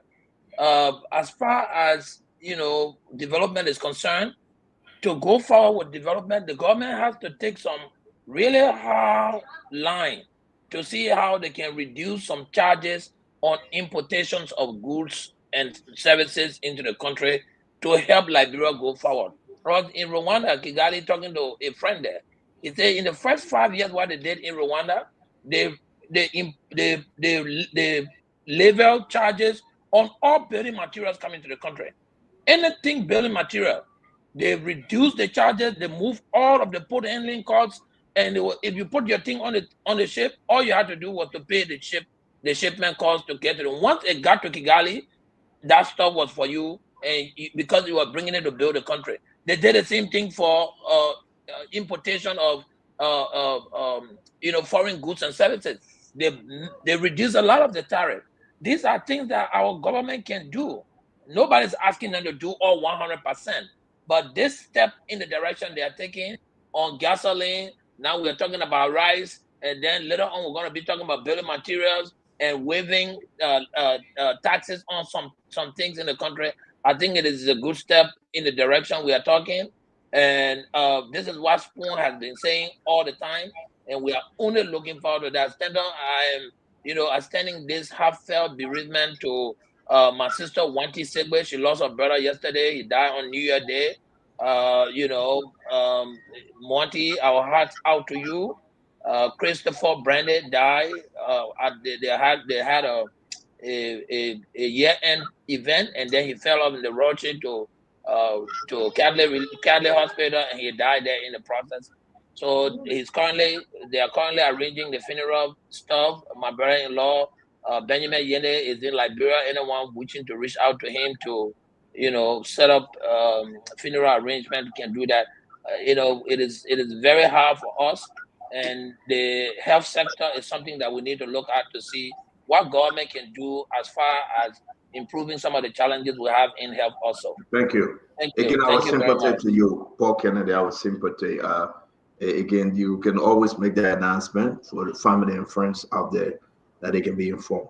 Again, our sympathy. Thank you. I'm gonna jump over Karis Mose Great and Fumble. Let me bring in Mr. Duado first, and then Clinton. Then we'll go to Honorable Gray 40. Then Mo Ali will take us home. Mr. Duado. Yeah, it was a great show to the audience. We always love your presence here. But I would be a little remiss if I don't say this. I want to apologize to the audience. This is not in my character. But when your family is attacked, you have to respond. So, man, but I will go forward beyond this point. I'm going to say this. Whenever the government does something better, you see how the whole country celebrates. Mo Ali, this is a cue from you guys to always serve the people. It's not an option. If you want to bring joy to Liberian people, you have to do the right thing. I think it was Paul Kennedy who said this. It is within the confines of the president. If he truly wants the country to change, he can change it. And when you see small thing good coming from in the country, everybody can get happy. Can we extend that happiness to job creation across the country? Can we extend it to expansion of proper public schools across the country? Honorable Formula, can we extend that to your own county or Bond County to bring some laughter to our people? For me, it gives me great joy when I see our people happy because the government is doing something right. I think it was a great show today, despite the little boof off we did. But at the end of the day, we have a great responsibility to the Republic, and we got to always push to make our people smile. And it was always a great show, man, guys. It was a pleasure. Thank you very much. Oh yeah, Vandetta Patrick left. So let me bring in retired corner at Remy Gray. Eddie, talk to us, my brother. Close the show, please. You talking to me? Yes, sir. I want you to do your closing. Oh, yeah, Stanton. But please go ahead, sir. All right, Stanton. I think we also, it's incumbent upon us to acknowledge when the government makes, stride. And the fact about the matter is we should not always dwell on the negative because that also kills the soul of every Liberian. And when it comes to that part, I don't think any of us can be partial. We have to be impartial about it. And this issue about gasoline has loomed over Liberia for a very long time. I remember I was in Liberia 2008. All throughout, the gasoline started climbing, and I didn't hear about reduction until the advent of the Waka administration under Mr. Um, Twe. That is a good sign. But I can always say that there are good things ahead. We all have to be hopeful. But if the government screws up, equally they must accept the fact that we're going to be on their back and hope, if we chew the good part of the apple today and it's delicious, make sure that the bitter side also will have to spit it out and you have to accept it. But good show. Again, thank you very much, Conan Era McGregor, the retired Conan AFL. We say we appreciate you, sir. Let me come to Governor Clinton. You're closing, my friend. Look, I agree with Palu and of course Conor Gray that we have to, and I've said on the show that we need something to talk about. We need some positive to talk about. And I think it's the responsibility of every Liberian to talk about positive things. But when you come and the goal is to denigrate the past administration, or don't recognize the progress of the past administration, then that's a problem. Then we have to, erect the necessary corrections, and that's the issue. Of course, the government is continuing with the UN draft law, and that's a good thing. But when you say that the government provide misinformation that the past government did not do anything about it, as a matter of fact, Ali said the government ate the money. When you lay that kind of premise, then you distract from us coming in and praising and say, look, you're doing a good job, because then you're messing. And the fact of the matter is that the rule was started under the past administration. They provided funding for it. Rodin Giddens went before the Liberian Senate and confirmed that monies were provided and the rule was started. So when you come and say that zero was given and nobody gave any money, then that's a problem. You've been dishonest to the Liberian people. Also, on the issue of rights, again, we can have conversations about rule. I hope something we talk like we have of all the rules the CDC government did. But look, on the issue of rice, is as a matter of fact, the CDC government in 2018 took over and the price of bacon rice was $13. the government maintained the price of vehicle rice $13 up to 2020 when you had all the international incidents with Ukraine and everything. Of course, the importers came and decided to push for refund, but the government it had its ground. The government had its ground and maintained the price of rice with subsidies. Now, the government of Liberia left the The price of a subsidy bag of that you guys rewanted, hold right? up. I'm about to make you. My money Can just get the money. There is a by the way, subsidy. You got a document. what's the price of rice? Stand on. You need to My interrupt money just get the everybody money. else. Oh, sorry, doing your closing. Go ahead. I'm You sorry. need to interrupt everybody else. You I'm see? sorry. I'm sorry. I'm sorry. Go Look, ahead. whether you can make a subsidy, who pay, who didn't pay, the father of the matter remains is that was the bag of rice. Now, the government of Liberia 11 left. million dollars subsidies, and the people are jumping over barriers and gates and things. $11 million dollars didn't go to rest importers. The price of Go bag of ahead. rice during I have that the period was document though. I can show the the price document of right bag now. of rice was what the price of bag of rice. You can make an argument. You can talk about who paid, who didn't pay. We are talking about the price of bag of rice. What was the price of bag of rice between 2013 to 2020? $13. That's what I'm saying. Talk about now. The government left the price of bag of rice at $17.50. It was not the UP government who brought the price of bag of rice $17.50. That was the guy. Matter of fact, there was a committee set up, rice stabilization committee called the former Minister of State, Richard Blambo. He chaired that committee, and that was the price $17.50. This was not a UP thing. The last thing we want to talk about. You said that did it with a quote issue, my man. I beg you. But wait, now why you interrupting me? I said when you work on your UP side, you can't give anybody a chance to talk. Yeah, man. Go ahead. So the global price of petroleum, and the Glenny, you can say we'll go back one talk about today. When I go back, I'm not the one who's going back. It's the UP surrogates when it comes to fresh. They don't want to talk about the progress they're making. They want to talk about how bad the CDC government did. We are not going to accept that because we know the progress the CDC government made on roads, on agriculture, on health, on education. The fast are the fast. The price of petroleum when the CDC government took over in 2018, go do the research. The price of a gasoline, I think, was $3.23 for a price of gasoline. What's the price of gasoline today? Right? So in 2018, that was the price. When the CDC government, so the price of gasoline today is in comparison, I think, even a few cents more than what it was in 2018 when the CDC government took over. So look, the CDC government, again, did not lose these elections. They lost these elections not because of anything they didn't do, because of these lies, because of the propaganda that the UP government, even with winning the elections, still not focused on delivering for the Liberian people. They are still interested in propagating the lies. And this is what we are not going to stand for. Of course, we will commend this government when they do the right thing, but we are not going to accept any more of the lies, any more of the propaganda, because the facts are here and the facts are stubborn. Good show. Looking forward to tomorrow. Thank you. I just like your closing. We will commend the government when they're doing the right thing. So you're acknowledging that somewhere the government is doing the right thing. You are a very, very, very, very generous citizen. I appreciate you. Akaris Mostly Great, can you come up, please? From 2020, don't forget, from 2020, citizen from 2020. Basically, let me appreciate everyone on the show. I think it's a very good show. However, Sis Gladney says something very important. She said, you come with the facts. You don't come here too much opinionated like Mo Ali and the other people. Stanton, what the guys did to you, they did not provide justice to you. The spreadsheet they sent to you, let me tell you what it's all about before we go further. That spreadsheet you put up, it's not an executive order.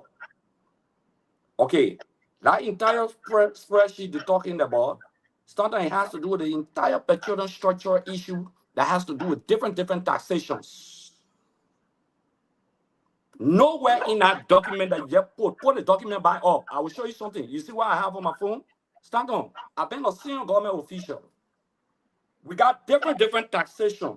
We got the sales tax, we got the import levy, we got the road maintenance, we got the customer user fees. The guy when they give you, I think about 8 or 9. That thing goes all the way up to almost 40, 50 that we're talking about. They didn't do you justice. They didn't send you the full information. This is what we talk about, not providing the truth to the public. So if the Unity Party-led administration took out the $2, Dr. Richardson says something very important. Why didn't they announce this in the public sphere? They cannot show you a single document where they announce the $2 elimination by method. There's no document to show that. What you show is a spreadsheet of taxations, a structured arrangement of petroleum products in Liberia. It's not a document of elimination of taxations. They get that correct. You can put it up again so the public can see what you put out. What actually the MD said, which was correct, Executive Order 128 was very clear.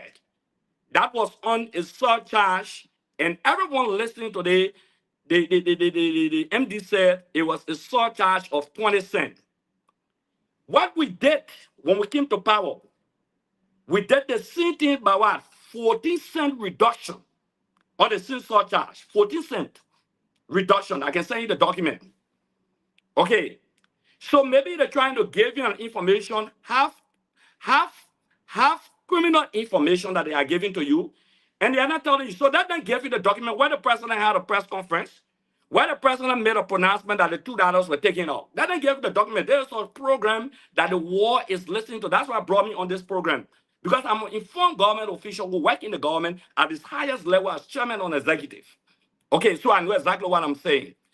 The next thing here is that has to do with the issue of the basic commodity when it comes to rice. We gotta be real here. Many of you people buy rice for your brothers back home. Some of you live in Liberia. By 2023, before we left, the price of rice was down as compared to now. On May 21st, I keep repeating, Front Page Africa, go to Front Page Africa. They have reported to a press conference that the then Minister of Commerce has announced that the price of rice should go to $20 United States dollars. Because of the popular backlash, they brought it to $17.50. So there's nothing new about the price of rice that these guys are trying to talk about.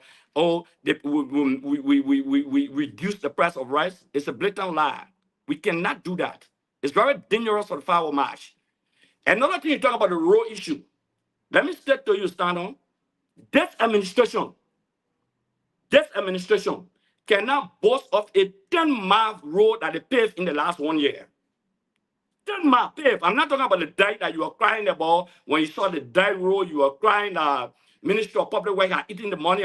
They didn't name the road that they paved in 1 year, 10 miles road.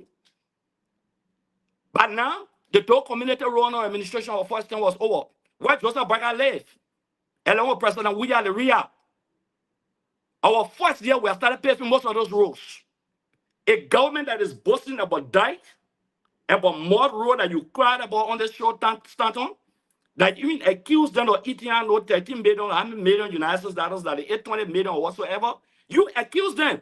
They had to come to say, I think they use 7 or 9 million United States dollars. Then you put the pictures up, you put evidence up. How can this government boast of road pavement when you just started the road from Freeport to Virginia?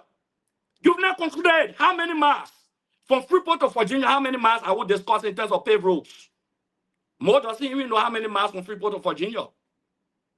He doesn't even know that. We're not talking about 10 or 15 miles roads. Is this what the guys are boasting about in 1 year time? The university, since Ellington for the last 19 years, the University of Liberia had never been closed for 5 to 6 months under the past governments. It wasn't part of our discussion. Come tomorrow, we'll discuss the university. We'll discuss the university tomorrow. We'll discuss the MedTech issue tomorrow. We'll discuss the SOEs and why they are not contributing to the government. Let me just close less than 1 minute. We'll discuss today, yeah. Yeah, okay. Let me just close less than 1 minute. When we come to this show, Stanton, we should not come by imagination. Because, for example, the issue of John Ubodi, that's why I keep asking the issue of John Ubodi, for example. If you knew that the CDC gave him the money and he ate the money, why were you giving your son the money? You said a road condition. Do you know that road was done under President Salif administration? and the entire Vatam and homes were being flooded? Are you aware of that? That they did that road? They paved that road. All right, Colonel Gray, let's go. The I know we're entire having a road mark. flooded. Colonel We Gray, had let's to go. rebuild. Yeah. John, you brought had to come back Hold and on, do Patrick. feasibility Patrick, I beg you study 1 and minute. rebuild. Colonel Gray, You want me let's off? go. I will ask you, Colonel Gray, hold on 1 minute. I'm going to bring up, because I personally call Amos Stewart to clarify these $2. You asked him for more documents and say, what's an executive order? You are quite correct. I want Amos Stewart to speak the meaning of these $2, whether they had No, I authority just to want you to remove it. ask him one question before I leave. Yeah. Ask him say what he sent to You're you. not What was leaving. it? He's on right now. I want to bring him on. What's your question, Greg? No, I said ask him what he sent to you because I can send it to you too. Whether that sheet he sent to you was a document ordering the $2 relinquishing, or was a document that had to do with a lot of taxations, revenue We have collections, your and other question. things. 1 minute. The managing director, LPRC, Amos Stewart, talk to us. Thank you, Stanton. Look, the metrics, the petroleum pricing structure we sent to you, Stanton, when you read it, is from February 2024. February 2024. And when you check on number 5, down 5, you will see the METEC. When we came, that's the pricing structure that was submitted to us. We were mandated to review, to analyze, and take some decisions. METEC, it's done by law. It is not, it was an ordinary contractual arrangement between an agency of government. You know, it didn't go through legislature or all of those. So it was an administrative decision that we took because we felt the presidency needed, consistent with the mandate of the president, for us to ensure reduction in the pump price of petroleum product. It is that instrument that we needed to review, to analyze, and remove some of the unwanted items.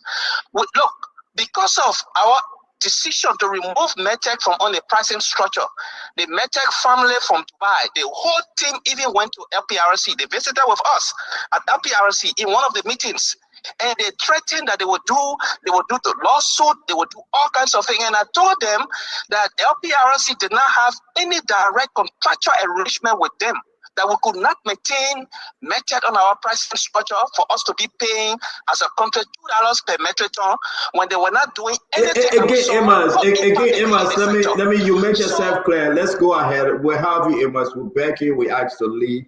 We got about 8 more minutes. Once the thing is that it's scary, Amos, I beg you, my brother. Yes. It's so scary that you cannot find one document. But for 6 years, they guys been taking $2. I mean, what kind of country were we running? What kind of country? Who authorized them to take $2? This is painful, man. I think this is what Akaros Gray is fighting. This is what Akaros Gray is fighting on. The point is, the real point to be made here is that the previous administration were collecting the $2. We don't know where it went. We didn't find any document for that. And we asked them over and over, they could not show it. So we took a decision, intentional one, to remove them from on a. Akaros Gray is asking when you guys remove them, when? Which month? Okay, so February, March, I think it should be almost around the same time the executive order for the surcharge was passed, was made. But I will give you the document. I will give you the press release from LPRC tomorrow. The statement that we made. We will continue the conversation. MD Amos Stewart, thank you very much. Order. I just wanted to provide this clarification that Akaros Gray is not an executive order. Thank you, Amos. It's an administrative decision that we took. Thank you, Amos. In the interest of the people of Liberia. Amos, thank you very much. Thank you. Again, let's go to my brother 40. Oh, sorry, 40. We'll bring you in. Let's hear from Vandana Patrick. VP, go ahead. But I didn't conclude. Start on. I just wanted to give. Start on. Yeah. Start on. Yes, sir. I just you interrupted me for Amos to come on. We'll give you your 30-second back. Go ahead. Yeah, I said something very significant on the show. I said what Amos presented was being disingenuous. It was not an instruction for cutting or to the actors. It was a petroleum structural mattress that he provided to you that had to do with all the taxes. In fact, He only send you 50% of everything. That extremely being disingenuous. Up to now, Okay. the reason why, let me tell you the reason why they will not get rid of Medtech. Yeah, but we're not talking about getting rid of method today, Colonel Gray. I mean, at Carlos Gray. We'll discuss it more. We are talking about the $2 that method was charging on metric ton that the government removed. You are frozen, at Carlos Gray. Fandela Patrick come until General Gray can come Yes, back. it was a beautiful show, and first start for 2025. And all of the panelists, your contributions were great.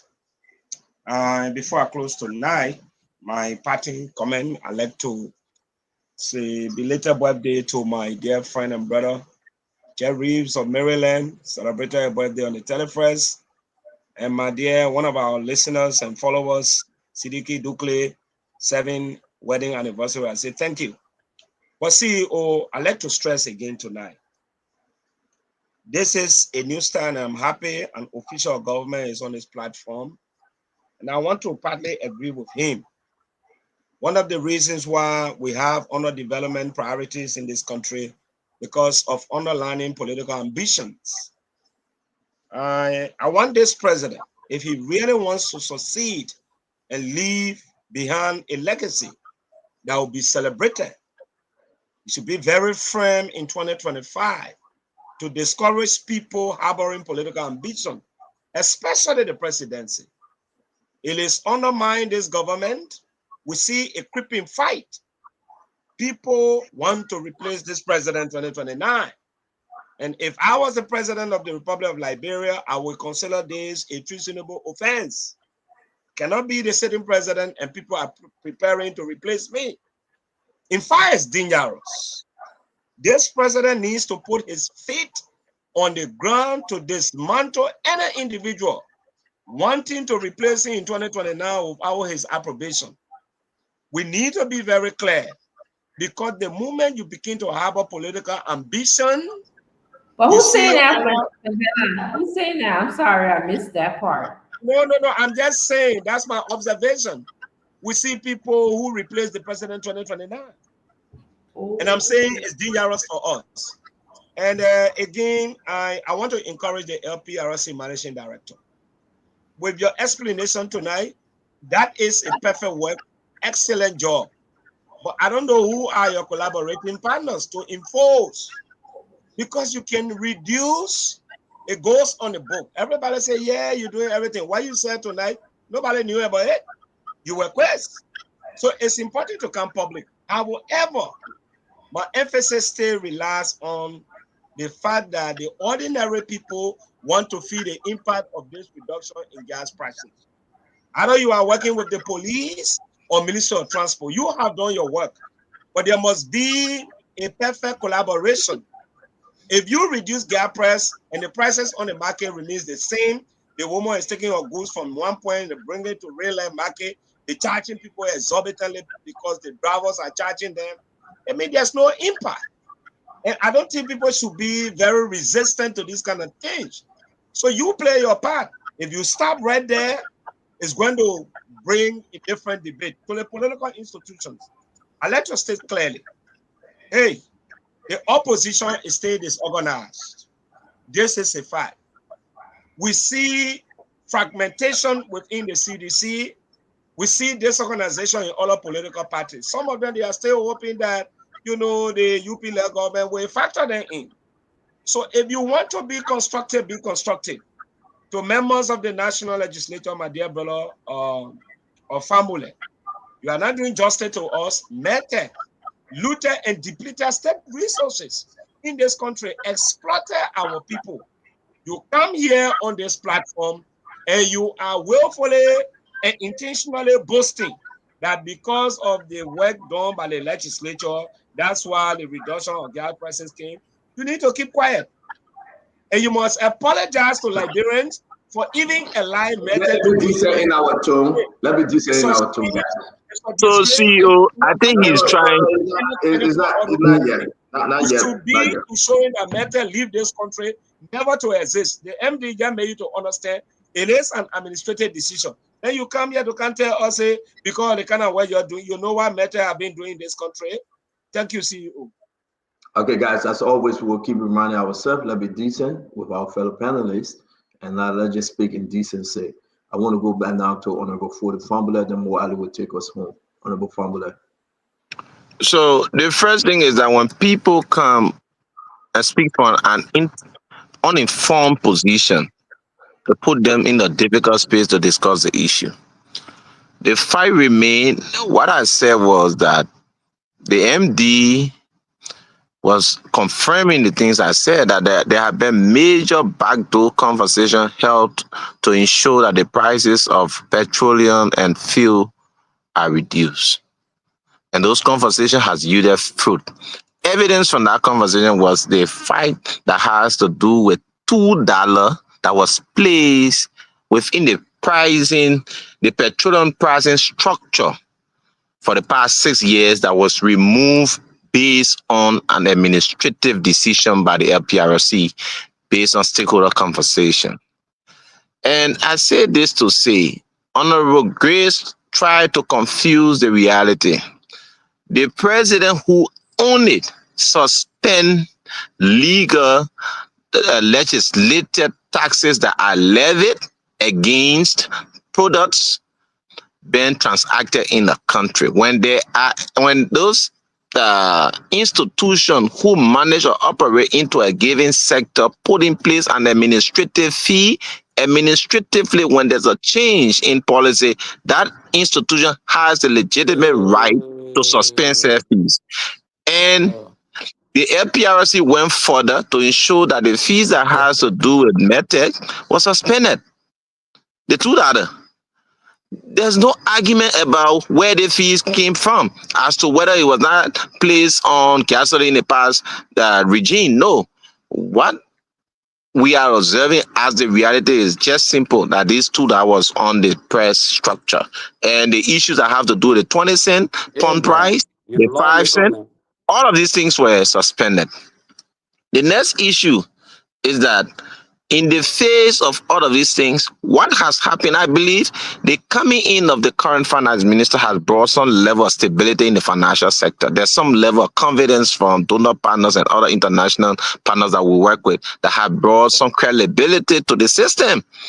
Because you agree with me that the past regime had a finance minister that suffer from credibility issue, and that's not something for us to argue about. You had the former finance minister Ben Sanction. A lot of issues was happening in the financial sector, so the issue of confidence was a problem. From credibility issue or all being guilty, man. Hey, Don't do that. I'm not the one who sanction people in the country. I said, Akaris, let the brother speak, please. Yeah, boy, you can't just say somebody. But Akaris, you will have your Akaris, though you close, I'll give you 30 seconds. Allow him to speak, please. Honorable Gray, I said the financial sector of this country was being held hostage because major international partners raised serious reservation about stakeholders in the sector. As such, they made that known publicly. They had a lot of, even to the extent where embassies in the near Morovia came out with public statement. All of these things happened. All of us were in this country and we saw the reality. What I'm saying to you is that this government has changed course. This government has set another agenda based on pressure from legislators to ensure that their people can be affected positively. That is another way to affect the price change and policy change in government. The next issue, you raise the issue about MedTech. You say, why is it that legislators are not taking decision? MedTech has been brought to the legislature. There's a formal investigation being carried out by the GAC and that of the FIA, the Financial Intelligence Unit. They are investigating MedTech to come up with a formal report that the legislature through the PAC will add upon. So we cannot come here and cancel a deal and cancel a contract that was put in place by by the past government only because we have taken over. No, there's a need to get that process formally investigated, and the results from said investigation can be acted upon. So the issue of method, I think GAC will solve that problem. I think FIA will solve that problem.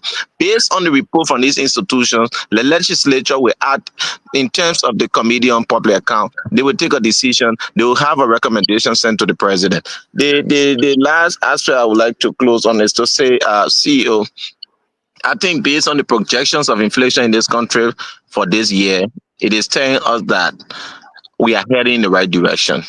I would say congratulations to the finance minister and other people working in the financial sector, uh, that they then able to bring some level of credibility, and we within the legislature will do everything possible to put in place policy that will affect the Liberian people positively and move this country forward. Thank you again. We look forward to a positive show tomorrow. That Always, man. Always. We want to say when you guys can come on. If you are not working, come on. Let's have a great no, spoon tomorrow talk. I'll make myself available. Thank you very, very much for the Mo Ali, take us home. Now we're standing with reserve 30 seconds to Akaris Mosi Great after Mo. Mo, take us home, bro. Thank you, Stanton. Let me first dispel the saying by Honorable Gray that we've now paved up to 10 kilometers of road in his challenge. And I'm going to list out the kilometers that we've paved when we took over from January to now. And Stanton, you can call anywhere with the parts I will name to verify. When we took over the RIA road, the pavement was just 8 kilometers. Now it has gone to 20 kilometers. That means that we paved additional 12 kilometers. The Sake Pier to Tapeta Road, when we took over, there was 0 kilometer pavement. Now there is 18 kilometer pavement and continuing. Kedipo to Kawiken, when we took over, it was 65% complete. Now it has gone to 85% complete by an additional pavement of 20 kilometers. We completed the ERWA to red light road and the roundabout. So when you check just those three, that's 50 kilometers of pavement. And I'm not going to count the one now we are doing from Freeport, the other one we are doing to Momo Town, and the ones that we will do, and the rehabilitation work that we are carrying on. So I just wanted to lay that to rest. That you've not paid 10 kilometers, Honorable Gray will pay 50 kilometers of new road, 50 kilometers. Here's the other part that the two CDC people are fighting on. One CDC, Honorable Gray said, the left-right price at $15. Another CDC president, Councilor Clinton, said the left it at $17.50. I will leave it with them to be arguing. But what I can tell you is that we met the wholesale price at $17. That means that when the people buy it, they sell in the retail, they will put their profit there. And we'll drop it down to $16.50. That's why now the rice price is at $17.50. Another key point I struck was that there wasn't stability in the supply of rice on the market. We made that very stable to the extent that women who are marketers do not have to go jump over wire fence to get rice. That never happened under them, especially in the twilight of their years. Those points have to be made very, very clear. Stanton, I will want us to continue this for the coming days so that sector by sector, we will highlight the achievements, no matter how modicum they are. It doesn't just suffice to sit and say, oh, this did not happen, this did not happen. It is clear-cut fact that they were taking the $2 on the method thing. And I'm surprised that Honorable Gray will just say, oh, why you're not dropping it? Honorable Gray, how can we drop things when you sat there in the legislature and make concession deals with these people for 20 years. The same thing, for example, with the TIA deal with what the people need. LTA. You took it from 8 years to 20 years. Concession deal. These are concession deals that you sign. And the government cannot just come and say, we are canceling your contract. It has to go through legal Honorable Gray signed, I think, for 20 years, TIA. Honorable Gray was there. He signed it. They took it from 8 years to 20 years. Wow. They took it there. They took it from 8 to 20. They took it. For 20 years. It was a concession deal. They passed it through the legislature. So all of these things, they signed them. You have to go through the legal processes to undo them. Because if you don't do that, the companies will take you to court and you will spend even more than what you are losing now. The $2 thing, as we are hearing, Metec is right now, they want to go to court because they drop it from there. Why? They are under the illusion that Honorable Akara Gray CDC signed a contract with them. And so they should continue exploiting the people. Like you said, Stanton, $11 million they gave for rice subsidy. With the addition of that $11 million in their pockets, people, men, women, children were still fighting in line for rice. Or they said petroleum product prices were stable. How come we're begging Sierra Leone for Aminata to go there and bring trucks of petroleum products here? Let me end on this. You see, Stanton, last year, not last year, year before last 2023, when I was on the show, by this time, I've gone in the darkness 2-3 times. Everybody in Morovia. I'm not saying the electricity is as stable as it we want it to be, but it has improved significantly compared to what they left. Significantly, and that will be part of the next I will list. Thank you, Stanton.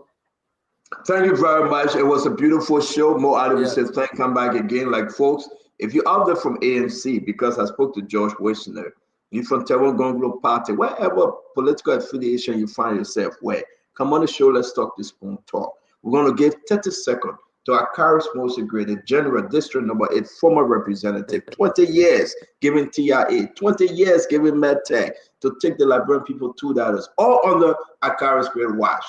Removing Kabina Janet because of the 20 cents. And a lot of stuff we can talk about tonight, but it's all onto you. 30 seconds.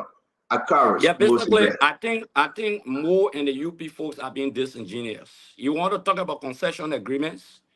President Burke, our vice president, presided over the Liberian Senate and signed 66 bogus concession agreement customized by credible international partners. Let us now go that route of bogus concession agreements. You said you had 8 years and we took it to 20. That means you started dealing with TIA before us. It's not a debate. Okay. The next thing here is that it's shameful to argue that roads that we pay for, they were paving after we left power. You claiming the percentage of those roads. Look at the RIA road. How can you claim a road that we took responsibility for? It's like CDC taking responsibility for the ministerial complex. It's like CDC taking the credit for the RIA, the airport that was constructed. That has been disingenuous. All of the things you name, the NIMA road that you name, you said you made it there, we started the process. I'm talking about what you initiated. As a government, you don't have 10 miles per rows of what you initiated as a government. What you are boasting on is what you left there. So it's a copycat. You are rallying on the achievements of the Mighty Coalition for Democratic Change-led administration. So that has been disingenuous. And Stanton and Sis Gladys, Dr. Richardson, and the rest of the people, I really appreciate this, and I hope my brother was here so that we could knock glass together. After the entire program, maybe we could see it, but it was a good exchange between us. And I love the fact that there will be no more personality attacks on each other. Men should meet and just talk about issues and move on. But I will make it my duty to be here because when I come here, I come with facts. And nobody going to get started on spreadsheet You say you took administrative decision and you never issue a press statement on that administrative decision. And that fresh sheet, I will send it to your sales body and everybody so you can see the number of We taxes got that a we're price talking about. statement though. What will be your argument? Okay. They But never had the the argument guys for the they just $2. You show the document. Now that price Stanton, 1 statement, minute, let me show you the Stanton. price statement now. I live in Stanton. They just caught. Oh, you leaving? You want to see the price statement again? No, listen to me now. They just cut 10% of what they sent to you. I got the entire spreadsheet and Send it to us so we can put it in the chat room. yeah, it's very important. So you can see the structure, the petroleum structure agreement, all of the taxes you yell. That what we met under the United Party-led administration. I will send you what we have. Honorable Akaras Bose, You will great. shout. Thank you as always. We want to say thanks Let to me all know the how more many than 50 followers. different taxation petroleum products here they cost in us around here. Again, you are always Yeah. welcome, Honorable Gray. This is what makes Spoon Talk so unique. Come back again. I want to leave folks with this. This is a beautiful thing. I'm looking at Paul Kennedy. Paul Kennedy and a little man throwing a rock, trying to, we used to do that stuff when we were little. We're going to throw, how many times your rock will bounce on the water? 2, 3 times? Let's see what Paul Kennedy going to do. Now, only 2 times, Paul. So you try to show the pin, you don't even know how to do it, but that's a beautiful time. I need to teach that boy how to throw rock. That's the beauty of being a father in the old Why are age. you laughing?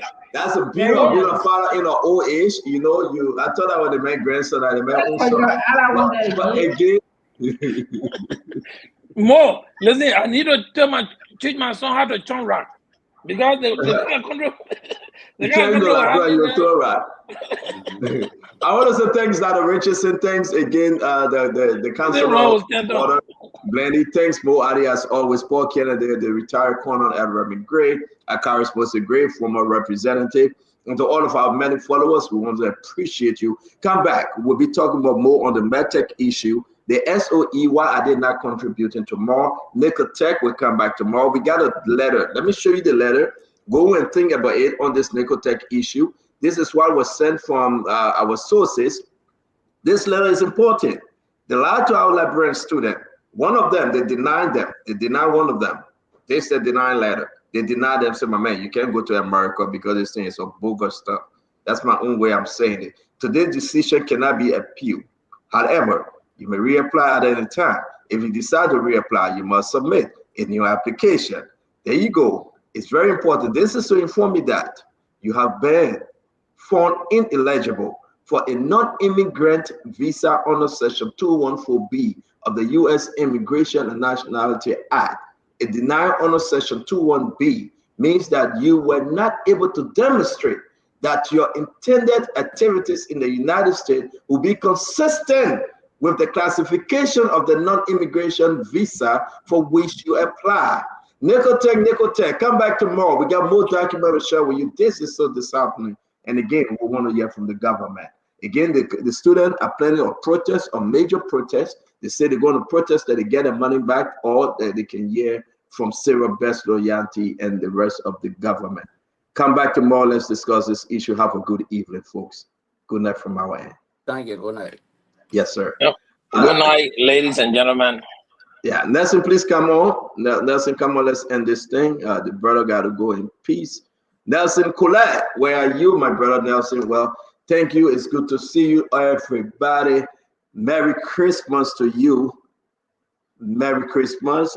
Till we meet again, may God bless you. May God save our state, Nelson. You say your own, I say my own. The people decide, right? I like the show, though. I do. The Liberian people today, they were on fire. You will tell your own, Colonel Gray. More than you tell your own. We ain't gonna be here to talk about Unity Party. You can be working in government and you can't talk. More than talk today. Colonel Gray too, he talk. Clinton ran away because it was too hard for him. I mean, this is it. They beg. Asido say, I'm not coming. He been asking them for computer. They say they ain't got money to give Asido for computer, but they won't run a party. So Asido say, I'm not coming. He said, you don't want to give me computer. My computer spoiled.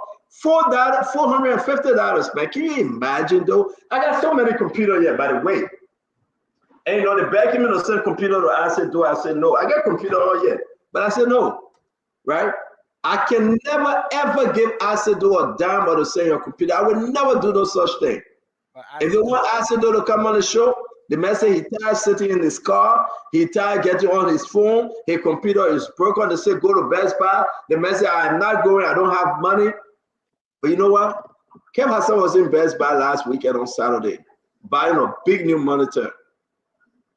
Okay? But I said, they can't get nobody to help him with a computer. Let's talk to my brother from Philadelphia. My brother, talk to me. Yeah, my brother Stephen, how you doing? I'm super, man. I'm super. Talk to me. No, you actually super. The way you conduct the show, I think that's why everybody, every evening we want to listen to Spoon TV. Thank you. If you have gone to journalism school, I don't know where you're going to be. Oh, my man, I'm going to be on CNN, man. I'm going to be on CNN. Because the way you talk, the way you conduct, I see you. The first thing that I admire you of, you behave like sometimes you crazy from the beginning of the show. You get under everybody's skin.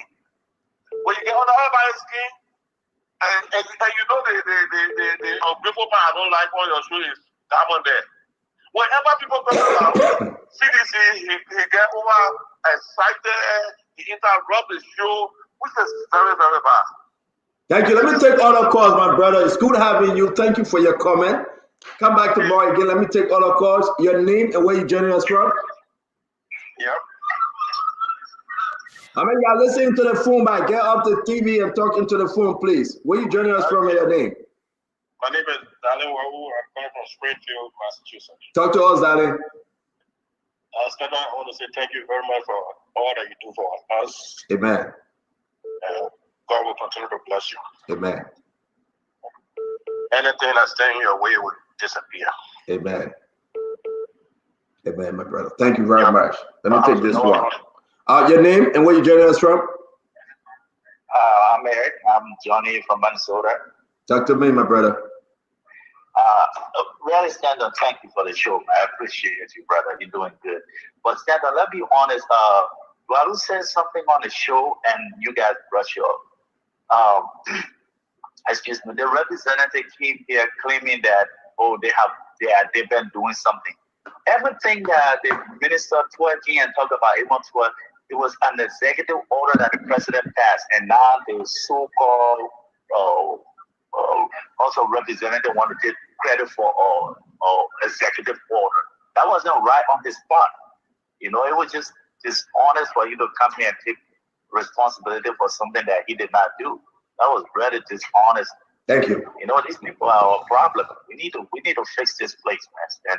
Thank you very much. Let me thank you. I appreciate it. Come back tomorrow. My friend on the other line, talk to us. You go ahead, my friend. Talk to us. Yes, stand on this. No, it's not you, brother. Sorry, my friend on the 493 something number. Talk to us real quick now. You're on. All right, this person called it. No, somebody was calling on the other line, and I looked at the one. Talk to us. Yeah, I'm talking to you now. Yes, brother. This is Navy Commander. I'm from Delaware, USA. I was just in Liberia like 3-4 days ago. Everything about the gas price is really amazing.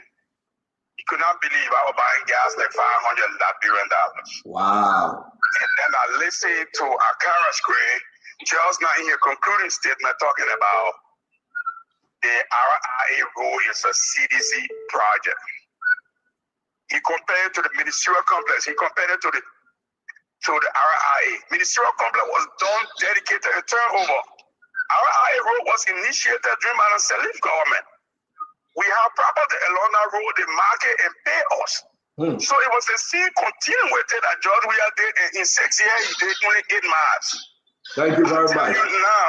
Thank you. Every nigga got working. Every day, all day, the Chinese got working on our road. Yeah, we're bringing Guinness to give us an overview on our road. We'll go back to Roland Guinness and bring him on. Thank you very much, my friend. We will beat up them. We'll beat up Roland Guinness. If they're doing a good job, we'll bring them on. So I think it's about time to bring Roland Guinness on. Thank you, my friend. Let me go to the 9690 number. Talk to me. 202. You calling from? CEO, it's your man, Your Excellency. You know, CEO, what's going to happen is that you will just pick up from where you just started, you left off. Gillings, $2 million. The man is trying to all the development that's going on left and right country. When people do things, we would celebrate them. When they mess up like the way you say, we will criticize them. Take, for example, again, with the reduction in price in gasoline, it would take time for the president of the Republic of Liberia. It would take some time before the trickle-down effect. It's simple economics. Everybody, anywhere, you don't just, in the great United States where we stay, the president of the United States don't just issue an executive order and things happen automatically. It takes some time. But guess what? We faced with a crisis in the country, and this is a president that is willing to help the Liberian people. See, another thing, just before we I don't want to hold on to it. There is this great speech. There's a great speech that was given by a guy called Jim McBrady. And in that particular speech, the guy said, guess what? The way you succeed in life is to do what? Is to make up your bed in the morning. If you can make up your bed, you can succeed. You're talking about the former governor of New Jersey, right? No. Jim McBrady, he was the guy who led the Osama bin Laden attack. He's the guy who led the Osama bin Laden attack. Yeah, but that's the man name. That's not his name. Jim McBrady was the former governor. But we'll get to it. Yes, and then McBrady, some McBrady. McBrady, yes, McBrady, not McBrady. Thank you. You're right. Yes. So in that speech, the guy talked about when you're able to do the small tax, you will get to the big one. That's a military man. You were speaking of military, but we want to say thank you very much. Let me go on the other line, my friend. Thank you for joining us. Talk to me on the other line. Your name and where you joining us from?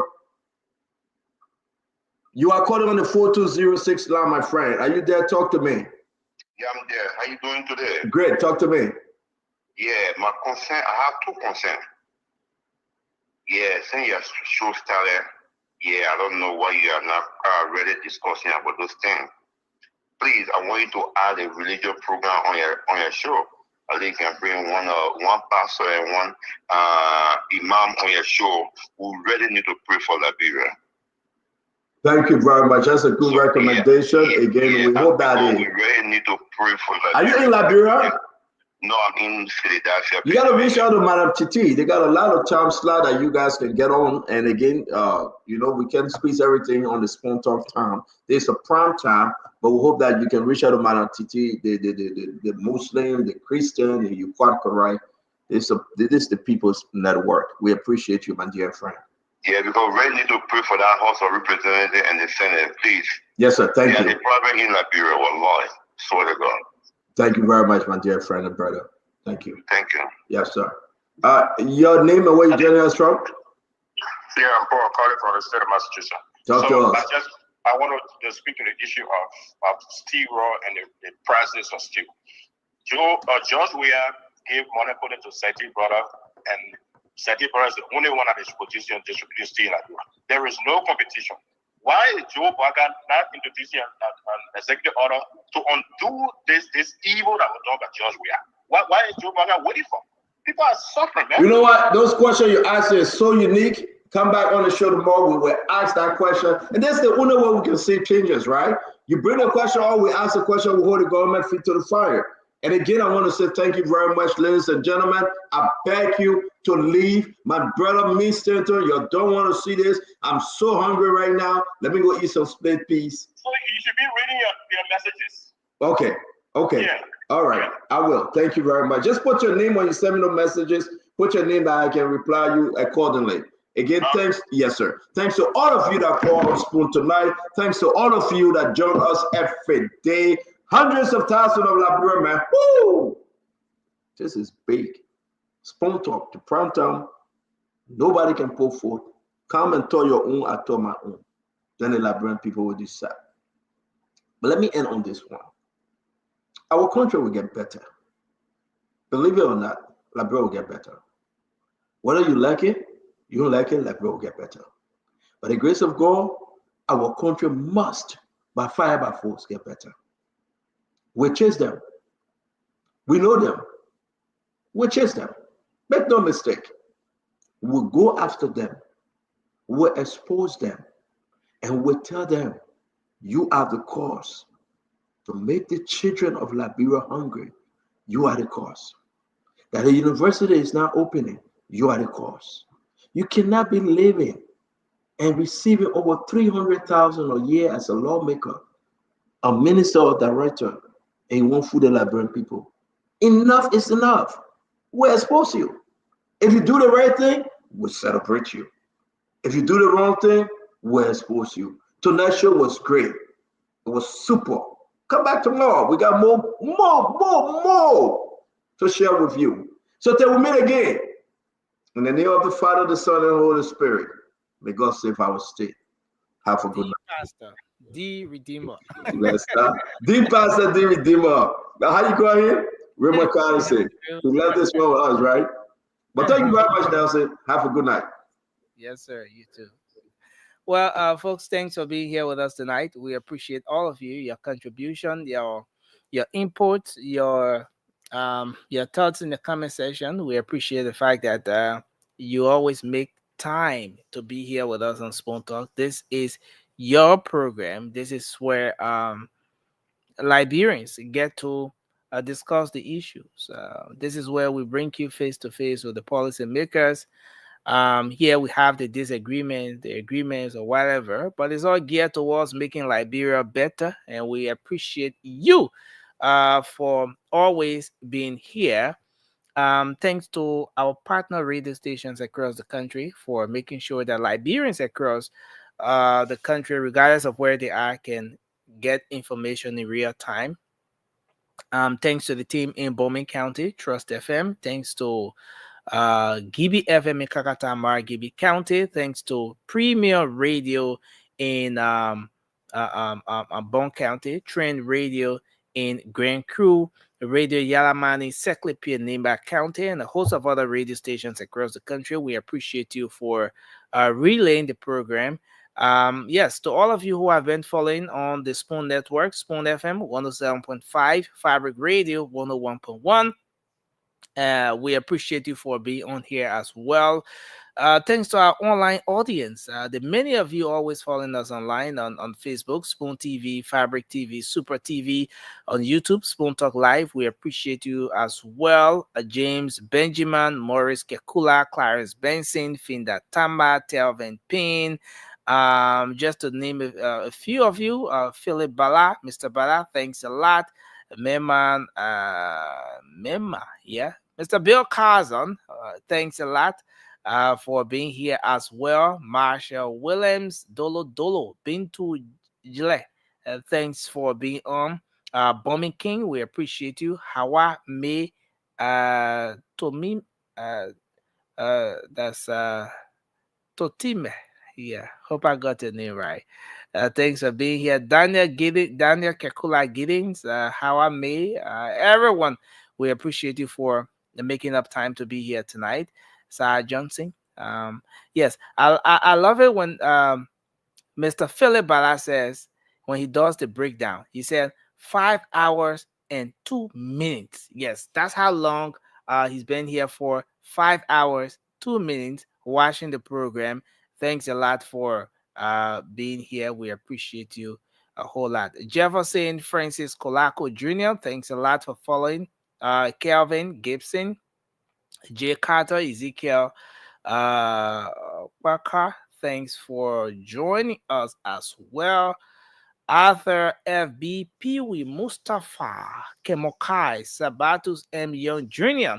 We appreciate all of you for being here. It's because of you that Spoon Talk comes on, and the invitation is yours to join us tomorrow for another great show. Until then, I'm Nelson Colette.